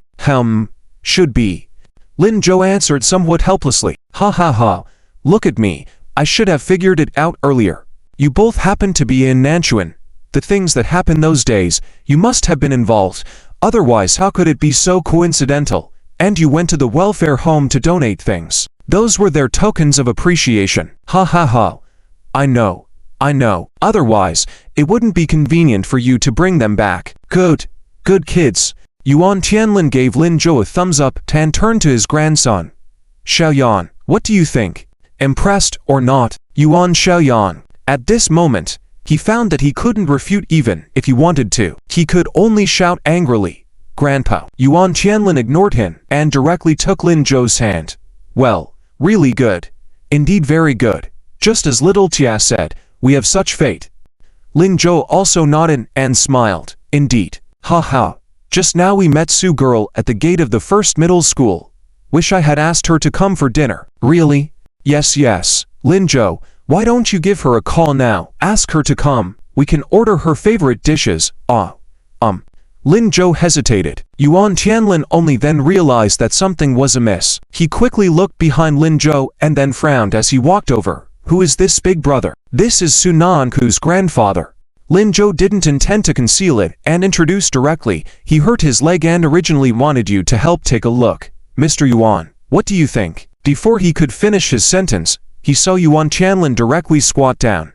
It seemed like he hadn't heard Lin Zhou's words, directly grabbing Su Tianhua's leg. Su Tianhua was startled by his actions and subconsciously tried to move away, but Yuan Tianlin stopped him. Don't move. Su Tianhua could only freeze his movements.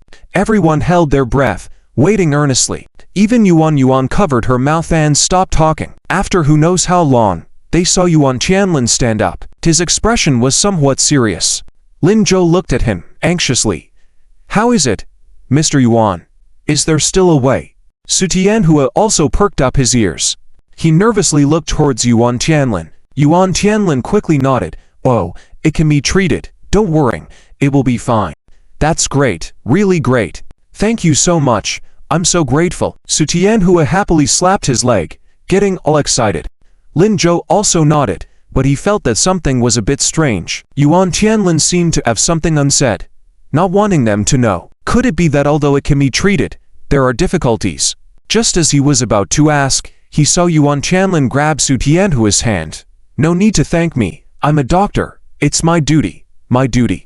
Lin Zhou ultimately did not ask any unnecessary questions. After Yuan Tianlin and Su Tianhua finished exchanging pleasantries, he said, Everyone, don't just stand there. Let's sit at the table for dinner. I see the dishes are ready. Okay, let's eat. Everyone, please sit. Yuan Tianlin also smiled happily. He even pulled Su Tianhua to sit next to him. The two were close in age and could chat together, so there was no barrier. However, Yuan kept sticking to Lin Zhou and completely ignored her brother's calls. This made Yuan Xiaoyang roll his eyes in frustration at Lin Zhou. Doctors Jia and Li were busy talking to Yuan Tianlin. Lin Zhou found himself with some free time. After feeding Yuan a bit, he heard Yuan Tianlin shout, Yuan, do you need to go to the restroom? Yuan tilted her round little head, chewing on her food. After a while, she swallowed the meat in her mouth. Then she vigorously nodded her little head. Okay, Yuan will go. Shall we go? Grandpa will take you. No. I want Lin Zhou brother to take me. Yuan shook her head like a rattled drum. She then pounced into Lin Zhou's arms and hugged his neck. Lin Zhou could only helplessly nod. Okay, brother will take you. Yuan Tianlin chuckled. Hey, child, Grandpa is just about to go too. Can't you go with Grandpa? You're making Lin Zhou delay his meal. It's really not right to let your brother take you. No. Yuan Yuan's little hands held on tighter. I want Lin Zhou brother. I want Lin Zhou brother. Lin Zhou was amused by her antics. It's okay. I also need to go. All right, thanks. This little girl is so difficult to deal with. Yuan Tianlin sighed. The three of them headed towards the direction of the restrooms, with Lin Zhou indicating a nearby waitress to accompany Yuan Yuan into the ladies' room. He then followed Yuan Tianlin into the men's room. Once inside, Lin Zhou didn't use the facilities. Instead, he looked at Yuan Tianlin and asked, "Is there something you need to tell me?" Yuan Tianlin was surprised and chuckled. "How did you know? When a child needs to go to the restroom, they usually indicate it themselves. You specifically called Yuan Yuan, so I assume it's about Mr. Zhu's situation." Yuan Tianlin sighing. I can't hide anything from you. What's wrong? Is Mr. Zhu's leg condition more complicated than expected? No. It can be treated, but it might be a bit troublesome. Yuan Tianlin hesitated, unsure if he should bring it up. Lin Zhou directly said, "Whatever difficulties there are, I can accept them. I will try my best to meet your requirements." However, Yuan Tianlin waved his hand. It's not about accepting or not. Mr. Zhu's leg condition has been present for a long time, and the treatment process may be intricate. I might not be able to handle it alone. It may require inviting other domestic experts to assist in the surgery as well. However, his condition is not suitable for long-distance travel. I can invite those experts to come over as a special favor, but the cost for their services. Yuan Tianlin glanced at Lin Zhou with concern. They are quite expensive. I'm not sure about your situation. It's fine. How much do you need? Well, Yuan Tianlin hesitated for a moment before holding up his finger. Apart from the surgery fee, the fee for the experts might amount to this. Lin Zhou furrowed his brows slightly. 100,000. That's for one person. I'll need 2 experts. All right, no problem. Lin Zhou answered without any hesitation, surprising Yuan Tianlin. He couldn't believe it. Are you not suspicious that I might be deceiving you? After all, that's 20,000. Such a large sum for a surgery is quite rare these days, especially in a small county, just for a leg treatment. Lin Zhou smiled. Yuan Lao, if I'm not mistaken, you are probably the most famous orthopedic specialist in the country, right? You used to work at the Jingdu Hospital before retiring, and now occasionally come to Nanchuan for consultations and treatments. You have received numerous honors and are well regarded internationally. Yuan Tianlin was surprised. You know all this? Ha ha, I've heard your name before. Just didn't expect it to be you in person this time. This name, Lin Zhou had heard in his past life, but he never had any bone-related ailments and had never met the real person. Unexpectedly, in this life, he had encountered him. With the amount you mentioned, it must be at least what's required. I'm grateful, and I don't see any reason for you to deceive me. Yuan Tianlin nodded. Indeed, those 2 are at my level. You mentioned to people, but what about yourself? I'll manage. We've known each other for a while, and you've helped me before, so it's only fair for me to help you. Yuan Tianlin replied. That won't do. Yuan Lao, help should not be like this. How? Don't rush to refuse. Let me finish. Yuan interrupted Lin, then continued. And I believe that you and Sunyanku, both of you are very outstanding. If I'm not mistaken, the 2 of you have constantly been rumored about refusing offers from Kyoto University and Senkyu University in Jiangcheng County. So your future is undoubtedly promising, and you may achieve greater accomplishments than I have. I just wanted to introduce my grandchild to you and Sunyanku. Perhaps I'm being presumptuous. Your value is worth more than this 100,000, but I still have a selfish motive. Yuan Yuan also likes you a lot, so don't say that. Yuan Lao, we are friends after all. Ha ha, then I'll take that as your agreement. I'll contact my 2 friends now. Yuan Tianlin said, as he was about to leave but was stopped by Lin Zhou. Hold on a second. Yuan Tianlin was puzzled. What's wrong? Don't you agree? No. Yuan Lao, that's not what I mean. Lin Zhou hastily explained. I just want to ask you for another favor. What? Yuan Tianlin was curious. Could you keep the matter of the consultation fee a secret from Sunyanku? The location at the entrance of the restroom. When Yuan Yuan came out holding hands with the attendant, she did not see Lin Zhou and Yuan Tianlin. Her expression suddenly became aggrieved. Pouting, tears welled up in Yuan Yuan's eyes. But at that moment, she saw a familiar figure. Yuan Yuan immediately put on a smile. Letting go of the attendant's hand, she ran towards the familiar figure. As she ran, she sweetly called out, "Brother, why are you here?" Before she could finish her sentence, she was silenced by Yuan Xiaoyang covering her mouth. "Shh, no talking." Yuan Yuan whitened her eyes, not understanding what her brother meant, but still obediently nodded. Yuan Xiaoyang then released her mouth. Just then, he heard from the restroom Grandpa asking his question. Why? Yuan Xiaoyang also wanted to know why. He had just wanted to go to the restroom. Instead, he heard Grandpa and Lin Zhou chatting inside. He sneered at their conversation, not feeling the need for friends like Lin Zhou and Sunyanku. He couldn't understand why Grandpa would praise them like that. Originally wanting to barge in and talk to Grandpa, he overheard Lin Zhou's words. So, he stopped in his tracks. Shortly after, he heard Lin Zhou responding with a smile. Because I don't want her to feel too much pressure. She has been through enough in her life. I want to make her happier. I will figure out this money. I'll give it to you. You just need to tell her. Only 10,000 yuan is needed. Yuan Xiaoyan was stunned, willing to give out 200,000 just to make her happier. He was only 18 years old. Even with his well-off family background, his pocket money was only a few thousand yuan. This young man, seeming to come from an ordinary family, dared to do this.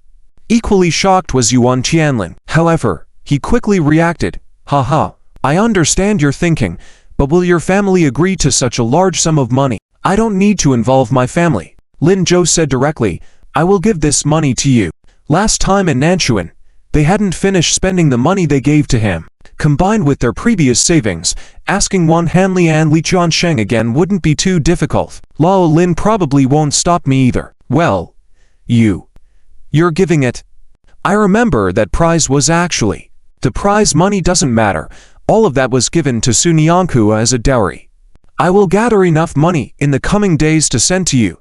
Just ask Yuan Lao to give me a few extra days. No problem. Let Mr. Su arrange for hospitalization first for a routine checkup. I'll call my two friends.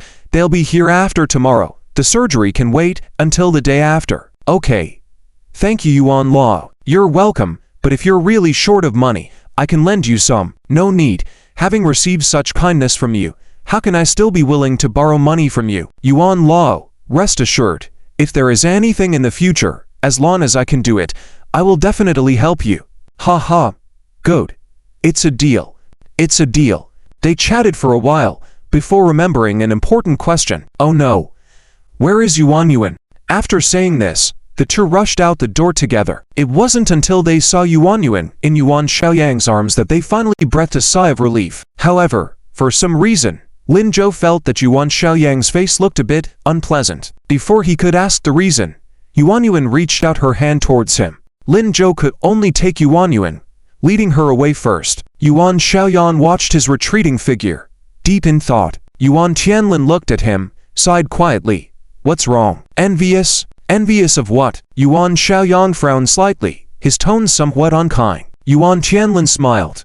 Envious of having a true love like that, something you don't have. Yuan Xiaoyan, watching Yuan Tianlin leave, he couldn't help muttering, I don't believe he can really get that much money. Humph. At 2 o'clock in the afternoon, Lin Zhou accompanied Su Tianhu home and then headed to school himself. During this era, one needed to first submit their preferences before checking their grades. Arriving at the school gate, he saw Sunyanku waiting for her there. She was still wearing white sneakers, jeans, a school uniform short-sleeved shirt, and a high ponytail today, exuding an especially youthful and adorable vibe. Because of this, many people stood around her.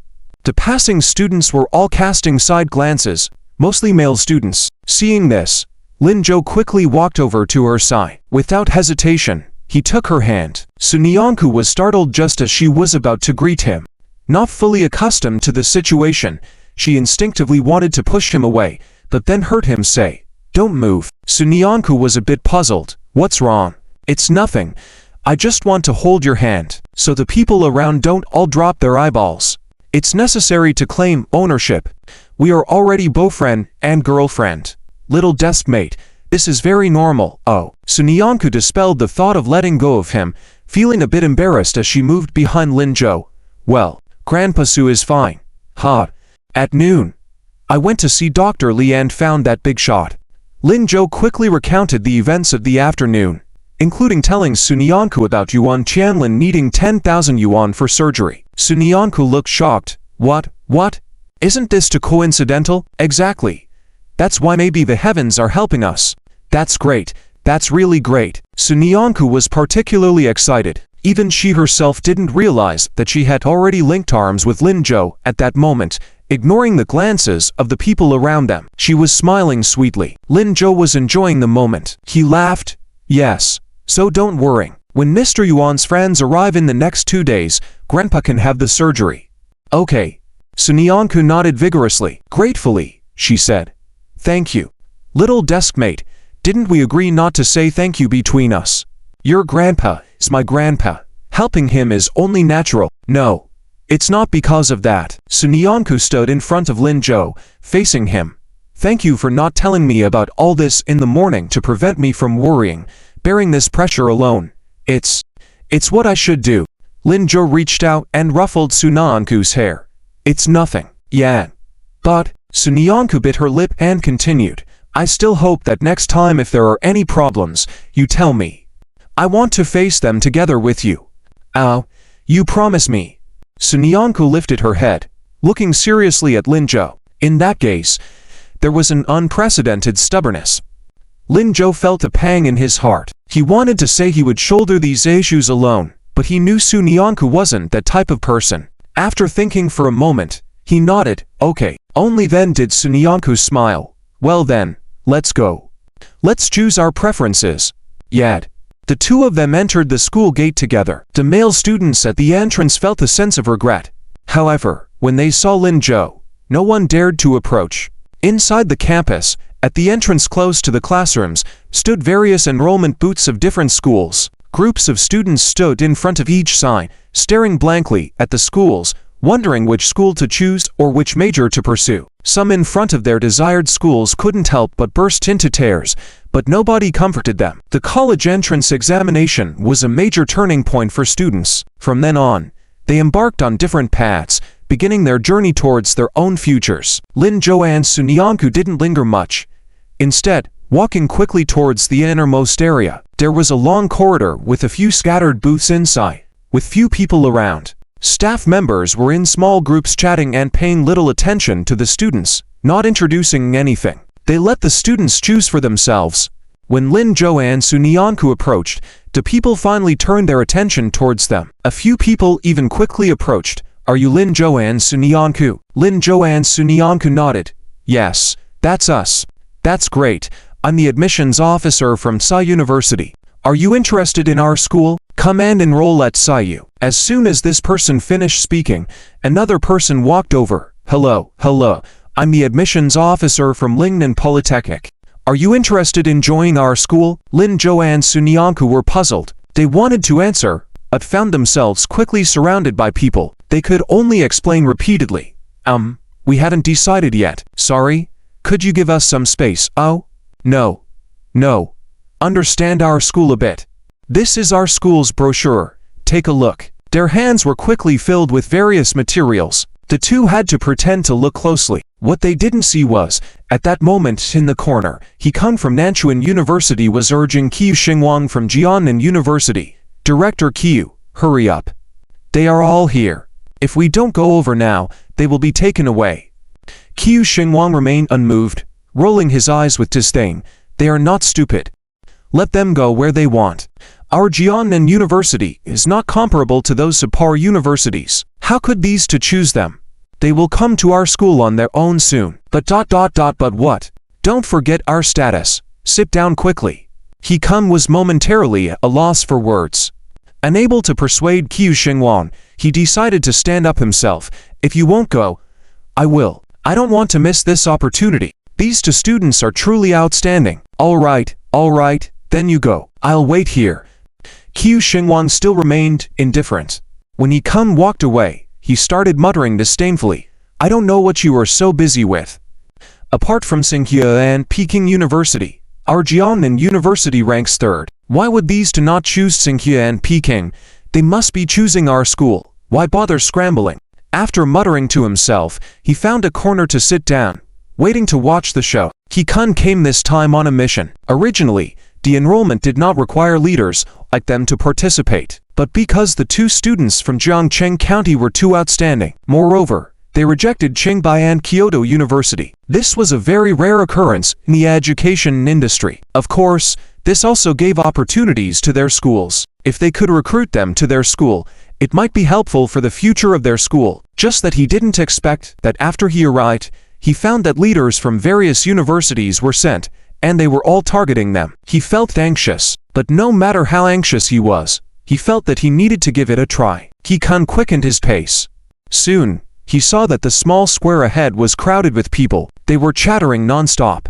Discount. Our school has discounts. Tuition waived. Tuition waived. Our school also provides a 20,000 yuan prize for the two of you. Only 20,000 yuan. Our school offers 100,000. Our school provides 100,000 per year. He-kun's pupils contracted as he listened. So much money, if he couldn't match their fame, and their rewards were more than what he could offer. Did that mean he had no chance? Did Director Q think of this and that's why he didn't come over? But he really needed them. Oh well, since he was already here, he decided to go see what was happening. After comforting himself, He-kun started to approach slowly. At that moment, he heard a male voice. Sorry, we've already chosen our desired school, and it's not about the prize money. That voice sounded familiar. He-kun furrowed his brow. Looking up, he saw a pair of boys and girls standing among the crowd. The one speaking was the boy. He was about half a head taller than the people around him. With a gentle smile, the girl stood beside him, looking a bit nervous. He-kun's pupils contracted again. How come it's them? Are they Lin Zhou and Sunyanku? This was bad. Just a few days ago, they were blocked at the entrance of Nanchuan University. They definitely wouldn't consider his school now. He-kun instantly felt disheartened. It seemed like he wouldn't be able to complete this mission. If only he had left a good impression on them before. With a sigh, he dejectedly turned around, preparing to think about how to report the uncompleted mission. At that moment, he suddenly heard a shout, "Director He." He-kun turned around in confusion and saw the boy smiling at him. Wait a moment. He-kun was stunned. Was he being called? Then he saw the boy grabbing the girl's hand and gesturing to the people around them. Excuse me, could you all make way for a moment? I want to have a word with Director He. The girl seemed anxious as she also looked at him. They wanted to talk to him. What was this about? Were they going to confront him for not letting them into the campus last time? As he was considering this, he saw the crowd slowly parting. Next, the boy and girl stood in front of him. Director He, may I ask what preferential policies your school has for us? He-kun was at a loss. The girl, also anxious, started to speak. But before she could finish, the boy interjected. We just wanted to ask if there are any benefits if we applied to your school. He-kun finally understood what the boy was saying. He quickly nodded. Yes, there are benefits. What are they? Tuition waiver, and then a 10,000 yuan prize.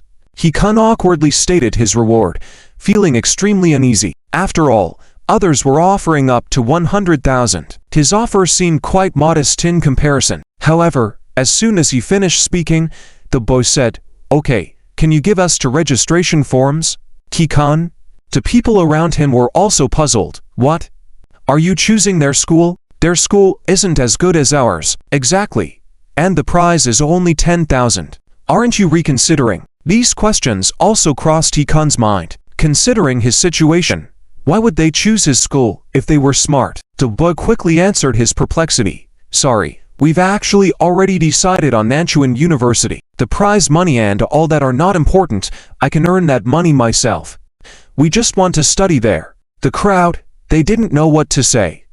But since the parties involved were saying this, it couldn't say much either. Each of them left dispirited. Only He-kun was nearly bursting with joy. Great. Fantastic. The registration forms are here. Come here. Let me get you pens. No need. I have a pen. Lin Zhou took out a pen from his pocket. He-kun cheerfully handed over the registration form. Great. That's wonderful. Fill it out here. He was so delighted that two people had decided to register, he couldn't contain his smile. While smiling, he kept muttering, Great. When you come to our school, you will receive the best treatment. I assure you that all resources will be available to you. I'll work harder on the prize money aspect, and I'll give you more later. Before he could finish his sentence, he heard the boy say, Thank you, Director He. He-kun was even happier. Meanwhile, Qiu Xingwang, who had been waiting on the side, saw a group of leaders returning disheartened, feeling perplexed.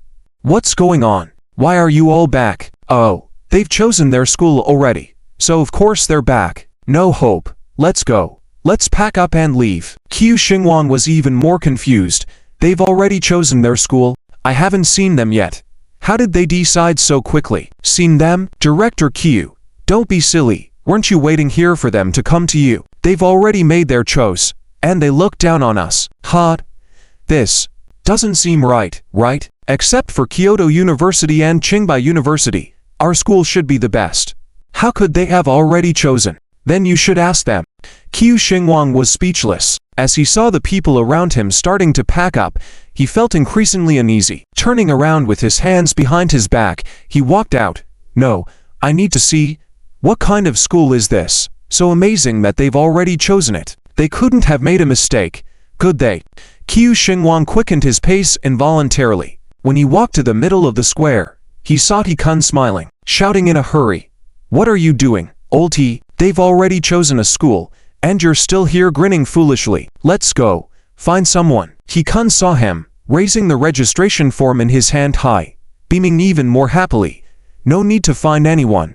Director Qiu, they chose our school. Qiu Xingwan, what did you say? I said, they chose our school. Look, the registration forms are already filled out. Qiu Xingwan's face turned green. He quickly walked up, snatching the registration form from He-kun's hands. The excitement overtook him. How is this possible? How is this possible? Both chose your school? Yes. Yes, Director Qiu. It seems like I hit the jackpot this time. Qiu Xingwan's hand shook.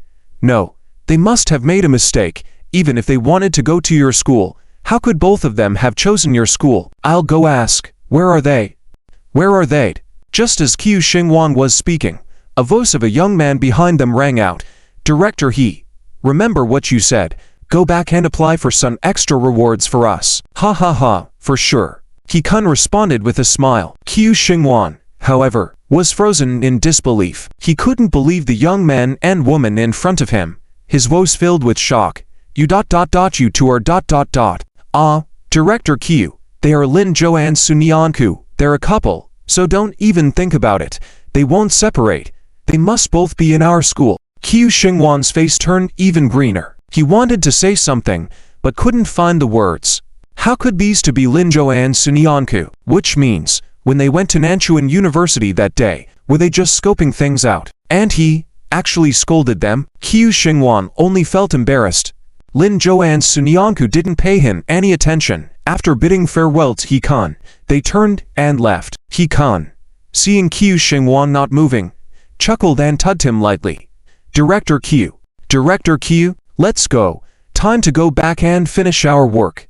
But Qiu Xingwan seemed not to hear him, muttering to himself. They must not have done well on the exams. He-kun was baffled. Qiu Xingwan turned to look at him, smiling. The results aren't out yet.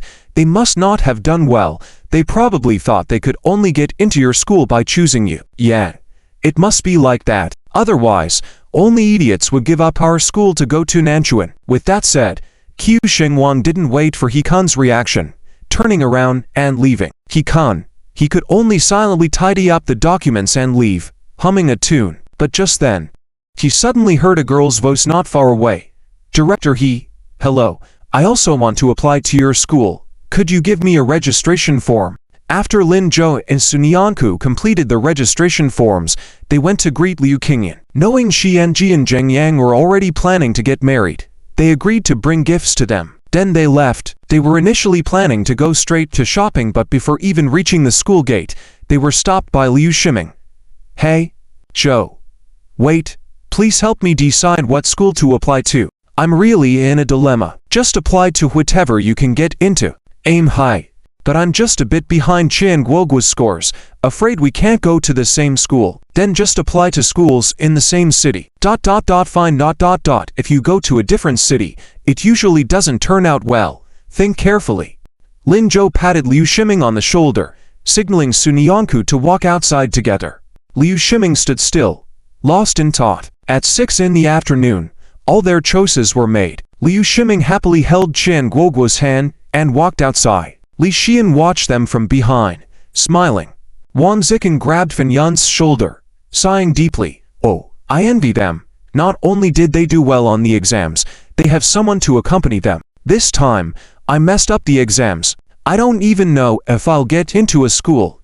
I don't envy them. Suddenly, Fan Yun's cold voice was heard from beside Wang Zikin. Before Wang Zikin could turn around, he heard him say, I didn't mess up. Wang Zikin was speechless for a moment. Forget it. Forget it. Why am I arguing with you?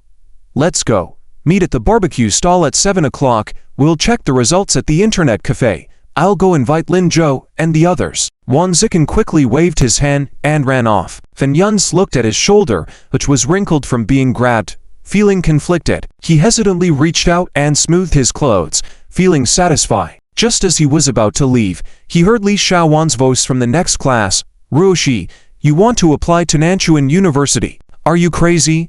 I'm not crazy. I'm perfectly fine. I want to apply to this school, but with your scores, you can get into the University of Kyoto. So what if I get into the University of Kyoto? I don't want to go. Don't, Ruoxi. Don't be stubborn. The registration form hasn't been submitted yet. It can still be changed. I'll go find the teacher. Wait here.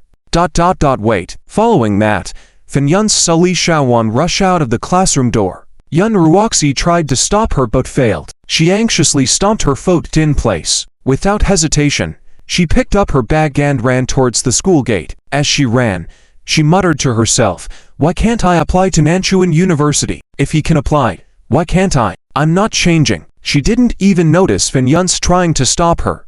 Fan Yun stood in place for a moment, dumbfounded. No words were spoken, and he didn't follow her. He just had a slightly emotional look in his eyes. Perhaps this was fate. They were never meant to be, so why bother getting entangled in it? End of this section. There are more pages to continue reading. Click to the next page for more excitement. With that thought, Fan Yun swung his back over his shoulder and walked away. After Lin Zhou and Sunyanka visited Su Tianhua at the hospital, they went to the barbecue stall together. Today, it was Wang Zikin's treat. They had dinner early and then went to the internet cafe. They thought it would just be them, but upon entering the internet cafe, they found it almost full. In addition to the two class students led by Li Liwei, there were female students from the liberal arts class led by Wen Cici. The boys were enthusiastically playing games, while the girls were happily watching TV series. When they saw Lin Zhou, they immediately cheered. Wow, Lin Zhou, so study guru, you guys are here too. I thought it would just be us commoners who need to check our results. Ha, ha, ha. Come this way. Sit here, make room for you. Several boys stood up quickly. Lin Zhou awkwardly looked at them. Isn't this a bit inappropriate? Should we go to another internet cafe? Oh no. No. No. Please, we also want to see your results so we can brag about knowing you when we go back. That's right, this is first-hand information. When we get it, we can boast to others that you're our classmates tomorrow. Hurry. Don't leave, sit here, let's play together. Lin Zhou could only walk over helplessly. Well then, let's sit together. Ha ha ha. Great. Liu Shiming and Qian Woguo were also pulled away by their respective classmates. Even Fan Yun was called over by Zhou Shanshan to watch an idle drama with her. Although he didn't want to watch it all, there was no reason to leave. On this day, no one went to sleep. They were all waiting for their 10 years of hard work, waiting for a result. At 11 o'clock at night, He Kun, who was pulled up by Qiu Xingwan, yawned greatly and looked at him in confusion. What are you doing? Director He, why aren't you asleep yet? Waiting for the results? Why sleep? Let's hurry up and look at them together. Look at what? We don't have any exams. Of course, we're looking at the grades of those two treasures you recruited. Director Qiu, actually, there's no need to be so conflicted. The children have their own choices. We should respect them. Respect? If they didn't do well in the exams, they must have chosen to report to your school. We are waiting here. No one is allowed to leave. We must wait for the results to come out. Qiu Xingwan was a bit angry. He couldn't understand how someone would choose not to report to their school and instead choose Nanchuan University. Although he was a bit harsh at the entrance of Nanchuan that time, they wouldn't joke about their own future. The more he thought about it, the more Qiu Xingwan felt that his guess was correct. He had to drag He Kun to wait for the results, and then face his joke head on. Otherwise, he wouldn't feel right in his heart. He-kun could only sit down helplessly and wait with Qiu Xingwan until midnight. At the same time, in the mathematics research room of Qinghai University, the lights in Yanzhan's office were also on. He wore reading glasses, sorting out data, while looking at the computer screen in front of him. Students waiting outside the door for a while found that the teacher had no intention of leaving. They became a little worried. "Teacher, what's wrong with you today? Aren't you going to sleep?"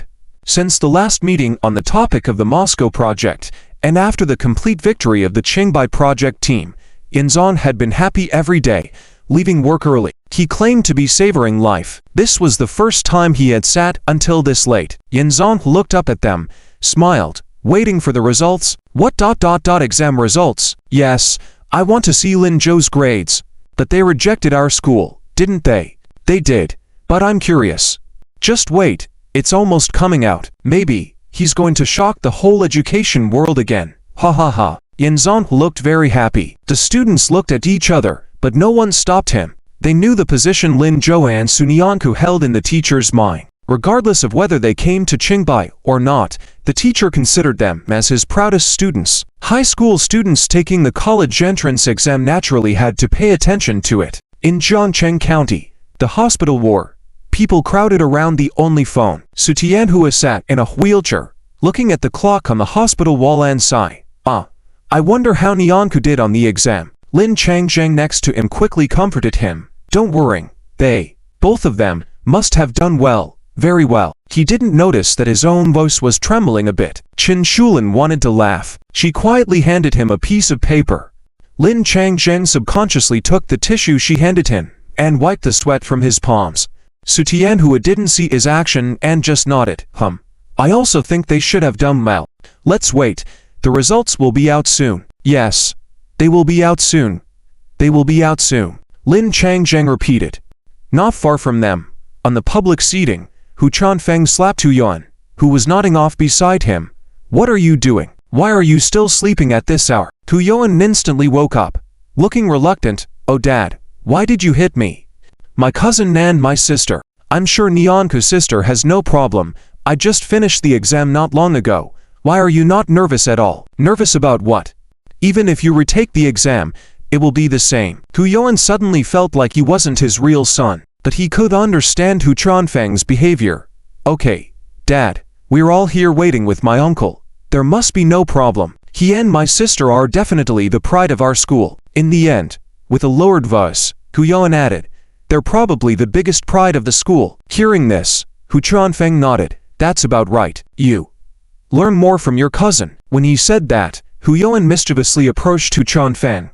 Learn from him how to start a relationship in high school. As soon as he finished speaking, Hu Chanfeng's wrist immediately lifted. "You brat." "Oh Dad, I was just kidding.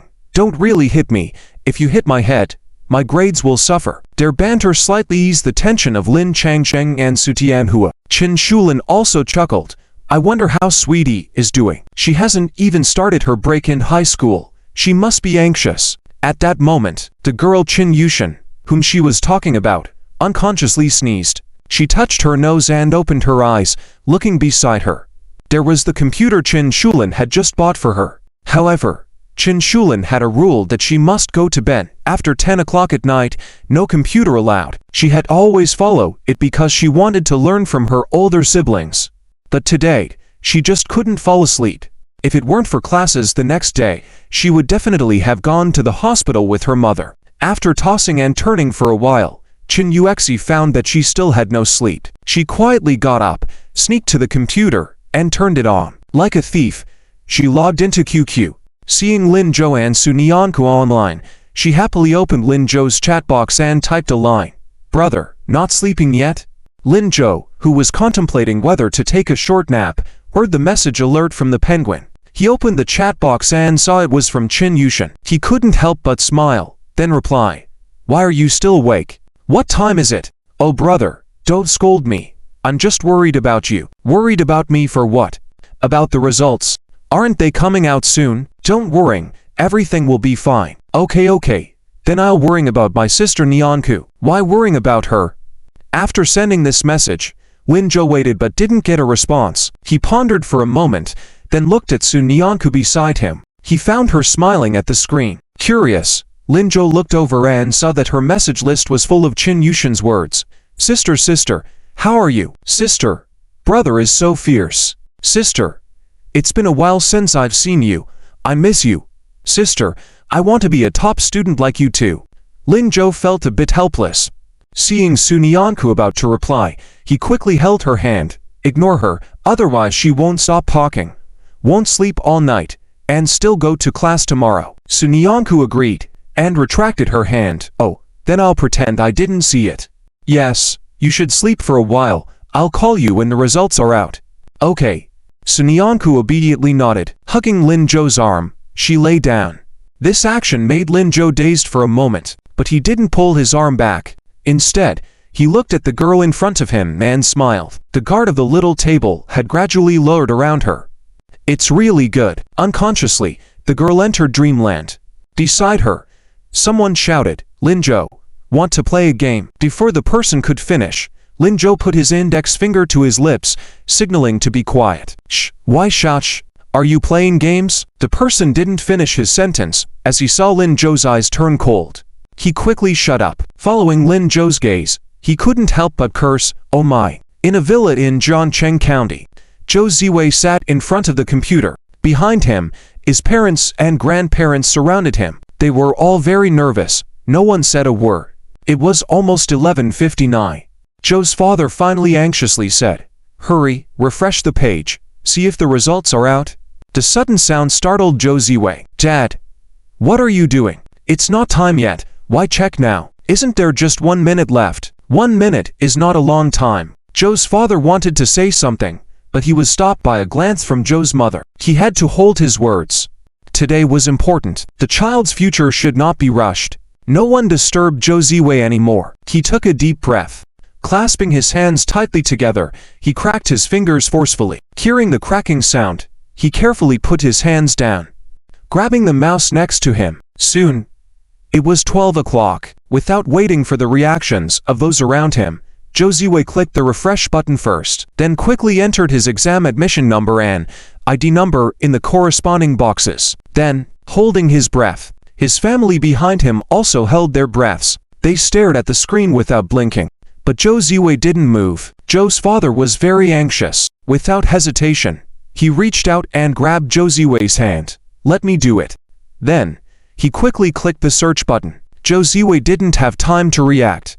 He could only look at the computer screen. The web page was slow. The spinning circle at the top kept spinning, but no one left. After about half a minute, the web page finally loaded. In the next moment, the results page appeared in their eyes. They all forgot to react. The air was quiet for a moment. Zhou Ziwei suddenly shouted and jumped up. Oh my god. At the same time, others reacted. 738. 738 points. Ziwei scored 738. What's the total score? What's the total score? 750. So this is only 12 points away from full marks. First place. Ziwei must be first. This score would be first even in Jiangnan province. Exactly, Ziwei. Just as they were about to call out to Zhou Ziwei, he suddenly jumped up from his seat. Before anyone could react, he rushed towards the door. Hey, Ziwei, where are you going? No one paid attention to them. Zhou Ziwei went straight downstairs. He didn't linger but went directly to the neighboring villa, and began banging on the door frantically. Soon, the door opened. Inside, a yawning woman saw him and smiled. Ziwei, why are you here? Fai, where's Fai? She's already asleep. Asleep? Fai, Ling Fai. Zhou Ziwei paid no attention to the woman and shouted into the house. The woman furrowed her brows slightly. Soon, she put on a smile again. Ziwei, Fai just fell asleep. It's already past midnight. Is it appropriate? No, Auntie. Today the results are out. I'm here to share the good news with Fai. Results? College entrance exam results? Yes. Aish. The woman quickly put her finger to her lips, indicating Zhou Ziwei to stop talking. Fai probably doesn't want to hear about this. No, she wants to hear. She must want to hear this. This time, I did great in the exam. It must be the first in Jiangcheng County. I can totally show off to Lin Zhou and Sunyanku. Lin Zhou, Sunyanku, who are they? Before the woman could finish speaking, the door behind her creaked open. Ling Fei, with messy hair, stood at the door. How well did you do? Zhou Ziwei smiled happily when he saw her. 738. I scored 738. Fei, I was just 12 points away from full marks. Really? Ling Fei walked out with her hands in her pockets. Do you know how much they scored? I don't know yet, but they definitely didn't do better than me. Fei, I know where they are. Want to go together and show them up? Ling Fei hesitated for a moment, then nodded. Sure. Let's go. Zhou Ziwei became even happier. Let's go. This way, I'll take you on my bike. But before he could finish, Ling Fei suddenly shouted, Wait. Zhou Ziwei turned back in confusion, seeing Ling Fei frowning with her phone. Looking angry. Are you trying to deceive me? What? Clearly someone got full marks. How could 738 be first place? You idiot. Full marks, who? Idiot. Ling Fei glared at him, then ignored him, turning and went back into the house, quickly closing the door. Zhou Ziwei stood there dumbfounded. Full marks ... Who got full marks? Someone actually got full marks. Full marks. Oh my god. Full marks. Lin Zhou, you're amazing. Someone actually got full marks. That's incredible. College entrance exam. This is the college entrance exam. I only scored half of your score. Alright. Let's stop talking and celebrate. Yes. This person who got full marks is our classmate. As the classmate spoke, Lin Zhou, who was looking at the results on the computer, suddenly had a bad feeling. Before he could stand up, the classmates, led by Liu Shiming, lifted him up directly, and without waiting for his reaction, threw him into the air. Full marks. Academic god. So amazing. Wow. Full marks. Even Sunyanku next to him was startled and took 2 steps back. But watching Lin Zhou being treated this way, she was also very happy. She couldn't help but laugh. At this time, Li Xian and Chen Guoguo also came over. Li Xian, how did you do? 684. What about you? I only scored 595 points, but I'm still satisfied. It's the best I've ever done in so many attempts. How about Wenxiwen? I got 679. Wow, that's great. You're the best in the humanities. You guys are all amazing. As amazing as you are, you're still not as good as Lin Zhou. That's true. But Sunyanku, how about you? What's your score? Sunyanku, who was smiling, was taken aback. Me. Yes. Always celebrating Lin Zhou. What about yours? Everyone looked at Sunyanku's computer screen. Upon closer inspection, they discovered there was nothing on Sunyanku's screen. The interface for checking the scores was still blank. Chen Guoguo raised her head in shock and looked at Sunyanku. You haven't checked the scores yet? Are you serious? You should have checked by now, right?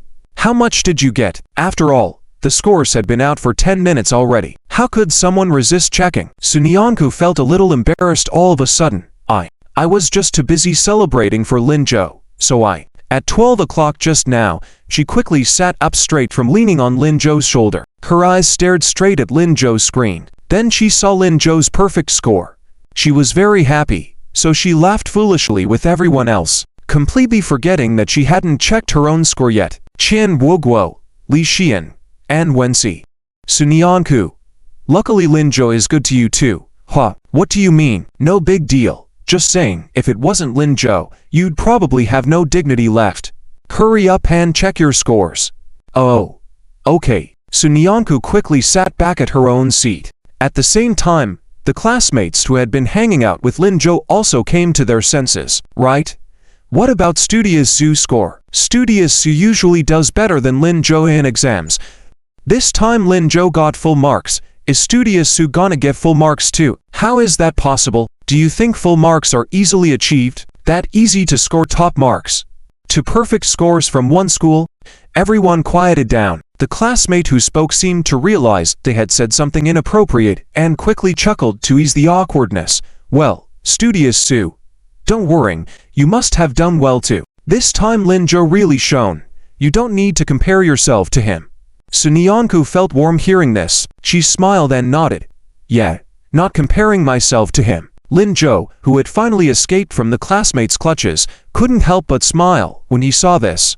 Don't worry, I'm not nervous. Sunyanku smiled again. Only then did she sit up straight, looking at the computer screen. Others also looked over. Sunyanku didn't hesitate, placed her right hand on the number keys, quickly input her exam registration number, then her name, followed by her ID number. Finally, she clicked on the search button with the mouse. She didn't keep her classmates waiting too long. She quickly clicked on search. The next moment, the page changed. At the same time, everyone gasped. Oh my god, am I seeing this right? This. It's Sunyanku's name, not Linzhou's. Ah, full marks. Sunyanku also got full marks. Oh my god, our school has 2 perfect scores. Both in our class. Yes, it is. Wait, am I dreaming? No, this is real. Ah, 2 perfect scores. Only Linzhou seemed to have anticipated the outcome. He smiled at Sunyanku. Sunyanku returned the smile, but just as she was about to celebrate with Linzhou, the restless classmates beside her quickly moved forward again. Without waiting for Linzhou's reaction, they lifted him up again and threw him into the air. Linzhou, huh? Why me again? Of course, we can't lift Sunyanku to celebrate. Yeah, but we can't just do nothing. Isn't that studious Su's boyfriend? Is it okay for him to endure this for her? Linzhou was left speechless instantly. He could only allow them to throw him into the air over and over again. Sunyanku watched this and felt even happier. Qian Guoguo approached Sunyanku in confusion. Why do I feel like you and Linzhou aren't nervous at all? Huh? Nervous about what? That's a full mark. It's going to cause quite a stir soon. With the teachers, the school, even in the education world. Aren't you guys? Qian Guoguo paused midway, suddenly realizing something. She looked at Sunyanku. Didn't you guys already know you would give full marks?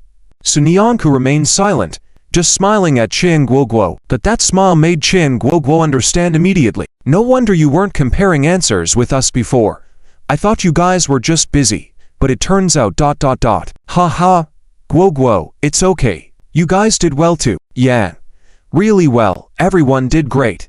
Qian Guoguo happily took Sunyanku's arm. Thanks to you and Linzhou. If it weren't for you guys, Guoguo. Realizing what Qian Guoguo was about to say, Sunyanku quickly cut her off. We are good friends. We are all excellent, right? Qian Guoguo paused for a moment, then smiled. Yeah. They didn't notice Feng Yun's in the corner, frowning as if he was looking at something. After a while, my dear reader, there's more to this chapter. Please click on the next page to continue reading. It gets even more exciting ahead. He turned around and walked towards the door. When he reached the door, he indeed saw someone standing there. Feng Yun's frown deepened. What are you planning to do? Zhou Ziwei, who was looking into the room, was startled by this. Are you here to check Linzhou's scores? Yes, he did get a perfect score, as did Sunyanku. Double perfect scores. This anger filled Zhou Ziwei's eyes instantly. They must have cheated. Can you cheat to get a perfect score? Before he could finish, Feng Yun's interrupted him. Zhou Ziwei was momentarily stunned. Before he could react, Feng Yun's continued. Think before you speak and act. Even if I give you the correct answers, can you get a perfect score? I know you're not satisfied, but now, you should be grateful that you didn't make a bet with Linzhou before. I guess you did pretty well in this test, right? I advise you to leave quickly. Linzhou may seem kind, but he's not someone to be trifled with, especially if you bully Sunyanku. In his eyes, Sunyanku might be more important than just the scores. If you continue to act stubbornly, doing something to harm them, even if it doesn't have any substantial consequences, I think Linzhou won't let you off the hook again. Zhou Ziwei was stunned again. He unconsciously looked in Linzhou's direction. Despite interacting with his classmates, his eyes seemed to have never left Sunyanku. Sunyanku was the same. The two of them ... Could there really be such a beautiful relationship in this world? Liking each other, appreciating each other, relying on each other, willing to sacrifice everything for each other. He just wanted to vent his anger, even if it meant blaming them for his own mistakes. In that case, maybe Ling Feifei wouldn't treat him so badly. But now, he suddenly wanted to know. Would Ling Feifei really treat him differently now? She seemed to have never looked at him properly.